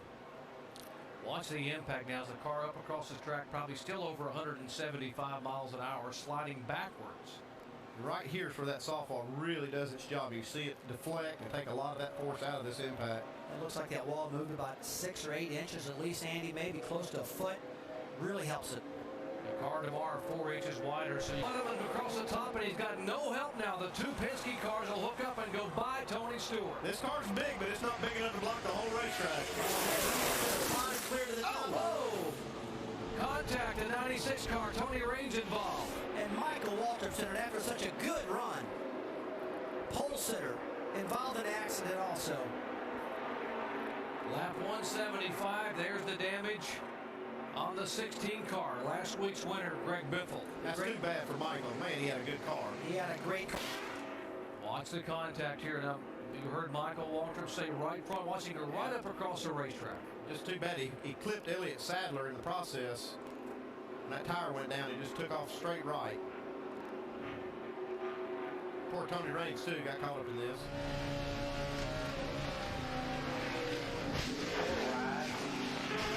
Hold her straight there. Hold her straight. Caution's out. Caution's out. Elliott Sadler gets involved, so does Greg Biffle, who comes up and gets contact with Elliott Sadler. Caution for the 9th time today. Back.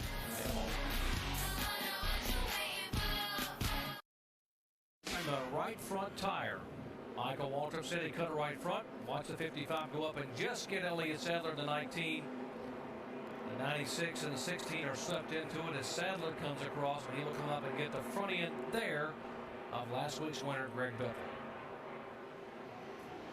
I hate to see that happen too, because Michael had a great car. Been through a lot of bad luck this year. Really did deserve this one, but we heard the tire go down and up in the wall. Despite all that contact, Elliott Sadler able to climb out of his car okay. Hard hits. 197 miles an hour. They take the white flag 3 wide. Here comes Tony Stewart up on the high side. And the white flag is out. It's waving 3 wide. Jimmy Johnson, Jeff Gordon trying to hang on the bottom, grabbing help from behind with Blaney in the Toyota. Up high, Tony Stewart gets help from Casey Kane. That's 4 wide down the back straightaway. Hamlin on the inside. Here comes Gordon on the outside. Jeff Gordon was moved up in front of Tony Stewart to get the push by. Jeff Gordon, a 5-time Talladega winner. He knows how to get it done. He hung at the back of the pack all day long. He pulls up, and Tony Stewart pushes him by as they come down. Jeff Gordon trying to hang on. 2 wide, 3 wide behind him. Going to the bottom of the racetrack. Sit back and enjoy, folks. NASCAR Nextel Cup Racing at Rose Motor Speedway underway.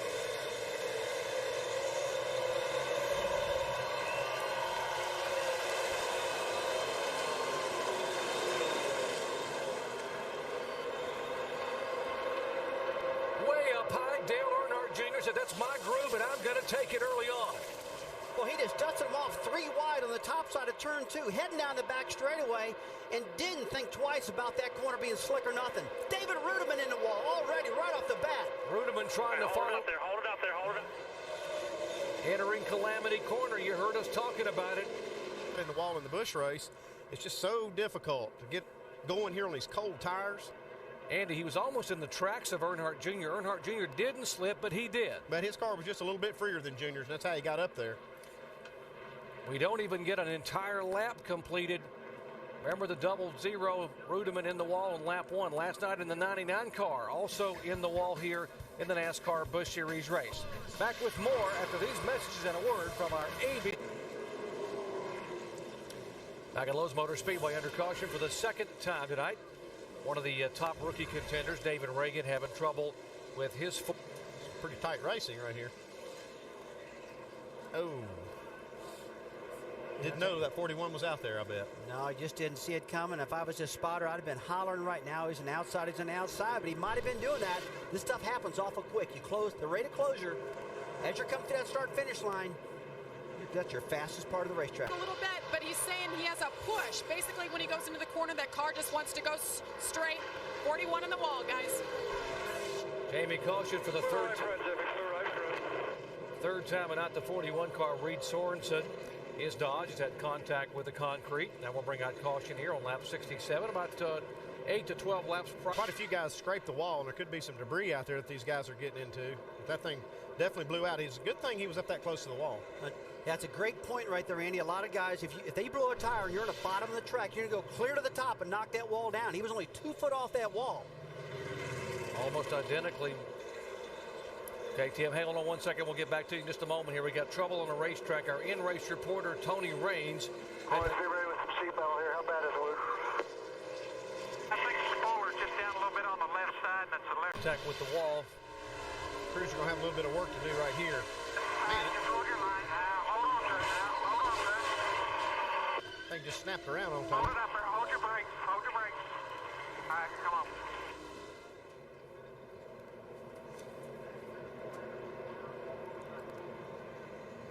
Tony Raines, of course, this car next year being driven by J.J. Yaley. Tony trying to drive and make a statement the last 6 races of the year to be able to get a ride for 2008. Now, as he comes on the pit road, let's check in once again. Nah, I'd probably say, yeah, right. Yeah, I got to believe Jeff Gordon is the kind of guy that would do that, though. Yeah, you'd beg for forgiveness later. Whoa, trouble, the 7 car. Robbie Gordon has had contact with the wall. All right, straight, right there, straight. Parts and pieces coming off of his Ford as it spins around and gets both sides an 8, which includes the 50th running of the Daytona 500. Here's what happened to Robbie Gordon. At turn 4, got another car. Just like you predicted, Rusty. This one treacherous corner. Well, Andy, I'm not going to take the credit for that one because they've crashed so many times off of turn 4. I think everybody.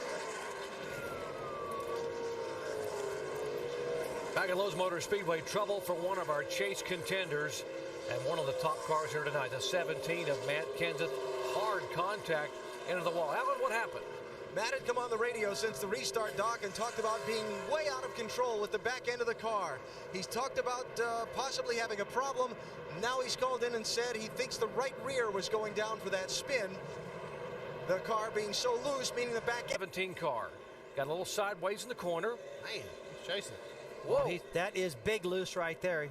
Looks like he might have started feeling something right there. It looks like the right rear tire's still up, though. Now watch him just trying to hang on to it here. And this one, it was just no way of catching it. Gosh, right up there at the exit of turn 4 again. Let's follow along here with him. Looks like he's starting to get loose as the car goes towards the flat of the front straightaway. Stay on it. On that brake. Oh. Wow. In the straightaway. He almost had it saved. He spun it off. Nose knocked out. Now watch what happens in this pit stop. He's coming out of the pits, just getting fuel. This is always risky. And you see, ooh, real close call. Got a little damage from this little contact and then pulls back out and then hits the 9 car. And that is the problem by making such a fast pit stop. Everybody's trying to pit. Tony's in and out, and these guys are trying to get in their pits. And then you think that's bad. Here it comes again. Tony's like, I feel like a pinball out here. This is unbelievable. Bobby Labonte got pinned in his pit also. Now the big question is how much damage on the right front of that 20 car. See, they finally get Casey Kane's car in the pit. Fast, like he needs to run, and that's on the top. Well, trouble on the racetrack to 21. Bill Elliott, former Cup champion, has had hard contact with the outside wall.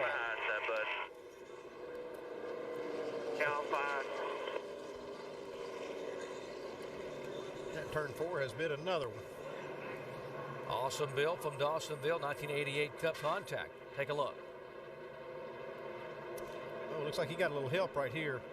Casey Mears got a little bit loose. And Casey Mears got some damage in his car also. Got the right front knock, right side knocked in on the 25 car, Casey Mears, and Bill Elliott. Just a lot of damage. This is probably going to end his night, this crash. Remember, this team was trying to get in the top 35 in owners' points. A couple laps ago, watch Casey Mears' car have some contact there. Could he have had a tire going down after that little bump? Oh, he had already been in the wall, so he had some problems brewing. It's like Bill Elliott was just a victim. Yeah, you see sparks flying out from the 25. Looks like he may have had a tire going down. And yeah, there was absolutely nothing intentional right there. When sparks are flying out from under your car and you're going at a competitor on the top side, you're out of control. You can't steer the car. So. Yeah, it just feels like it's real tight going on all the gears. Man, I just want to see the front at some point in this race. Gosh, this is tough. Trouble here at the start-finish line. 49 car, heavy damage. 55 of Michael Waldrop, the 17 again, Matt Kenseth. As we have caution for the 10th time here on lap number 206. 59 car, too. This track is chewing them up. Heavy contact by John Andretti there in the 49 car. Michael just loses the car coming off the corner. Hold the brake. Just hold the brake. Hold the brake. Let go. Let go. Hold the brake. Hold the brake. Hold the brake, Ike. All right.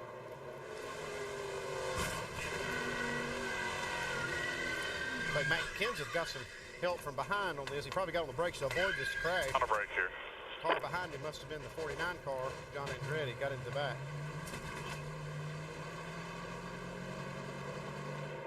I'm just amazed all the time how many wrecks we're seeing off that turn 4 just all night long. Same place, same problem. Great drivers just flat losing it.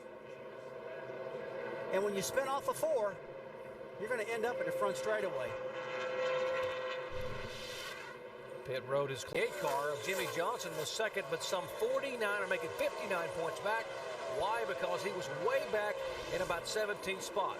Well, here's the 7. Speaking of 17, here is Matt Kenseth once again having some contact. It's not been Matt Kenseth's night at all. Man, he has been involved in just about everything we've seen out here. That car's Talladega. He came into here 11th out of the 12 drivers in the chase. That car, stay on the brake here. Stay on the brake. Keep it up against the wall there. Keep it up the wall.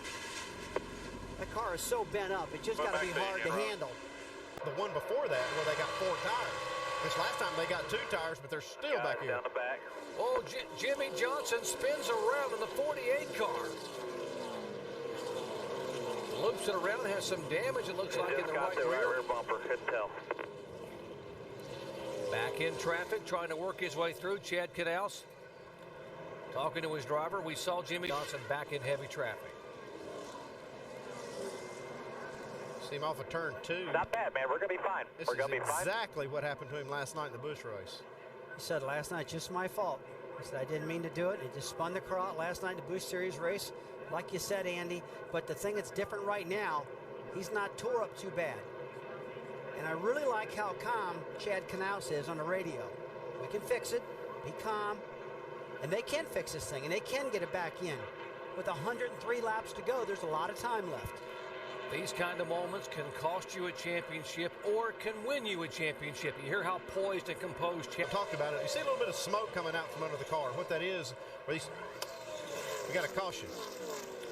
Turn 2, contact 2 cars. Oh, Juan Pablo Montoya got heavy contact on his Dodge. Another car up high that's also involved in it. Coming down across the racetrack with sparks. That is the 10 car of Scott Riggs that was having such a great run tonight. Both of these cars torn all 2 pieces. That is a major impact. And Scott's driving the car. It looks like he's okay. Sandage, you saw him climbing out of the car. Here's what happened over in turn 2. Oh, it looks like the 42 car had a problem and just collected up that 10 of Scott Riggs. Looks like maybe a right front tire went down on the 42. From the 42 on board, Montoya. Oh, you can hear it. Oh, yeah. Hear the tire blow out. Jeff Burton, he saw what happened right in front of him. Ooh, man, that's a hard hit. He's up high. Stay down. Come on, come on. There you go. Caution's out. Good job, bud. Good job. Here they come in what could be the final pit stop of the night. Let's go down to Mike Massaro. And Doc, Jeff Burton pretty happy with the car. As is the 66, Jeff Green. And we got a car spinning up in turn 4. That's Johnny Sauter. And, whoa, this could tighten things up quite a bit here as caution comes out for the 14th time with just 13 laps to go. And Jeff Gordon's thinking, I cannot believe this. I got such a big lead. And now I got to race my brains out again. And Kyle Busch is loving this part. Up in turn 4. Well, let's see what happened to Johnny. Now, watch. It's in progress. He's already spinning. And watch him come down across the racetrack. Well, it looks like he just lost it all by himself. There's nobody in front of him, nobody behind him. Just a classic case of turn 4 eating up another car. But Johnny didn't tear the car up too bad. A little dent in the right front there. Was there something coming out of the 66 car that just began to slow? It was smoking. Let's see, there's some smoke out of that car. Something's covering up our camera lens right here, some fluid. You see as it cleans itself off. There's definitely fluid on the racetrack. Yeah, coming out of that 66. Well, that's a big stream of fluid coming out of the 66 car. He's kind of getting in the picture right now. He's in a 6th position. 3 laps to go. Jeff Gordon trying to run down Ryan Newman. Whoa, Newman up in the wall. In the wall. The 12 car up across the racetrack. And tags the wall with 3 laps to go. Oh, my goodness. He just ran the fastest lap of the race the lap before that. Wow, he was digging for it. Never has won here. Wanted it so badly. At 3 laps to go, the car just abruptly snaps over in turn 2. All right, guys, left side, I'm ready. Let's go. You can't accuse Ryan Newman for not going for it. It sputters. Watch the 12 car go around the outside and just take off. And the 5 car, he's just too loose on the bottom to stay in the throttle. He can't get any momentum going. Ryan Newman pulling away. Now Gordon chasing him. 3 laps to go in turn 2. Now watch the 12 car just snap sideways. Man, it looked like he was gone from here, and then all of a sudden it just went away. It just wiggled just a little bit and took off. Looks like the tires are up. Dave, on field, Jeff Gordon's got a good handle of the car. White flag for Jeff Gordon. 1 lap to go. Does he have enough? Unbelievable. This 07 car is trying to run him down, but doesn't look like Gordon's going to have a problem. His car's stuck good. He's got a half a lap to go. It's been since 1999 that Jeff Gordon has been able to come home and win at this racetrack. He has not finished a race in 3 years, but folks, tonight, Jeff Gordon wins again at Lowe's Motor Speedway.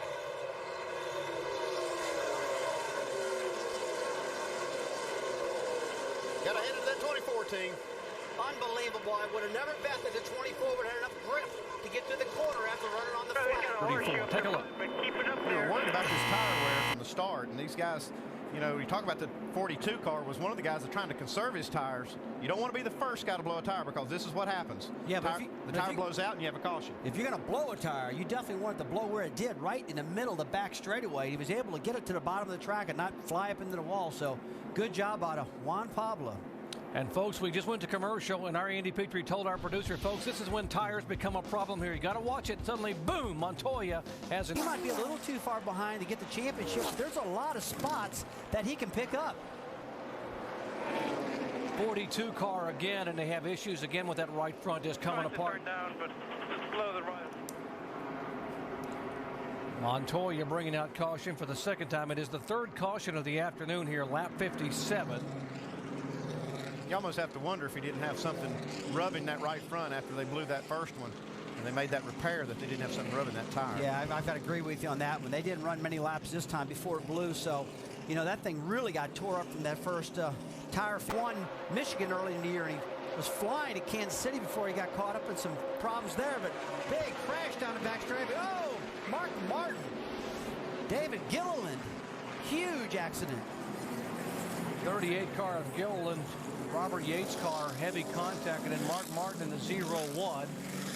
Also in it here, bringing out caution for the 4th time today on lap 65.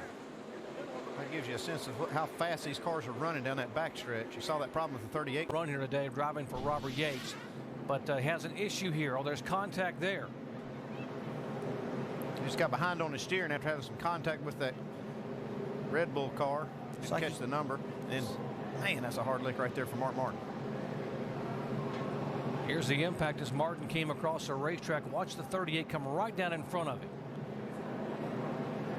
Boy, Mark catches that right at the last minute. Nothing Mark Martin could do. He was committed to the bottom of the track. And, guys, when you're running that fast, you just can't turn it right and jump on the brakes that quick. From Jeff Burton's onboard camera, one of our chasers right behind this incident. Watch what Jeff saw. Spin in front of you, spin in front of you. Stay down, stay down. Go back up, go back up. There you go. Great job, boss. Great job. Caution's out, guys. You see that real time. You see how fast everything happens. Matt Kenseth onboard camera right in front of him. He's able to get down. Stay low. Clear. Clear high. Clear high.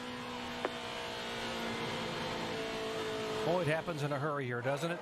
Well, that 38 car just got fishtailing with David Gilliland, and he just could not hold on to that thing. And that turn 2 has been a tough one today. These guys are just getting aggressive in that turn, and David just got loose. At the back of the pack, 42nd, and had trouble on the front straightaway. The 40 car, David Strimmy, slides through the grass and somehow got it gathered back up. And boy, did a great job. He kept from spinning that car, gathered it back up, kept it going straight. 4. He just slides sideways right by the camera. We heard a lot of these guys talking about they needed forward bite. That's the rear tires to hook up to the racetrack. And it looks like he just lost it, lost that rear grip. Spins the car down the grass. Boy, he's real lucky there. Didn't hit anything. Yeah, he got loose on late exit, it looked like. Looked like Dale Jarrett was behind that truss. And you see him not getting real aggressive right now. We're only 161 laps in this 325 lap race. Oh, Bobby Labonte has had contact with the wall. Oh, that's too bad. Blue tire. 6-time Atlanta winner. Right in the wall. Just shove that right front tire back up into it and watch it. Heads in the corner. Yeah, he said he blew a tire, and it looks just like he did blow a tire, but looking at the car coming down through there, it looked like it didn't look flat. You see the right front tire is still kind of up on it looking, but it definitely took off right. Something broke. Green, green, green, green, green. Looks really good. Still there, still there, still there. Clear, clear, clear. I see it right there, buddy. I see it. Now keep that up. Work on it. Still there, still there. Still there. Clear. Still clear high. Still there. Clear high. Still there. Barely there. Clear, clear, clear. There you go. Get up on that thing. Let's go. Oh, trouble on the racetrack to 66, Jeremy Mayfield making his first start. Taking over for Jeff Green in that car. There, man. 6 car. Here, 6 to the outside. Looks like these guys just run out of room. 6 car does get into the back of Jeremy right here, but it's like a racing incident to me. Yeah, it was absolutely a racing incident. You know, you saw him 3 wide there. Let's take a look one more time. Jeremy's in the middle of the racetrack coming up. And then the 6 car just wasn't up high enough, and so they just got together real quick, and a guy barely got by. It was Ryan Newman in the 12 car in that Mobil 1 Dodge, so he came out unscathed out of that deal. From the Goodyear blimp, we'll show you high above. Watch the crowding that takes place here in the corner. Boy, that is just flat run out of room. Take a look at Jamie McMurray. Got him in the left rear quarter panel, got him sliding back and forth. Harvick here just barely misses, well, misses it by a good little bit, but he has to go way down on the apron. And here comes Jeff Gordon. That's Jeff Gordon going by. Gordon comes up with camera what he saw. Got him right in front of you. Come on, come on, come on. Good job. Get back up. Boy, he got a lot luckier than Mark Martin did earlier. His issues and had lost a couple of laps. Oh, trouble in turn 2 on the racetrack. David Stremme has gone around in the Dodge, number 40. Looks like he's on a right rear tire. See that tire came apart. Yeah, try to get this thing handling better for the long run. Speaking of up on the wheel, Andy, watch him drive through this wreck here as it happens over in the turn. He's completely on the apron on that flat part of the racetrack, still able to get by the 40 car. That's hard to do. It's slick down there on that apron. Great job. Those kind of moves can save you points and save you a day and maybe save you a championship. You see the car up real high in the corner, smoke coming out of it, tires going flat. See, this thing's making a ton of debris, blowing that fender off. There goes the 2 car running through some of that debris. I don't know if he caught any of it or not. It looks like he went right through the middle of, the big piece came right dead through under the center of his car, Andy. The only thing that's going to save him. Caution flag in Atlanta, oh my heavens. And this is where you start turning the engine off and coasting and saving all the gas. And the 70 car, Johnny Sauter, has cut a right front tire and taking some sheet metal away. And how many of these guys are saying, oh, thank you, thank you, thank you for this yellow flag? Well, they better go kiss Johnny Sauter. We don't want to see anybody having a problem, but boy, this just might have... Side tires for the 48 car, Earnhardt Jr. It's been 58 races since Earnhardt Jr. has gone to victory lane. How hungry is he? Whoops, they stack him up. Coming to the green flag, and oh, the 31 car has contact in the back of McMurray. He ran out of gas. You're good. All clear. Oh, the 11 car's out of gas. He gets hit from behind by the 1 of Truex. He gets nailed. Here comes the 5 car spinning around. Truex has wiped out the 5 cars backwards. Oh, man, a melee at the start-finish line. Well, I thought the 11 was going to be a sitting, just too bad to see because he had such a great race car. You see here, the 11 car was weaving back and forth, trying to get fuel to the pickup. These other guys just know it's time to go, and they start splitting him. You see here, Martin Truex could not see that car wasn't going. There's a 31 car, Jeff Burton on the outside. He hit in the back awful hard at Jamie McMurray because he anticipated they were going to go. And man, Yeah, Truex is also right behind the 07 of Boyer, and Boyer moves to the inside. Now watch the 07 move to the inside, and the 1 car is right behind him. Well, you see, they're past the point of the restart, and they're expecting the leader to go, and he hasn't gone yet. It just has everybody confused. And nobody's at fault here, guys. This is hardcore racing with 3 or 4 laps to go, and this is what to expect. Oh. Stay in the middle. Just knocked my eye out. And if you're Kyle Busch, how costly was that slow pit stop that had you back behind this mess? Well, he was just a victim here because he was behind all of it. Green pleasure. He's out of gas. He's out of gas. What is? Come on, come on. He could have been right in the middle of this stuff too, so really no safe place to be on that. Well, folks, coming up next, except on the West Coast. This is totally legal to pass the leader on the outside. The rest of these guys have no idea where to go. Yeah, well, Jimmy passes him because he knows 11's out of gas. I mean, Jimmy can't check up or else he'll get run over. Jeff Burton having a good start. You can go on the outside. He gets up there, and he's going to full throttle, and the 26 car had nowhere to go. He just pops the back of Jamie McMurray. We come. Jimmy Johnson down for the green flag, trying to win a chase and trying to win a race. Oh, and Johnson gets a good restart. He gets away from Edwards by about 5 cars. Junior spinning. Earnhardt Jr. spins up in front of McMurray. Tire flew off that left rear of the 8 car. How in the world did that happen? The tire completely fell off the car. That's a one attempt at a green-white checker. Coming through the white. Coming through the white. White in caution, and Jimmy Johnson will win it here at Atlanta. Down there yelling. Slow down. This one, folks, is history. What a day as Jimmy Johnson wins and Carl Edwards waves out the window. So this is the kind of luck. This is the emblematic of the kind of year I've had. Watch the 8 car. My heavens. Man. It's like maybe a broken wheel or something. I mean, the lug nuts just don't all come off the car at the same time. It could have been a broken wheel. And Jamie McMurray, oh my gosh, bad day for him. He had such a good run going on. What a crazy finish. That is crazy.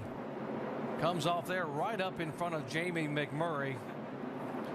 And suddenly a day he thought might end up in victory lane ends up with disappointment once again. And there's 2 fellas that didn't do anything wrong at all. Jamie's just a victim.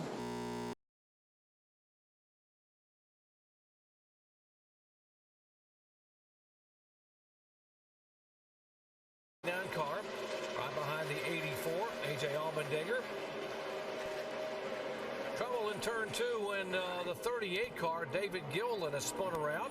That will bring out the yellow flag for the 3rd time here in the first 80 laps. See Dale Jarrett down to 84. Let's show you what happened here down in turns 1 and 2. Guys, there's 2 things that happened there. He looks like he just wheel hopped the car, actually locked up the rear brakes and slid up the racetrack. These guys slow down. These guys were racing hard for that lucky dog spot in case this caution comes out, which they brought out. But that's why they're racing so hard. Dale Jarrett looks like he just... Hey, take a look at Carl Edwards trying to get checked up. Barely misses everybody. Skims that left front corner along the right rear corner of Paul Menard. Watch Kevin Harvick get through it here. Heads up. Clean the needle. Go on, go on. Good job there. What a move by Kevin Harvick to thread the needle. Under caution for the 3rd time today. You're watching ESPN on ABC. Jr. in his 08 car with Tony Uri Jr. for Hendrick Motorsport at that tire test. Important test for the COT to get set up for mile-and-a-half racetracks, and we have trouble here. Lap 91, the 41 car, Sorensen, David Reagan, 19 of Elliott Sadler. Heavy damage on Eric Almirola's Chevy in the front end. Back in the spring when he finished 8th. Let's see if we can show you what happened. Man, they just start stacking up. The 10 car, the 19, both Everham cars. It's like they end up taking each other out. The 01 of Eric Almirola, he got damaged too. He's so used to seeing Mark Martin drive that car. Trying to get used to Eric in that car at the moment. Well, nice effort by Jeff Burton to get through. Part of the fiberglass rear fascia, that lower lip area. And that won't hurt anything whatsoever. I'd be surprised if NASCAR took any action out of that at all. Sit down. Sit down. Whoa, So trouble on the racetrack again here for the 7th time. Michael Waltrip in the 55 car, his Toyota looped around. Now he's spun out. Really having a lot of problems with that number 55 today. It's like he just loses the car getting in the corner, very similar to the way he did in practice. Looks like he maybe has too much rear brake in the car. Friday practice session, he was struggling a little bit. Right off the bat, he comes into this corner. You see, he just locks the rear wheels up, slides it up in the wall. Crew had to do some repair.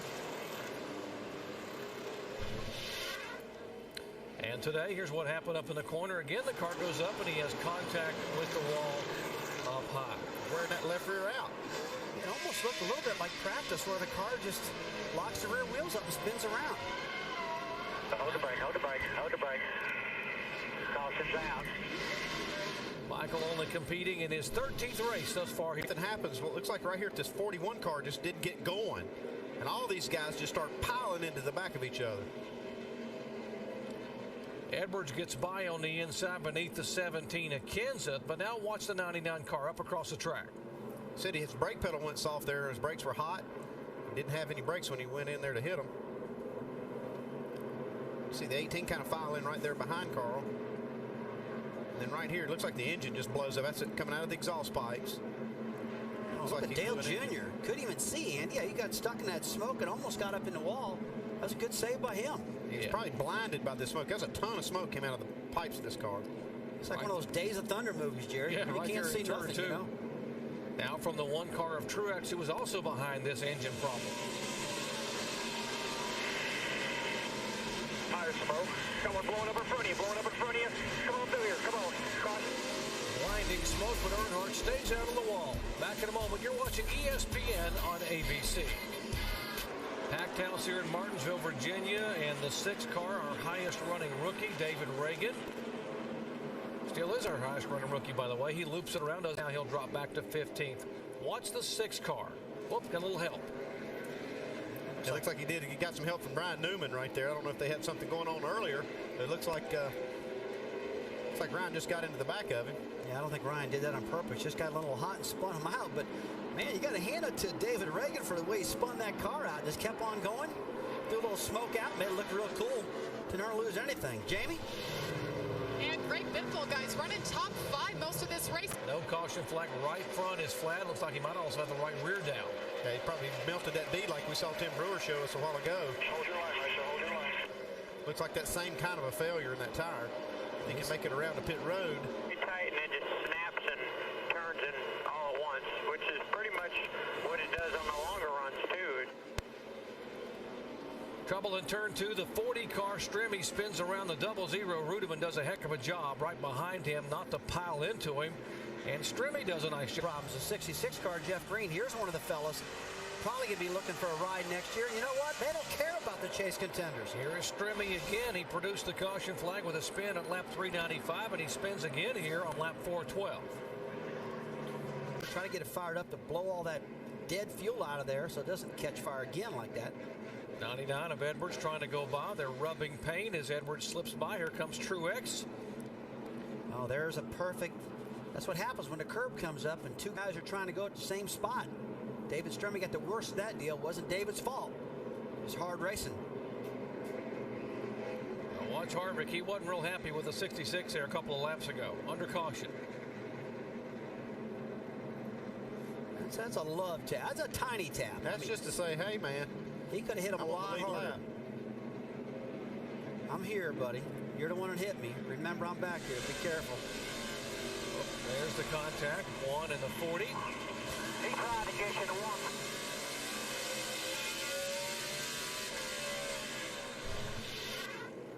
1. And 15 cautions for 97 laps. Folks, just 57 laps to go. And the reason for the caution, a little pushing and shoving, a little rubbing is racing. Watch the 1 and the 25. Now watch the rear tires in the 25 here, Shirley. He's going to get down in the corner deep and start wheel hopping. Watch this right here. Up, up, up, up. See it jumping up and down, guys? And that's what causes him to get loose. Slides up into the one car and takes him out. Problem is, Martin probably doesn't know that happened. Probably thinks he just took him out on purpose. Well, I see Martin Truex was actually doing a little bit of that on his own, too. He kind of came down on the 25. Looks like these guys were arguing over space. Sometimes it's better just to let cooler heads prevail. And Ricky Rudd making his final start in the native state of Virginia. There's the flat tire on the front car of Rudd. Now watch the contact. A little beating and banging between the 9 car of Kane and the 88 of Rudd. And just run out of real estate, get down into the turn 1 right there. Looks like 88 got stuck in the outside. Whoa, a little payback there. And I don't think anybody want to pay back Ricky Rudd. That's one guy I wouldn't mess with. That's right. Now speaking of... Well, Doc, this is the type of situation that, well, we'll get back to that in just a minute. Trouble on the track. Well, a couple of chasers involved. There's a look right back at the hood of the 99 car of Carl Edwards. They both had just pitted back in all that traffic. Mark Truex Jr. gets into the 45 car. This is quite a few incidents we've seen this one car in today. He just keeps running out of room. That curb keeps sneaking up on him. He hits a curb and gets up in these guys, spins them out. Here are the victims. Tony Stewart trying to get stopped so he doesn't just T-bone the side, and right behind him was a 99 of Carl Edwards. Rick, front of us, just slow down. Stop. Just sit there. You got him behind you. You're Under good. caution number 17 today. 34 laps to go. Back with the restart. You're watching ESPN on ABC.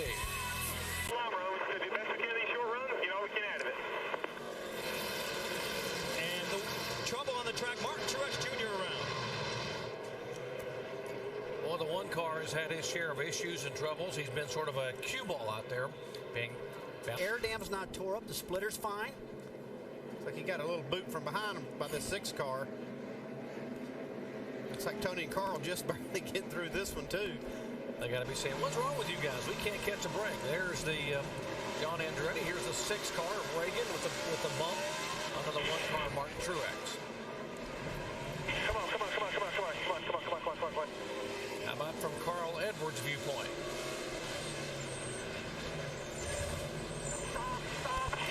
And that's a now he's moving. Big sure change. 5 laps to go. Jimmy Johnson trying to be trouble up behind him coming out of the corner there in turn 2. Kyle Petty involved. Caution's out. Watch for debris there, bud. There's 4 cars spun back there. 1 car of Martin Truex involved. Let's show you what happened here. We just set a record for caution flags, by the way. 20th caution flag of the day. Bobby Labonte around, a cloud of smoke. Nobody can see. Everybody's piling up in the smoke. Folks, when you're running close to 100 miles an hour, you crash like this with no vision, you're going to hit hard. Tony Raines. Tony Raines gets into the back of the 43 car and spins him around.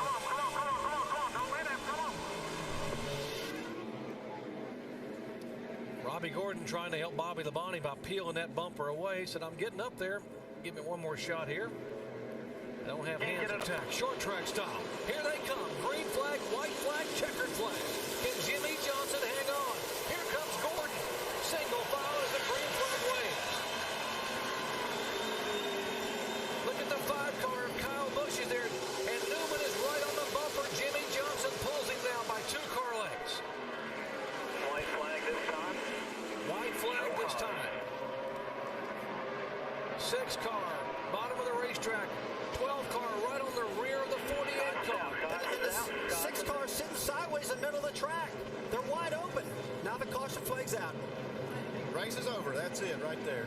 And the boy, Jack Canal says, I can't believe we got a caution. His car yesterday and went to the back like a rock. Those 2 tires fell off awful quick. Caution's out. Turn 2. Caution flag for the 2nd time today. This is the 84 of Allmendinger, who had already been slowing. And he had been on and off a pit road. Right-sided it. Yeah, his problems are continuing here because of the damage earlier. Probably cut a right front tire. This goes to show you guys, you got to be so doggone careful out there because this can happen to any one of them. The last minute, Greg Biffle tries to slide in and gets it. And here's the reason for the caution flag this time. A.J. Allmendinger had that great qualifying effort, his best start of his career, 5th, and he had just brushed the wall on lap 2, and now he's hit it pretty hard and heads back to the... Thank you, Brett. Take a look at these 2 crew chiefs. Now, Chad Canals is like he is... trouble on the front straightaway. The 18 car of Yaley is spinning down in the grass, and that will definitely bring out caution number 5 on the afternoon. And this is just what Jeff Gordon wanted because he was losing about everything's cool.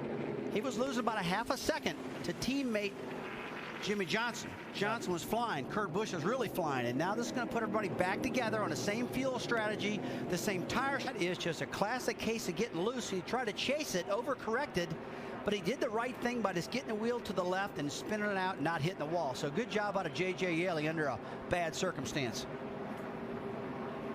JJ wanting to have a good run here. His sponsor, Interstate Batteries, is a Dallas-based company. Longtime sponsor in NASCAR. Matt Kenseth or Tony Stewart.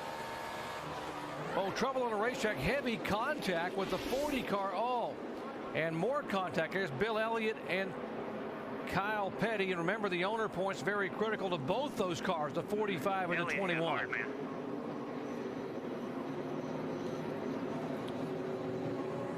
There's the 40 car. Home Lap Communities Dodge for David Stremme, and boy, he is indicating an engine problem. He's got a left rear tire flat right here, man. Oh, he goes up and just gets the side of Kyle Petty right in front of the 21 of Elliott. He has nowhere to go. It looked like he was going to be fine and get the car down on the apron, and then the car just took a dead right. I mean, boy, you go up in a racetrack and the car's coming at you at over 200 miles per hour. He had no chance, and these guys got wiped out because of it. Right on the bottom of the track on the apron, a dirty portion, and loses it. Kyle Petty trying to hang on to a top 35 spot in owner's points. He was 34th coming into here. Oh, there's the car going right up across the racetrack into Kyle Petty's door.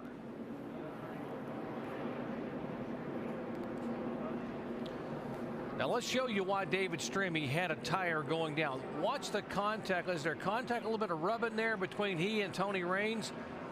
Might have happened just before that when those guys got together. Let's watch here again. You actually see he's struggling right now. You can see the tire's actually soft at this point. And even though they do have contact, I believe that tire was going down before they ever touched. Yeah, that was an incredible shot. You saw the left rear tire going flat on the number. New tire. Junior's doing okay. We got a caution here. Whoa, 41 of Sorensen in the wall. 38 of Gilliland spins. And Carl Edwards, you see his car slowing.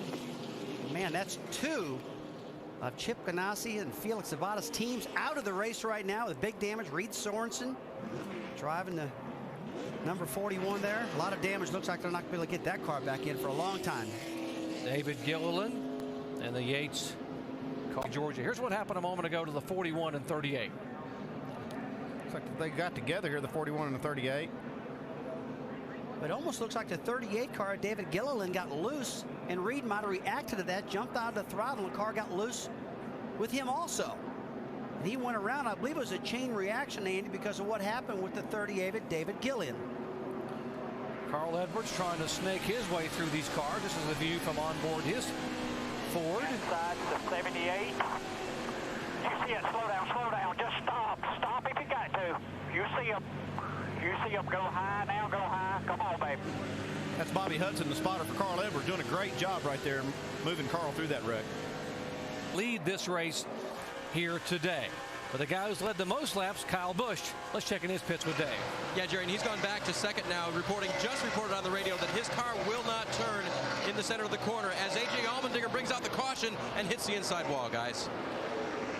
Now, man, that was a big hit. I mean, he come flying down and hit the inside of that wall. He's tore that Red Bull car to smithereens right there. It's not been A.J. Allmendinger's day at all.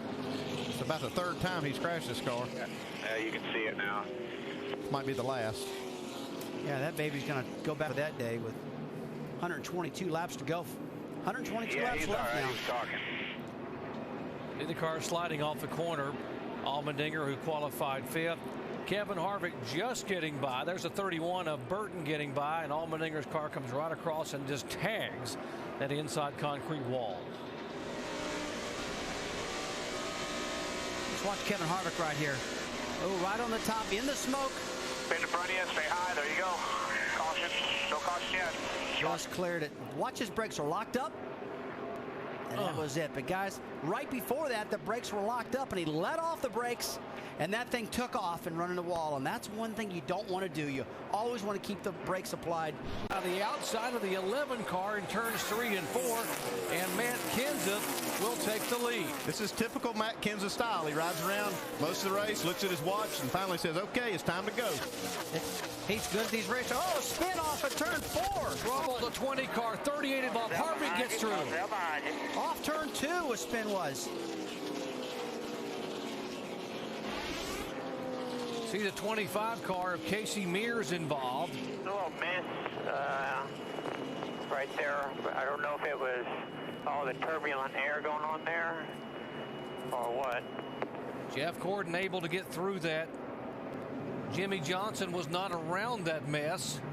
And that could have been disastrous when it comes to the 25 car Casey Mears bumped in the back of the 88 of Ricky Rudd, shot up the track, got loose and spun.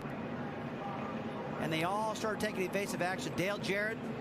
Wow, look at the hard impact. He's in it. 29 car Harvick able to get in the back of the 38 and get by. There's Mears involved. Reagan heavy hit for David Reagan, the rookie contender. 66 involved as well. Mayfield. Looks like Casey Mears just came up behind the 88 car and was trying to look for a hole or a way to go, and maybe just got a little bit loose. There's the contact. Mears and Stewart right in front of 38. Got nowhere to go. Harvick into the back of the 38. Wow, how did Kevin Harvick? He was right behind the 38 and splits Stewart and Gilliland. Guys, that was incredible what the 29 car Kevin Harvick just did. He was in solid smoke. Let's take a look at this again. Got one spin in front of you. Look at that. Go high. Go high. Well, we already gave him the good hands move. I guess we need to give it to him again. All right, good job. We got some fender, I think. We'll give him the two hands move on that one. Great effort by Kevin Harvick. Mike.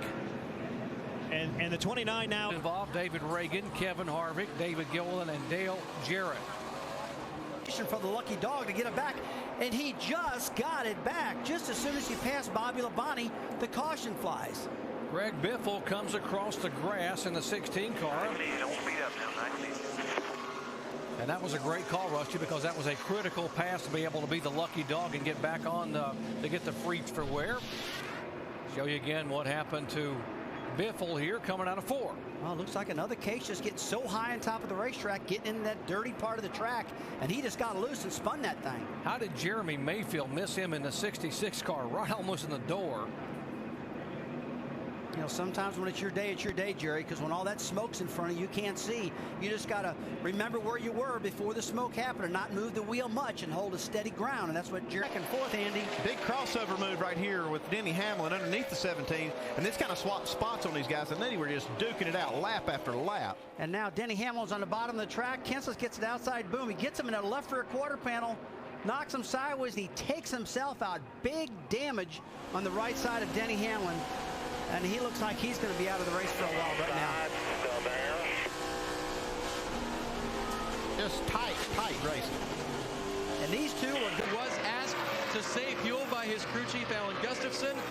He, of course, asked, can we make it to the end? And Gustafson said 3:34, but this is going to change everything. Biffle crashing. Greg Biffle brings out caution. Great report, Dave. It just all changed right here. It's on fire. Well, they got a big fire. Out the caution for Greg Biffle here on lap 298. Same deal as before here. He just gets a little bit sideways, loses the thing.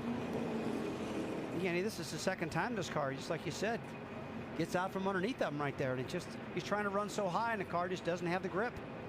Brian Vickers coming by. That was the contact on the hood. And there's the fire that erupts. You're talking about the oil cooler, the fire that erupts in the front of the car and underneath where the driver is sitting.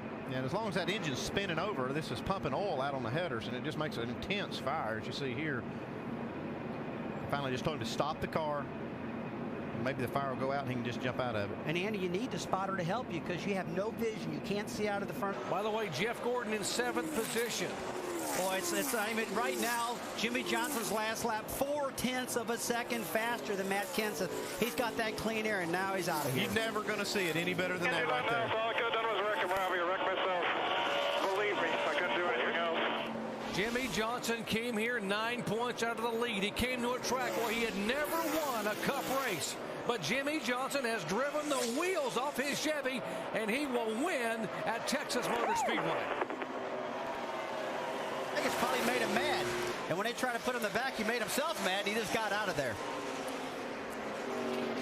Trouble on the racetrack. 38 car. Hi, bud. Straighten it out. Good job. Good job. Looks like he's just spun the car around. No damage.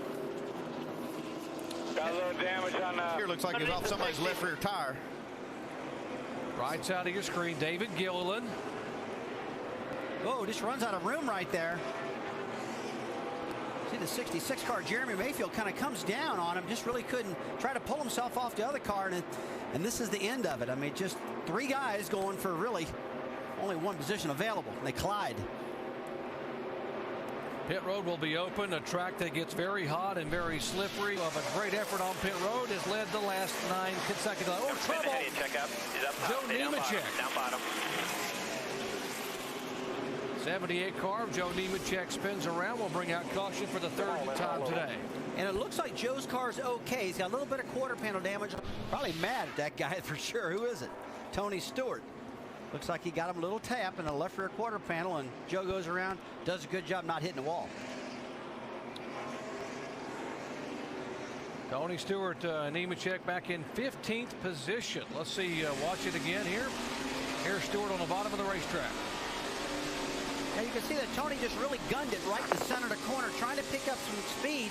And the 78 car, Joe Nemechek, was just coming. That's what's making him run fast now. Oh, trouble on the backstretch. The 1 car sprinting is the 8 car. Oh, Dale Earnhardt Jr.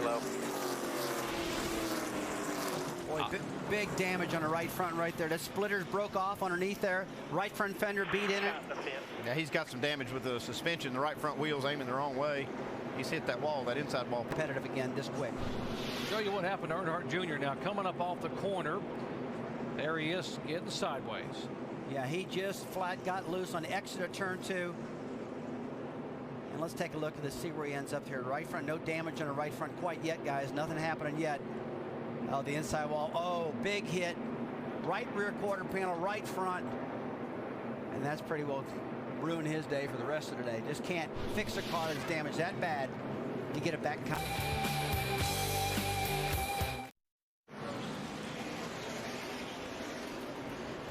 Welcome back to the Checker Auto Parts 500.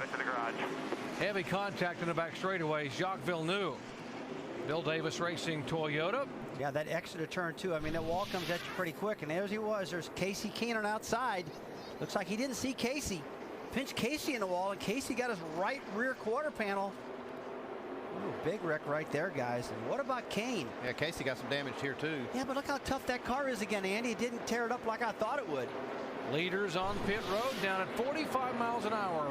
Alan Bestwick. Back at Phoenix International Raceway, caution coming out on lap 233, and now the critical strategy is about to unfold on pit road. This is the caution we were talking about. After 222 car, Dave Blaney spins out. Hello, come on. Good job, buddy. Now he kept it out of the wall, and he hustled up to be able to try to stay on the lead lap. Watching spin again. And Jerry, the 22 car, this is one of the fellows really trying desperately to stay in the top 35 into points or get himself in the top 35. So this is a big setback for this team. Yeah, he was actually with 1 race to go. White flag for Jimmy Johnson. Jimmy Johnson off of turn 2, trying to do what hasn't been done since 1998, trying to win 4 in a row. As Johnson takes it down less than half a lap away from the checkered flag.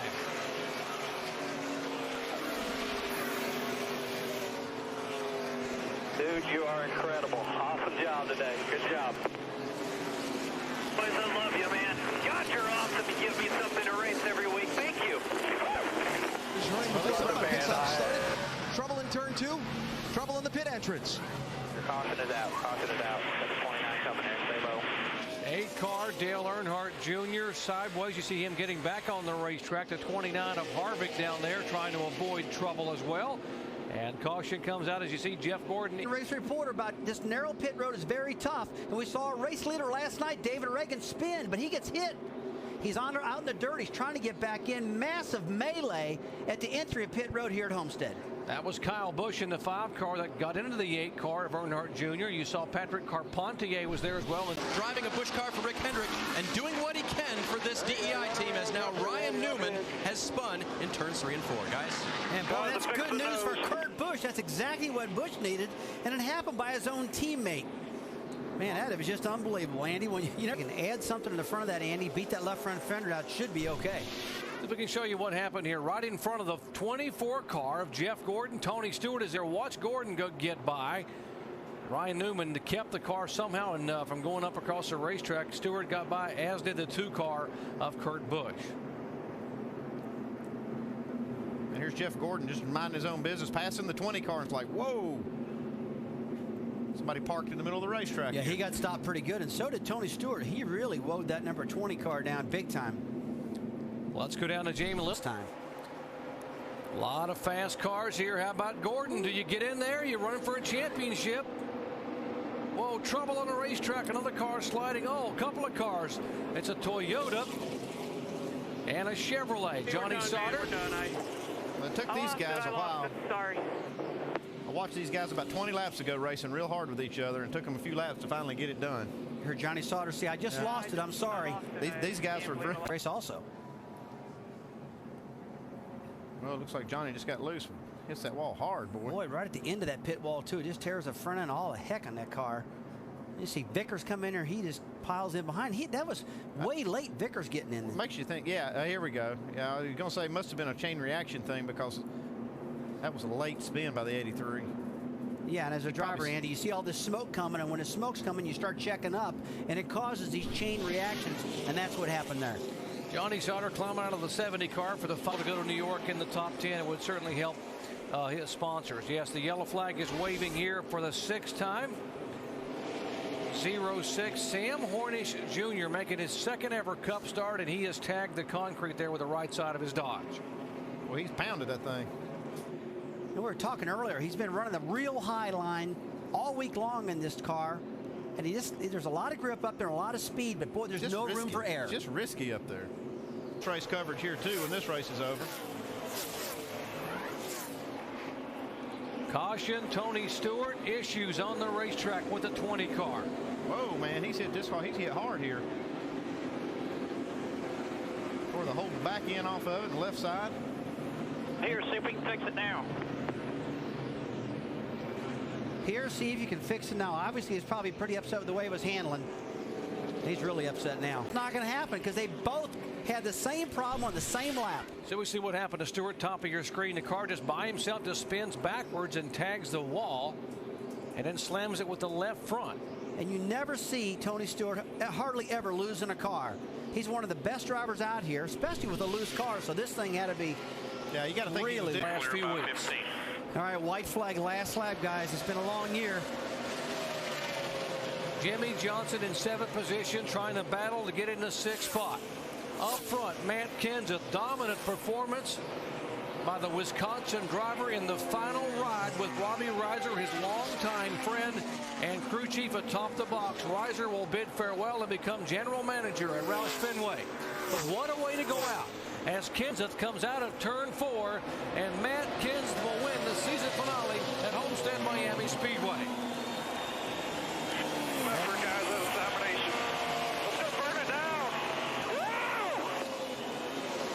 Oh, the